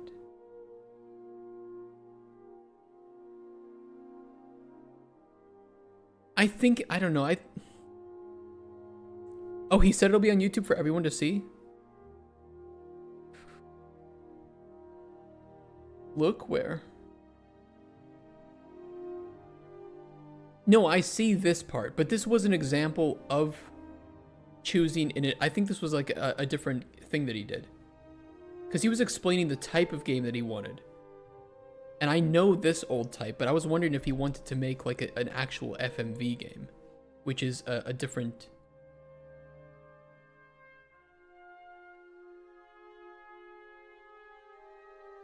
Like 5 Hearts Under One Roof, right? You watch the video, you make the choices, and then it takes you to the next video, right?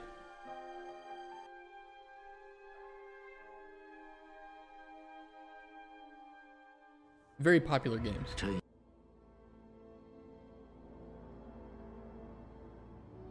was cool. This just came out too. I think he can make a game. He's doing filmmaking. He did say game. That's why I'm wondering, like, is it the YouTube version where it's free? Or is it the FMV? Fuck, dude. I love his charisma and I love detective stuff so much. I might reach out to him and just say, hey, I'll make you an FMV engine. We plug in your videos. Equals game. I'll take Unreal, I'll make it so you know, it plays... It's an FMV game. It's not like they need super crazy... Hold on. 5 Hearts Under One Roof. You know, like the choice... Yeah, like the choices you see here. This kind of shit. Like, it'd be pretty easy to throw something together for him. Even with, like, time-limited choices and stuff. This is all shit that I can do in no time at all. And I'm just kind of wondering, like, hey, do I reach out to him and do I ask him, would you like this? Because it wouldn't take me much time to make it.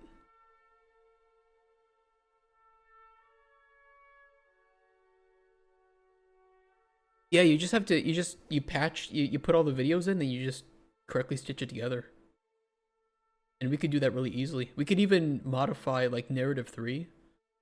Or the built-in dialogue plugin for Unreal. And just have it choose the videos based on that. So you can do all the branching within Unreal itself.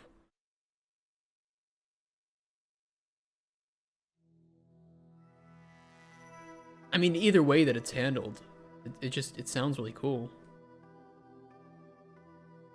And it would be a shame to see it not succeed just because, I don't know, of whatever reason.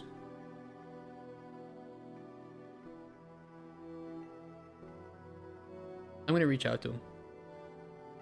I'm gonna do it. Where's his YouTube? Like, I won't even ask for any money. It'll just be a really good experience for me to make something like that.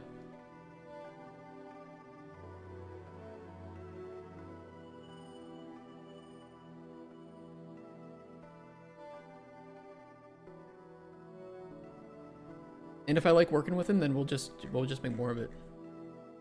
But it sounds fun. And if you want to support this, let's fucking do it.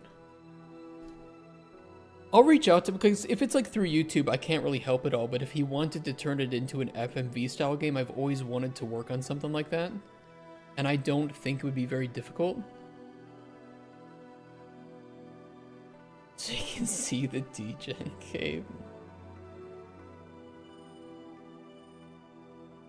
I don't know, I've always wanted to work on something with detectives, and it would be a pretty cool way to start that. And like, I can't do the filmmaking shit or animations. I don't know what the hell I'm doing there. But I can make choices that lead to the next scene, and we can give a prototype. Why not? I got nothing better to do. This sounds cool, though. I wish I had enough money to kind of push it over the edge here, but not sure my wife would like me spending hundreds of bucks. But I want to reach out to him first.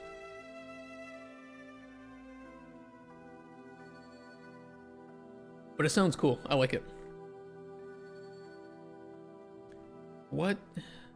$55,000 for an AI assistant to work in Godot? I've always loved game design, but I also know how tough it is to learn. Yeah, but this isn't going to help people learn, though. It's helping people not learn because you're making the engine do everything for them.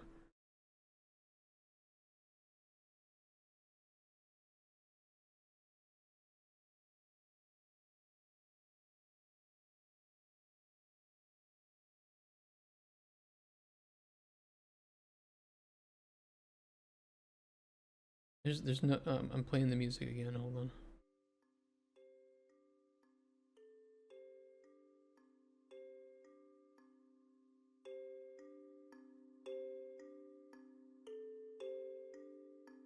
Didn't you just have like dragged the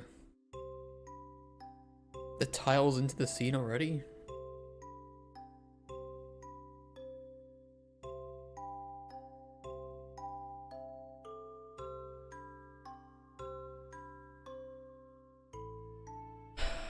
He's running the LLM locally, maybe.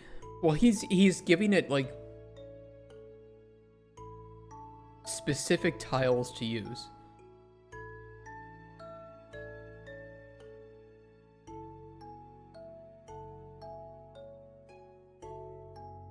Okay. And you need 55,000 for that?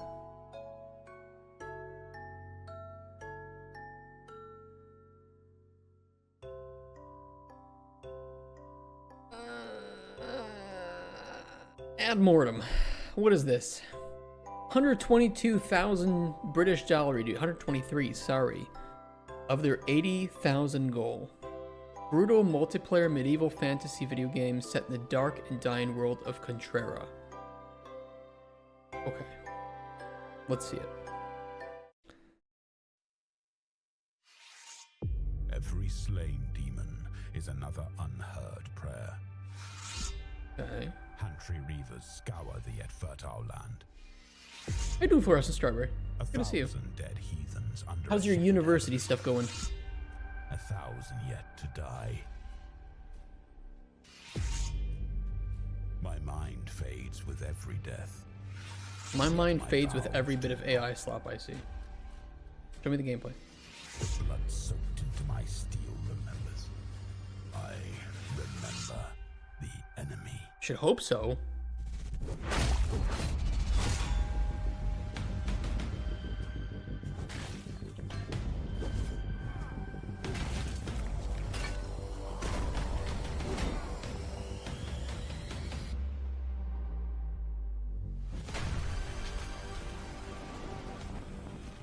It looks good.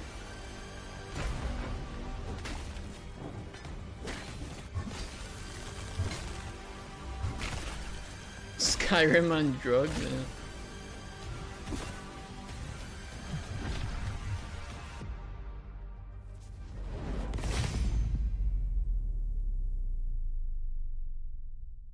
Hi everyone, I'm Giru and I'm the project lead for Ad Mortem. Thank you for taking the time to check out our Kickstarter page. Ad Mortem is a passion project many years in the making, and we're incredibly excited Barely to hear finally it. share it with you. There is an in-depth dev blog coming very soon. Okay. On this page, so please pull down on In-depth behalf dev log. I mean, they've certainly made their money. You're on winter break, got a team together for my senior capstone. What the fuck's a capstone? Lots of great artists. You're the only systems member. Oh boy. Be interesting juggling production and systems design, I can tell. Oh, your senior year final project. Shit. That sounds exciting. Then we can work together. This guy looks like someone who wants to steal your money. It looks like a fine game. Do they have a demo? I don't even see a demo. They were at the OTK game. That's why. Yeah, being shown at the OTK Games Expo is certainly going to get you a lot of...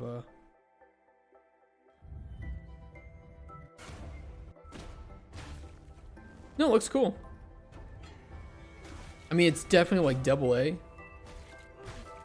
Max. But I like the dismemberment. The combat system looks pretty fluid. But weighty. Oh, sorry, I'm still playing Minecraft music. Kind of a weird vibe for this. I just noticed that. I want to see it though with the UI. I kind of just want to get a... It's one of those games that I think you need to feel the combat of. So without a demo, it's kind of hard to judge. It's got multiplayer too. Yeah, it's got co-op mode. Yeah, good for them. Well-made Kickstarter too. A lot of info. A lot of talk around UE5, from its stunning visual potential to its performance controversies. This is true. Playing at low frame rates is absolutely unacceptable. I think it's cool that they put that there. Plan to expand our technical team with dedicated capacity focused solely on performance and polish. That's good, and that'll pay off in the future too.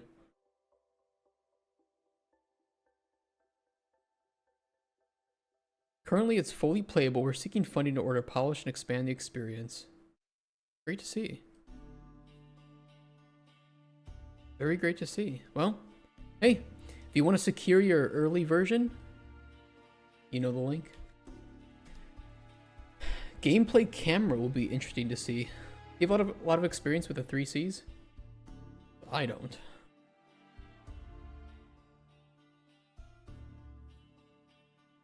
You love the 3Cs? Okay, we definitely need to work together then. Your department. Go ham. Spiritual Warfare, the Unseen War video game. Got a cross on his phone? Have you ever felt like there's more to the world than what we see? No. A hidden reality just beyond our senses. No. But I'm sure you'll tell me, sir. TJ Todd. Glad that you have 2 first names.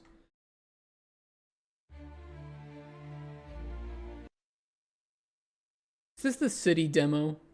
Don't tell me this is the Matrix Awakens city.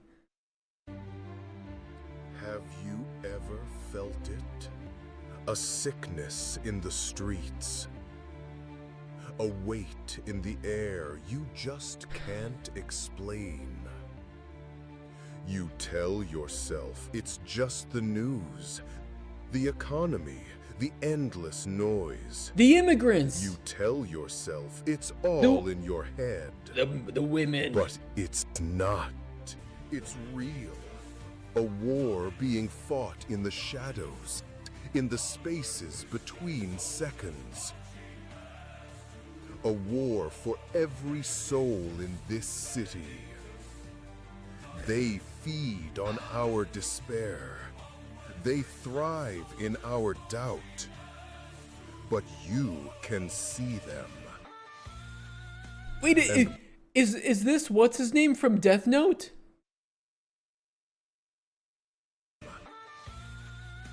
And what you can see, you can fight.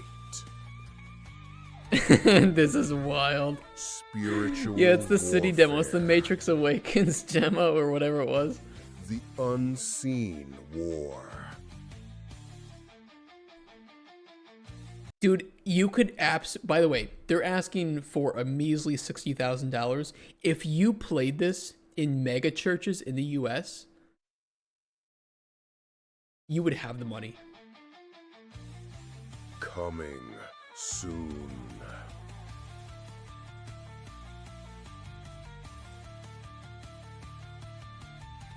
How much was donated? Coming soon, by the way, guys. Totally. I can expect to play this for next year's GOTY stream. Yeah, they've raised $1,600.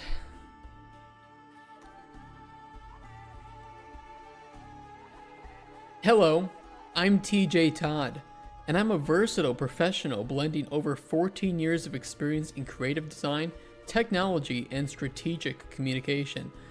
I hold degrees in both emerging media and digital art and graphic design. Holy fuck. I guessed it. My professional life is rooted in community and nonprofit engagement. As the former Director of Communication and Technology at Jacksonville Presbyterian Church, I manage the entire digital infrastructure, from live production and AV systems to website and social media content, ensuring every message was clear and visually compelling. Simultaneously, I maintain my own freelance firm, Post Lintel Design, where I continue to execute comprehensive branding and digital projects. This is insane. What's their previous project? Oh, they've just backed a project. They haven't made a previous one, though.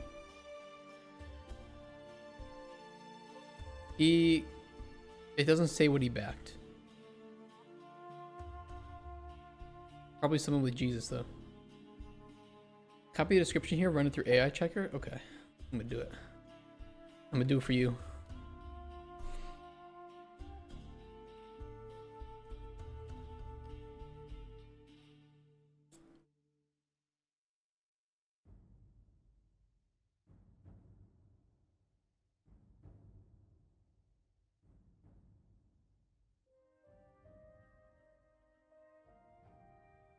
Brant Anderson, wishing you well, hoping this project is a success. Well, Brant, I don't think it will be.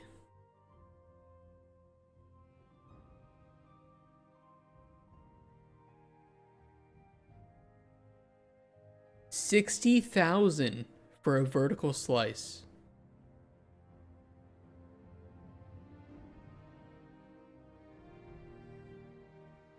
You know what? At least the AI told them exactly what a vertical slice should be. I just wish it had told them how much a vertical slice actually costs. There's 5 yeah, it's just the spending limit on his 5 cards. I wish I could make vertical slices for 60,000. Well, I could if the scope was tinier. Oh my god. No.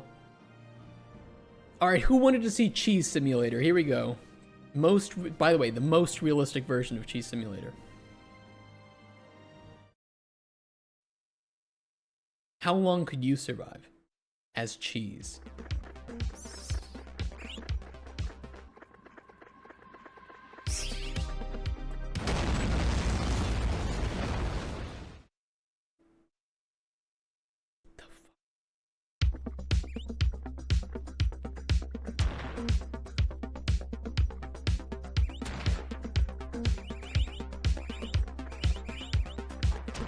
Incredible.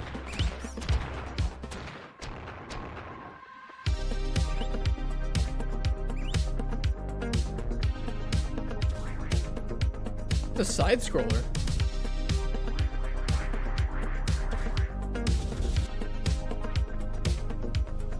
I like the variety in levels, honestly.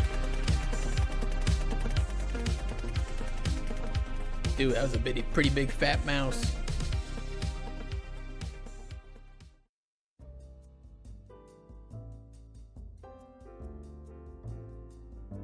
I'm gonna be honest, guys. Legends aren't born. They're aged for perfection.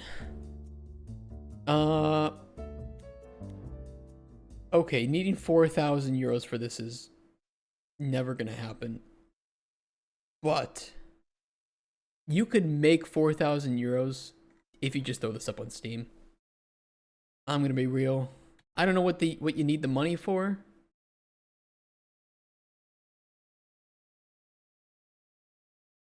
But if this finds the right content creators, you can make your money back.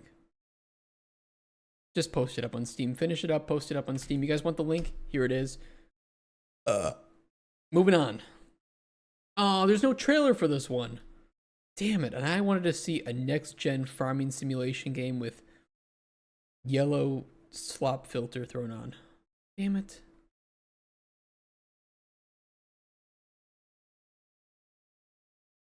Ah, damn. No luck.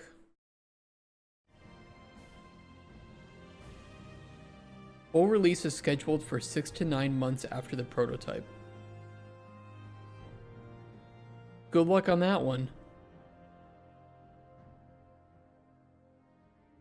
Oh, there's a private Discord as well. Great to see. Speaking of AI slop, Hearth and Scale, a cozy game about a little dragon who finds warmth in building a home, friendship in a growing town, and courage in a cursed dungeon. The Scalies are getting their lizard dicks out for this one. Looks like the beginning of Shrek.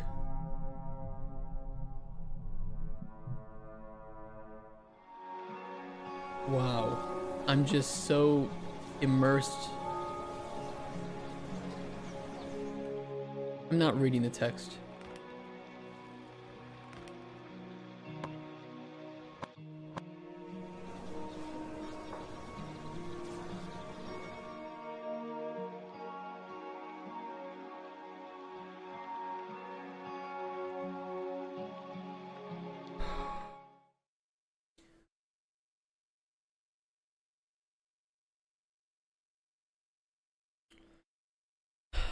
Looks like AI.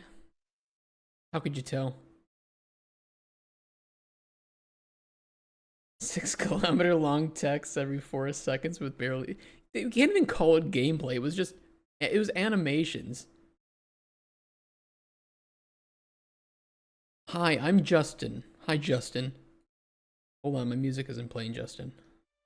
Now it is. Though some people online know me as Devil Axel. Oh, that's who you are. Now I know. Hearth and Scale is my passion project. Cozy fantasy action RPG where I'm pouring all my skills, all of his skills, guys, into the art, code, and storytelling. Been building the systems, world, and style solo in Unreal Engine 5, and with your support, I can dedicate the time and resources needed to bring it fully to life. No, you can't. Because if I can't trust you to build even a modest prototype in your free time, how can I trust you with your full time to build what it's supposed to be?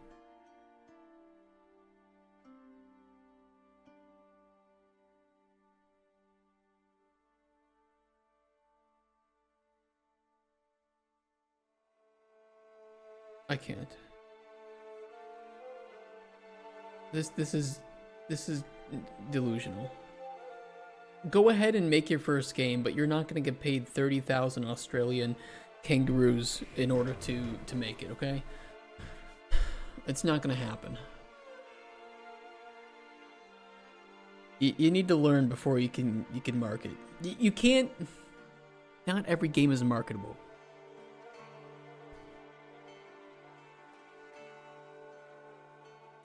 Or Mr. Cut from the Dummies giving money to AI stuff, but they don't even get any money.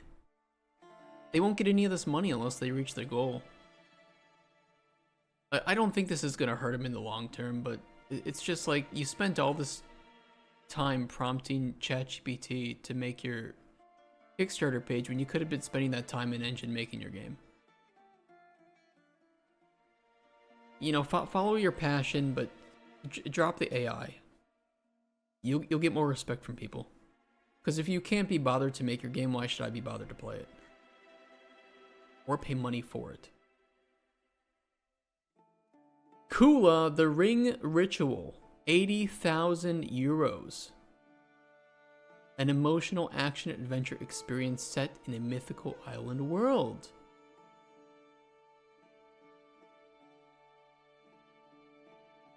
Well, this has to be good, right?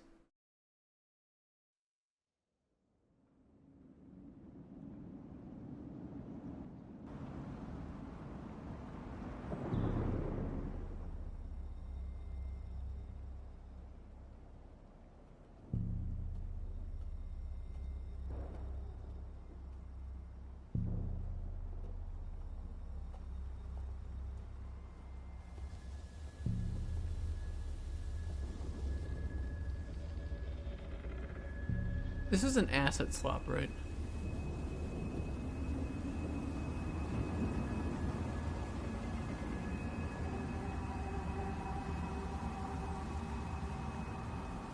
At least the presentation is decent.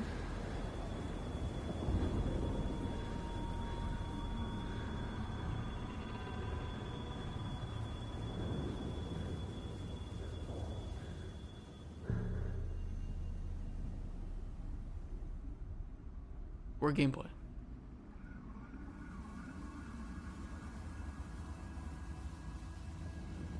Where's the game? I have to go home and make a pizza. Where's the gameplay?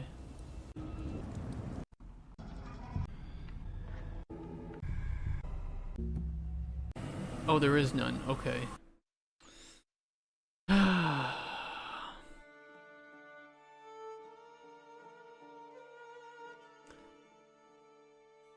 Long ago, the islands of Kula lived in perfect harmony.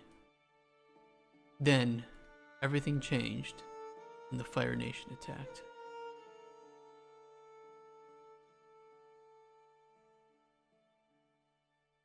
I mean, I can't deal with this. Like, maybe a big studio can get away with making just like some cinematic trailer and pitching it. But you can't do this. Like, you have no gameplay. I'm sorry, but it's so much more difficult to make even one system in a game. Now make two systems. Now make them work together without bugs. Like, this all gets so much more complicated than I think people give it credit for. And then it's like, okay, well, now you need to make it perform well. Now you need to make it work with controllers. You can't just throw some assets into a scene. I get it if you're a 3D artist and something, but then find somebody to work with who actually knows how to build a game.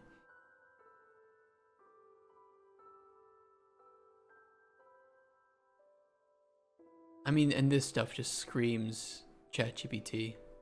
The fucking emojis.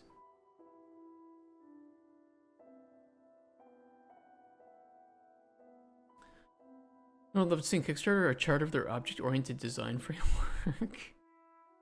To see that they actually know what they're doing.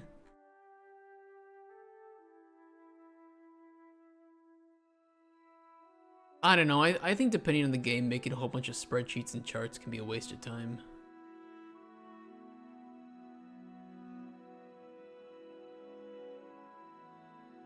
There is such thing as over-engineering.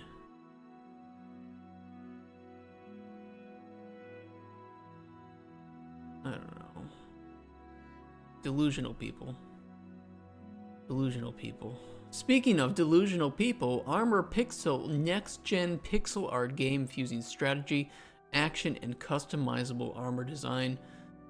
$25,000 they're looking for. And they have 0. Oh, why? Their AI thumbnail looks so good.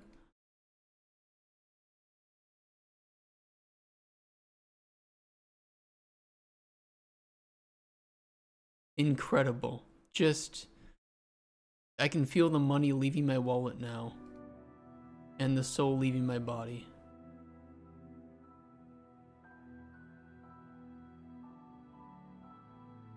This is just AI generated bullshit.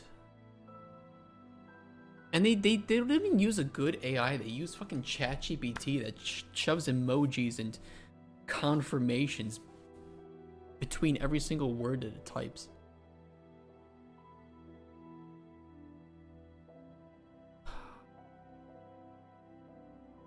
I can't, man.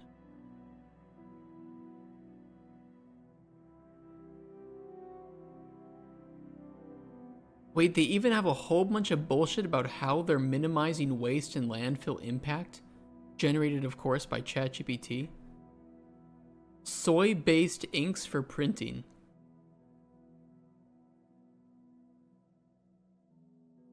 Would that get you banned on r/art, or would that give you moderator position? Cornstarch film? Plastic-free tape? This is just a whole bunch of... This is just slop.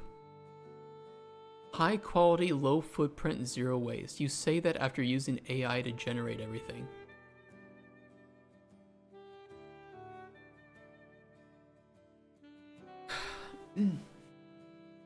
You know, I've always found the word retarded to be a very interesting word, because I think that when we were kids, we would call kids with mental disabilities retards, and this was a really bad thing to call people. Nowadays, I like to reclaim the word and use it for people who have no excuse to be acting the way that they are.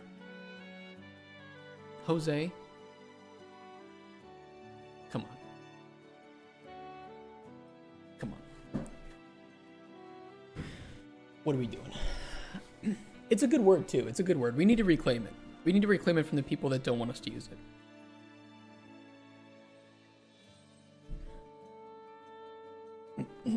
No. Retard is a great word for people like this. It's just, we can't use it to describe people with actual mental disabilities. Can we watch something good now? Yes. Yes, we can watch FDR's World. FDR World, the historical Pow World game.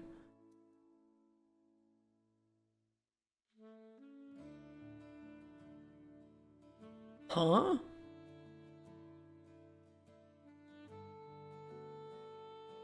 Franklin D. Roosevelt plus Pow World. He gets to bang Lovander. That's the POW that bangs humans, by the way. Let's check it out.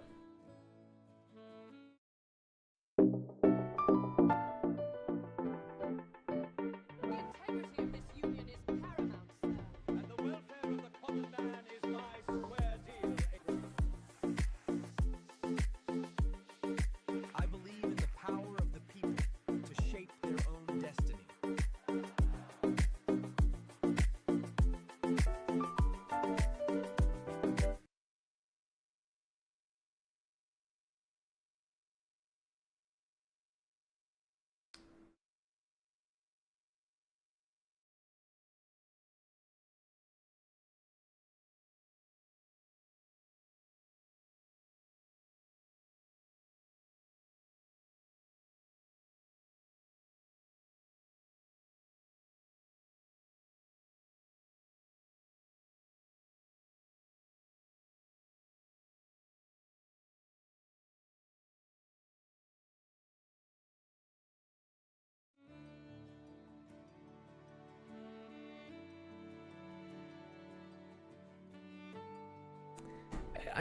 I'm done. I can't anymore. I can't. They have a demo? No, they don't. Shut up.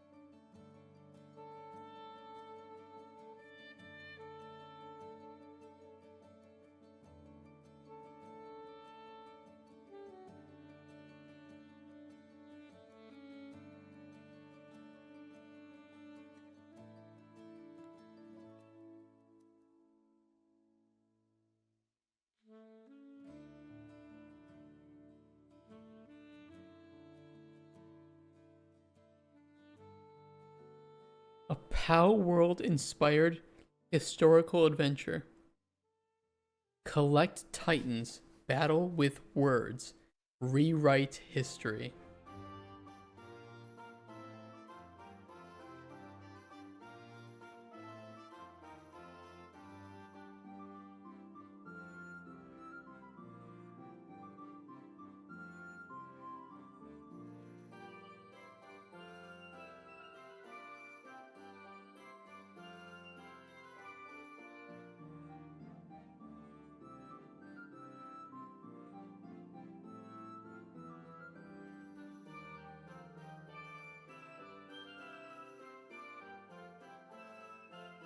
Here are some other projects from our team. The Adolescent Arena?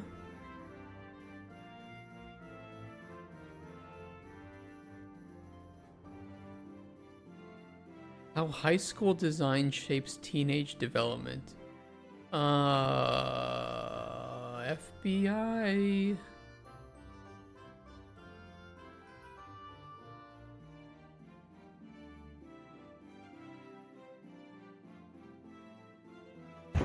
FBI, open up! What the hell is this? No way.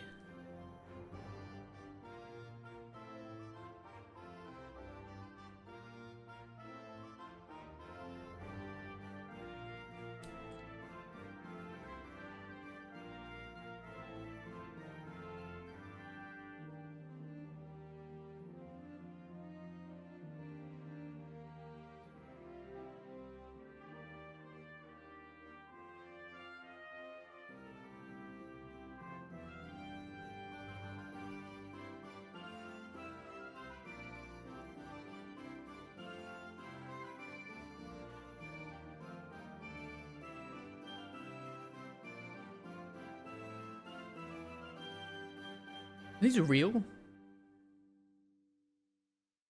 This is just bullshit. This is archive.org/detail/school architect 01. These none of these are real.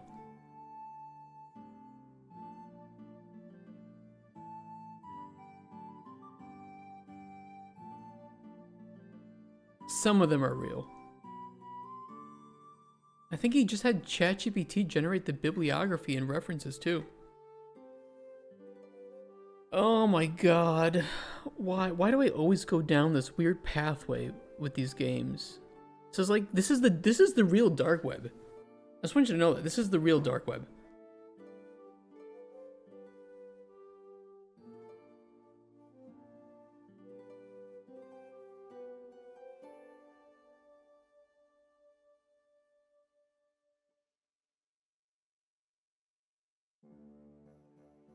Technical development research? Oh my god, please, I want to see this.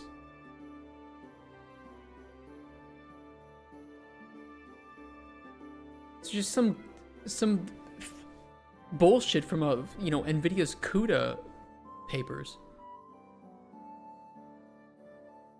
Oh, I'm sorry. No, this is actually just the times when you can watch presentations.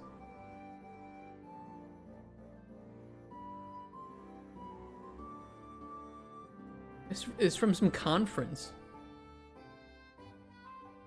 More coming soon. I'm really glad to hear that.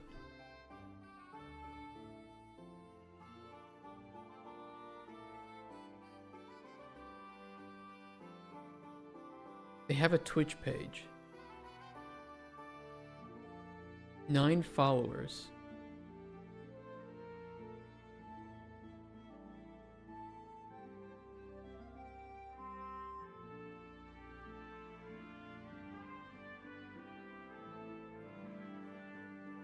Cultural applications.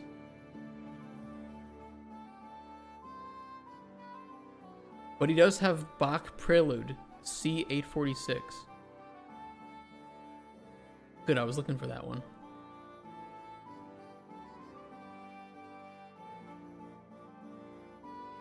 Dungeon Fighter Online Speedrun World Record.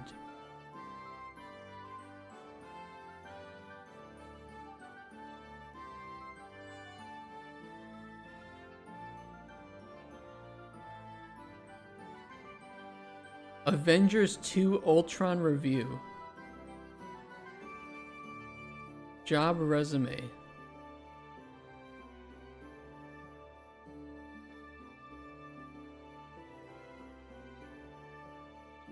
Hello, this will be my presentation on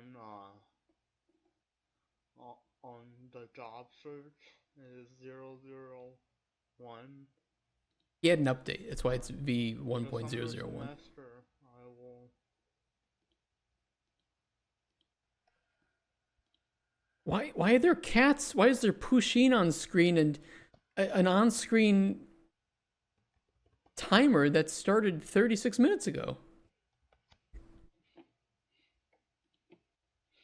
And for this stage, I'm going to try to pass or fail. So each day. This is 6 years ago. I'm going. We are to the 17th make viewer. My band. Wait, what? Wait, what? So each day, I'm going to make my bed, get fully dressed. Those are good things to do. Timer set for 2 hours, and DFO market. What is DFO market? / Twitch. Guys, this is me. This is what I do. Make bed. I actually don't make my bed. He's better than me. Oh, Dungeon Fighter. You're right. DFO is Dungeon Fighter Online. So he makes his bed, he gets dressed, he sets a timer for 2 hours, and he plays Dungeon Fighter Online on Twitch. Boys. So this will be my office environment as opposed to a home environment. Yeah. No, it's a pretty good routine. Yeah, I agree with it. I just don't know why this is on YouTube. So I need to do a lot of clever things because of the noise. So the noise? Wait, what? I need to do a lot of clever things because of the noise.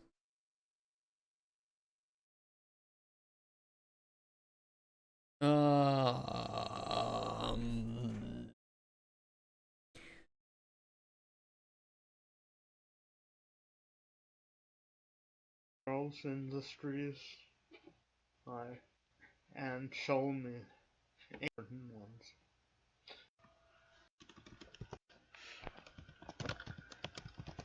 Want money for what? Buying.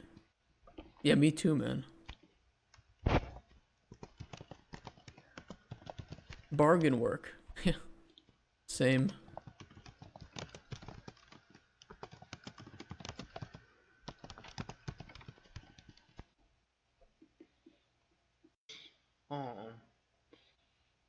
Is there any other work like an internship? Slavery. Yeah, there is other work like being an intern. It's called slavery. I can get you hooked up, sir. I got a slave person. I got a slave dude. Job fairs. Never been to one of those. 2-hour work session. 2 hours, then Dungeon Fighter Online / McDonald's reward. Honestly, based. My man's looking for work and then just plays games and buys himself McDonald's. We'll buy the... Wait. $50 million platinum box?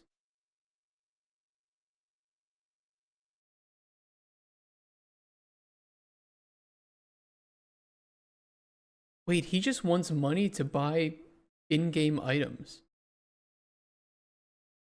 50 million platinum emblem box.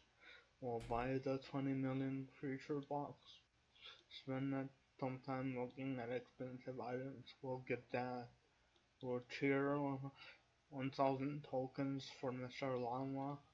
We'll Amazon buy, I just looked it up. it leads to this. He wants the Acer Predator Helios Neo 16-inch gaming laptop computer, 16-inch 2.5K 240Hz Intel 9 275 HX up to 5.4 GHz NVIDIA RTX 5070 Ti 12 GB GDDR7 RGB KB Win 11 Pro with accessories, 32 GB RAM, 2 TB SSD. Insane. And I'm also thinking that they replaced this this page at some point. Because then I don't think the 5070 Ti was available 6 years ago. Why? He will cheer 1,000 tokens on Mr. Llama as well.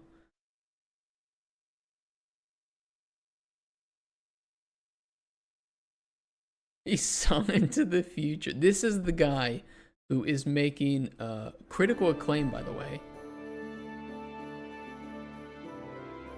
No, this is not real. No. These are not real.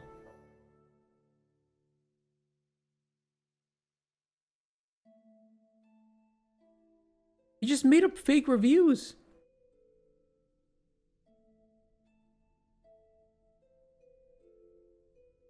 These aren't even real sites.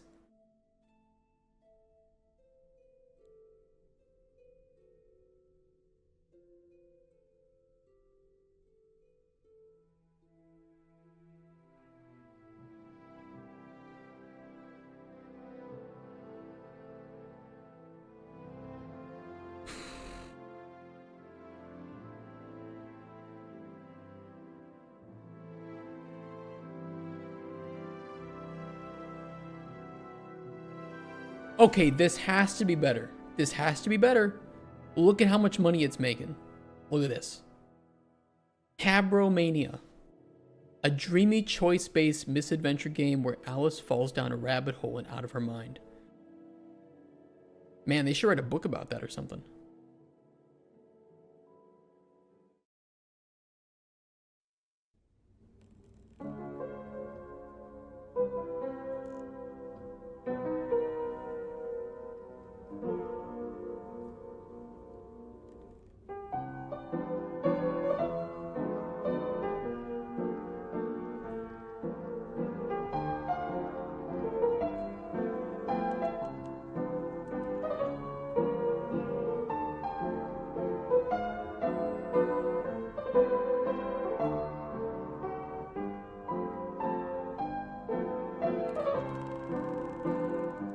I like the art for it.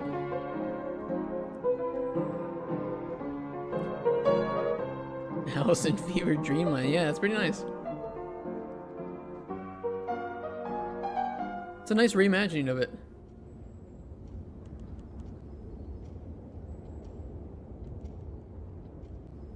Demo put on Steam and Kickstarter.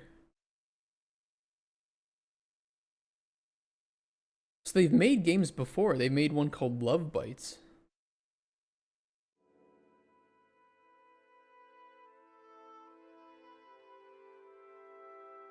$31 mixed. Well, you know what? I can only hope that this one turns out better. I don't know if these are the same people, though.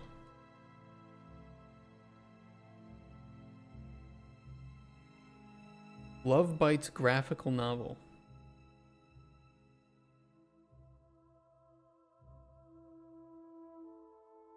Bang, bang, bang.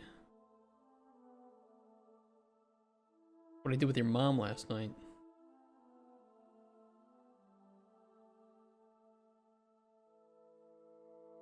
Yeah, I like it too. It's pretty nice. They have a demo right up here.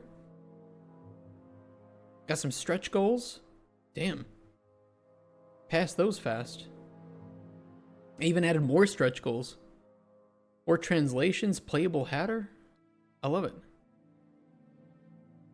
Really well thought out page though. Lots and lots and lots and lots of art. A pretty sizable team as well.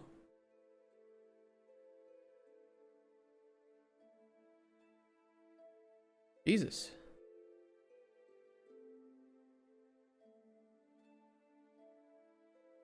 Yeah, it's really, hey, You want an example of how to make back our project or the mouse gets it?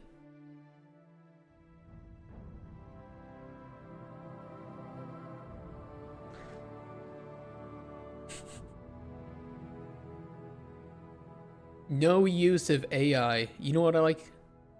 Everything about this. Guys, go back this. How much is it for the game? You get the game for 20 bucks. Nice fair price for what it is. Down the rabbit hole, 20 bucks. I like it a lot. We have 3 left. 3. Only 3. Merge World. Don't let me down.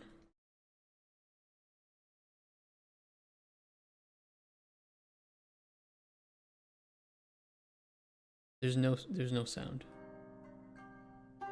I feel let down. Actually, the gameplay is not bad. For a little casual, little mobile game. You rather collect Titans of the Jazz Age and rewrite history in a 1920s New York? Shut the fuck up, Snowday. I swear to God, if you magically have enough money to back FDR World, I'm going to find you. I'm going to hunt you down. And I will give you a wet willy. Beyond Eternity RPG. Dude, look how good their character art is. He's got wet t-shirt? Wow. I mean, I just can feel the effort that went behind making these characters. And it was 2 sentences.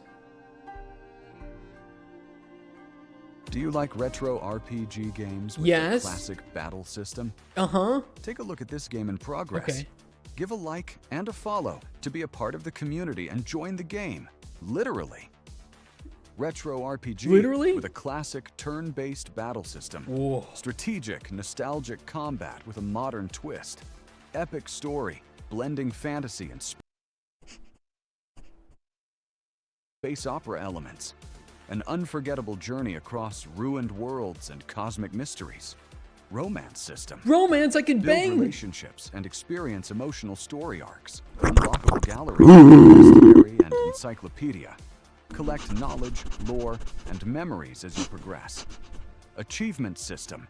Challenge yourself and unlock retro-style rewards. I love being challenged. Retro-style filters. My mom says I'm challenged all the time. Immerse yourself in a nostalgic visual atmosphere. Original synthwave soundtrack. Driving beats and original cosmic melodies to set the tone. Quest and side quest system. Explore a living world full of stories. Looks like and Hardbound. secrets. Equipment upgrade system. Forge and enhance your gear to gain an edge in battle. Random loot and boss chests. Discover Random treasures loot? with rarity and surprise. Multiple difficulty levels. From casual play It's to yeah, it's nightmare RPG Maker. challenges. It's RPG Maker with AI generated art. From fucking Warsaw, Poland. I'm Van Dressler, an indie game developer, streamer, same, and content creator passionate about retro-inspired games. With a background in storytelling, music production, and game design. Man, everybody fucking says that. Everybody says game design. For their game that is not designed. I've been building Beyond Eternity as both a creative passion project and a love letter to classic RPGs. My goal is to merge nostalgic turn-based gameplay with modern systems like achievements are modern systems. Don't tell Xbox PS3 era. Upgrades and dynamic difficulty while creating a unique sci-fi fantasy universe for players to explore. Okay, Wukash. I get tilted because every single game designer understands. Everybody thinks they can do our job. Every single person thinks they can do our job. Why is his name Wukash? Because he's Polish? Man, I don't know. This is his verified name. I'm gonna look for him on LinkedIn.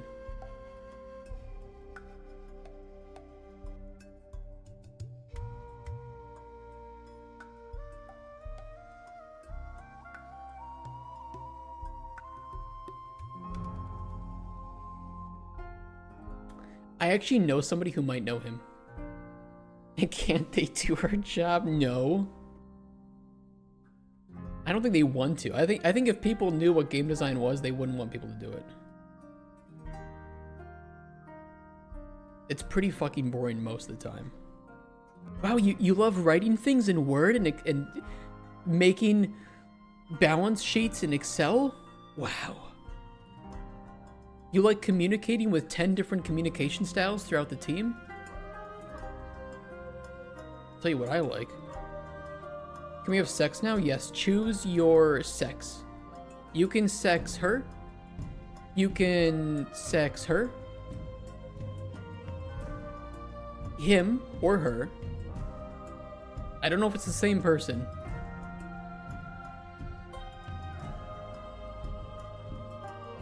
Oh no, they're two different people. Those are the only people you can sex. Maybe it is. Probably 35. Where does it say that? Looks 26. Probably 35 and 30. You know, I knew a game designer that designed the same way. He would write design documents and then he would just ask questions in the design documents. Like, should we do this or this solution? And it's like, your job is to tell us what we're doing here?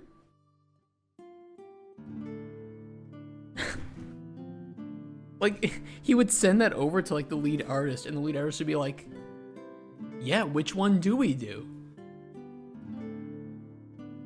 Ah, goddamn, dude. 250,000 euros for the Silent Weapon, an original stealth and espionage action video game inspired by the Metal Gear Solid, Splinter Cell, and SOCOM licenses. Man, I do miss SOCOM. Design docs should answer questions, not ask more. Look, I read his documents. They were ridiculous. They barely explained anything, and then they asked a bunch of questions. It was horrible. It was horrible. All right. This has to be good, right? I mean, look how good this image looks.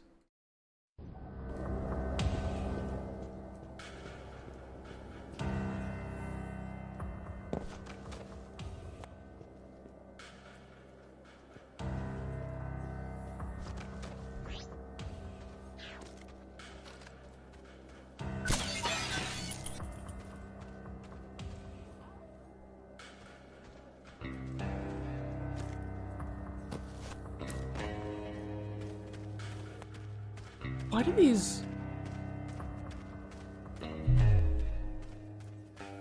I don't know why, but for some reason these make me think that these are the exact same animations as Metal Gear Solid.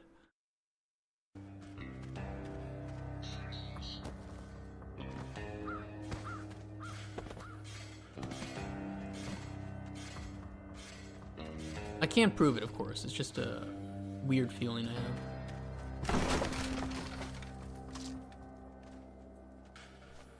It is actually gameplay, though, for what it's worth.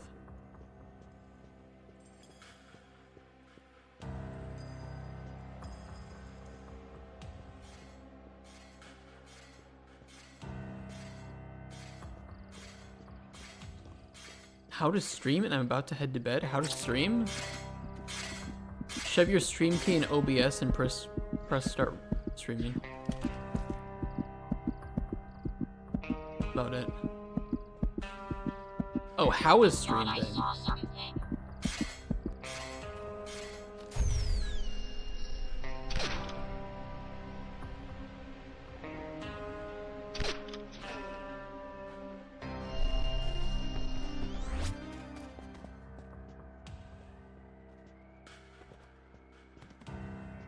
I'll tell you this insight.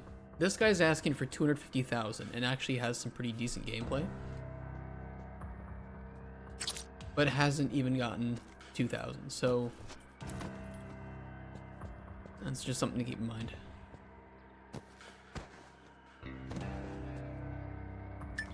Rough ass platform.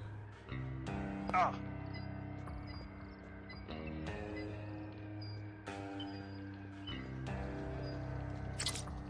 I'm gonna be honest, I don't see why you can't just like throw this up on Steam. I think people would play this. I'm with you, Drymux. Like, there's not a lot to criticize here, other than maybe some sound effects are a bit weird, but it's nitpicky at that point. For an indie game, it's just nitpicky. Enemy romance? I don't know.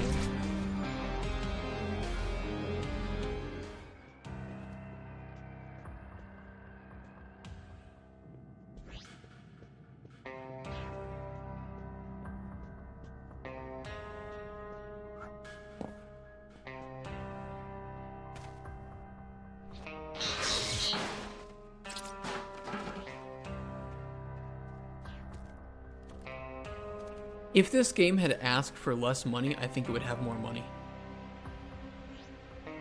If this had asked for like 10, 15,000, I think it could get it. Holy fucking shit. It definitely needs sound work though.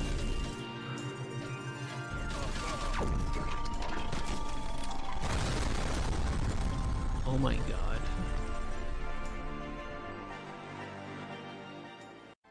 Of stealth action video games, following in the footsteps of series like Metal Gear Solid, Splinter Cell, and Succumb. Good games. While stealth is essential, but dynamic action also plays a key role. At the heart of the project, our lead developer. I don't think this needed stretch goals. Now, a long I think time this fan just of needed a stealth lower action goal. games, such as Metal Gear Solid and Splinter Cell.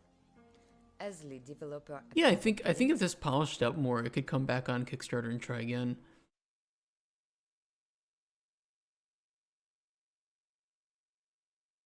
And to be fair, what they're asking for is about how much you would want to look for. But I think that what they should do for Kickstarter is to get enough money to polish up a prototype and take it to a publisher. They should not be on Kickstarter asking for all the money they needed. Stronger warm-up audience? I mean, that would help too. There's a lot of things that would help this. This is not a bad game. It's just, it's very unpolished. Very unpolished.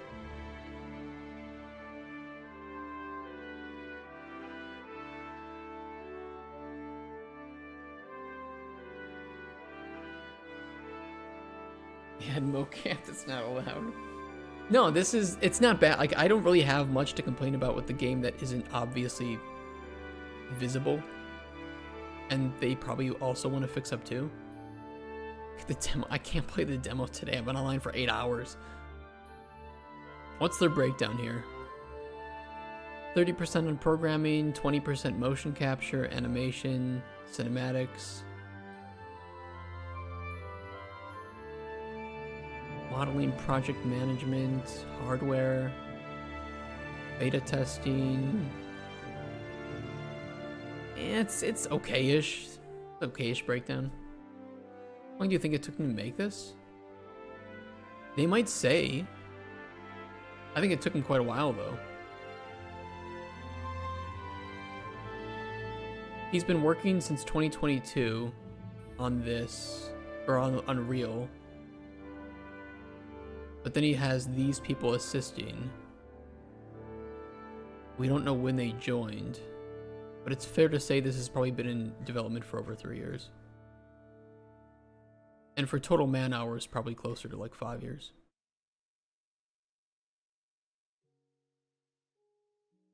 But what I see is people trying to make a actual like real passionate game, not using AI. I fully support it. Don't see graphic UX there. Well, yeah, they're gonna find out real fast that they're gonna need some of that stuff.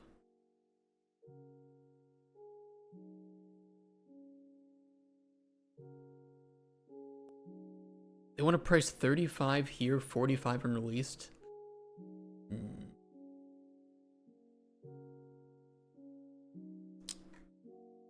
Show me a vertical slice, then we can talk about what you should price it for release. Stretch goals up to €1,000,000. Sorry, that's delusional.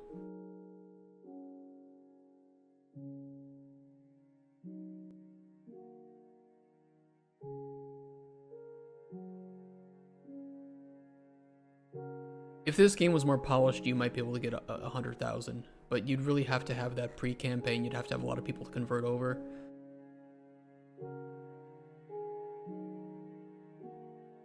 But that's not to say the game is bad, or that the direction is bad, or that the desire to make this kind of game is bad.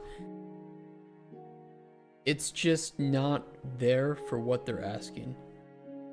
But they could ask for something and get it.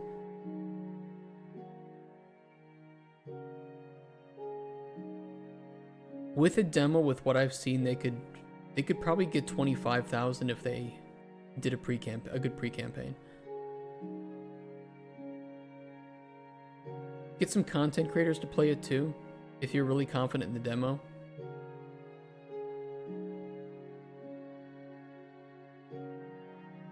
Good social media presence. They could do it. They could do it. I hope they do it.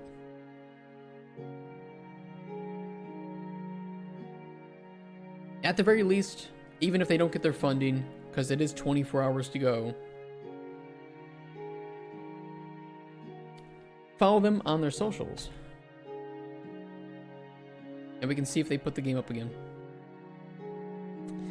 What I'm thinking about now? What are you thinking about?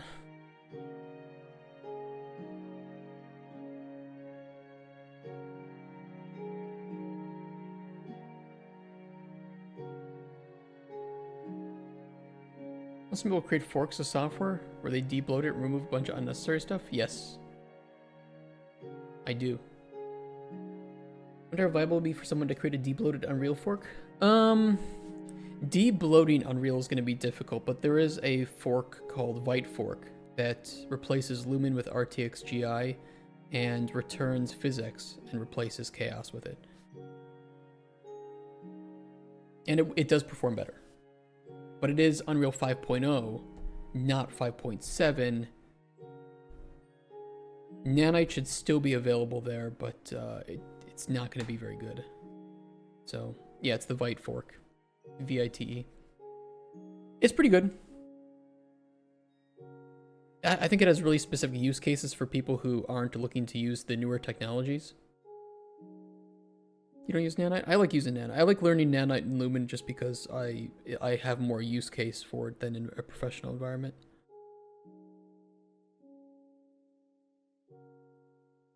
But it just depends where you plan to go with it.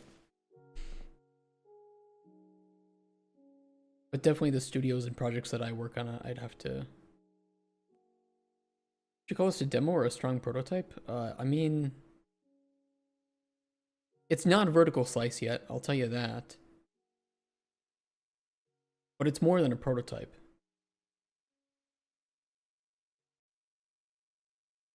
Yeah, I would say MVP is very fair. Yeah, it's definitely, it's more than a prototype, less than a vertical slice. MVP, sure. You could put this up on Steam and make money from it. Therefore, it is a minimum viable product.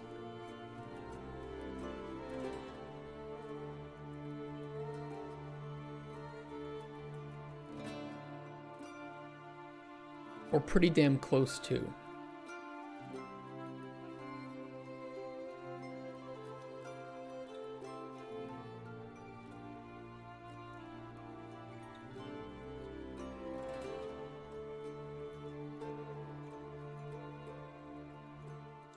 How you doing, Crew Crusader? Had some post-production? Maybe a little bit. But it's still, I wouldn't say that it's at vertical slice yet.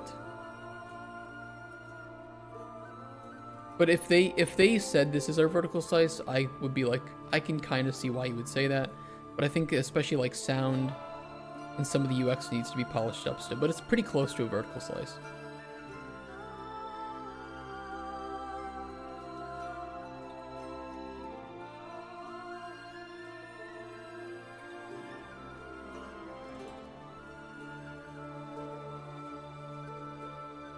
But if they threw this up on Steam now as early access, people would play it. People would give money for it.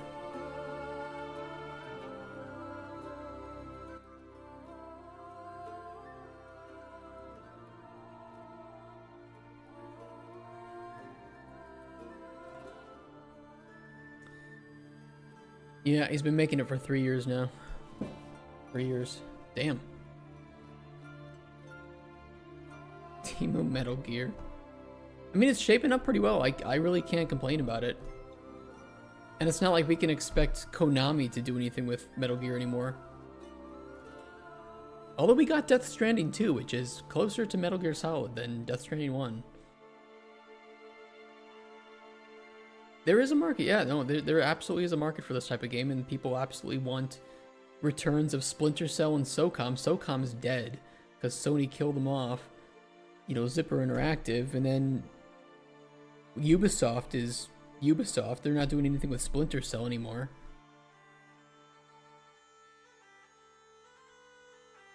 I respect the hustle.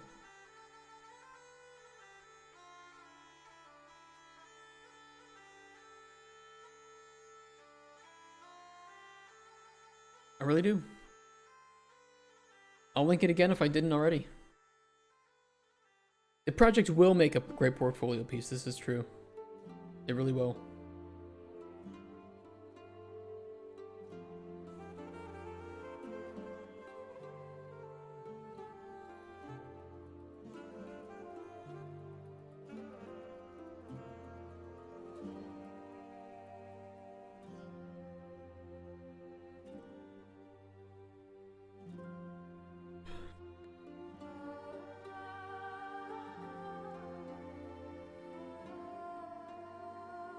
Yeah, we gotta catch up Insight before the end of the year.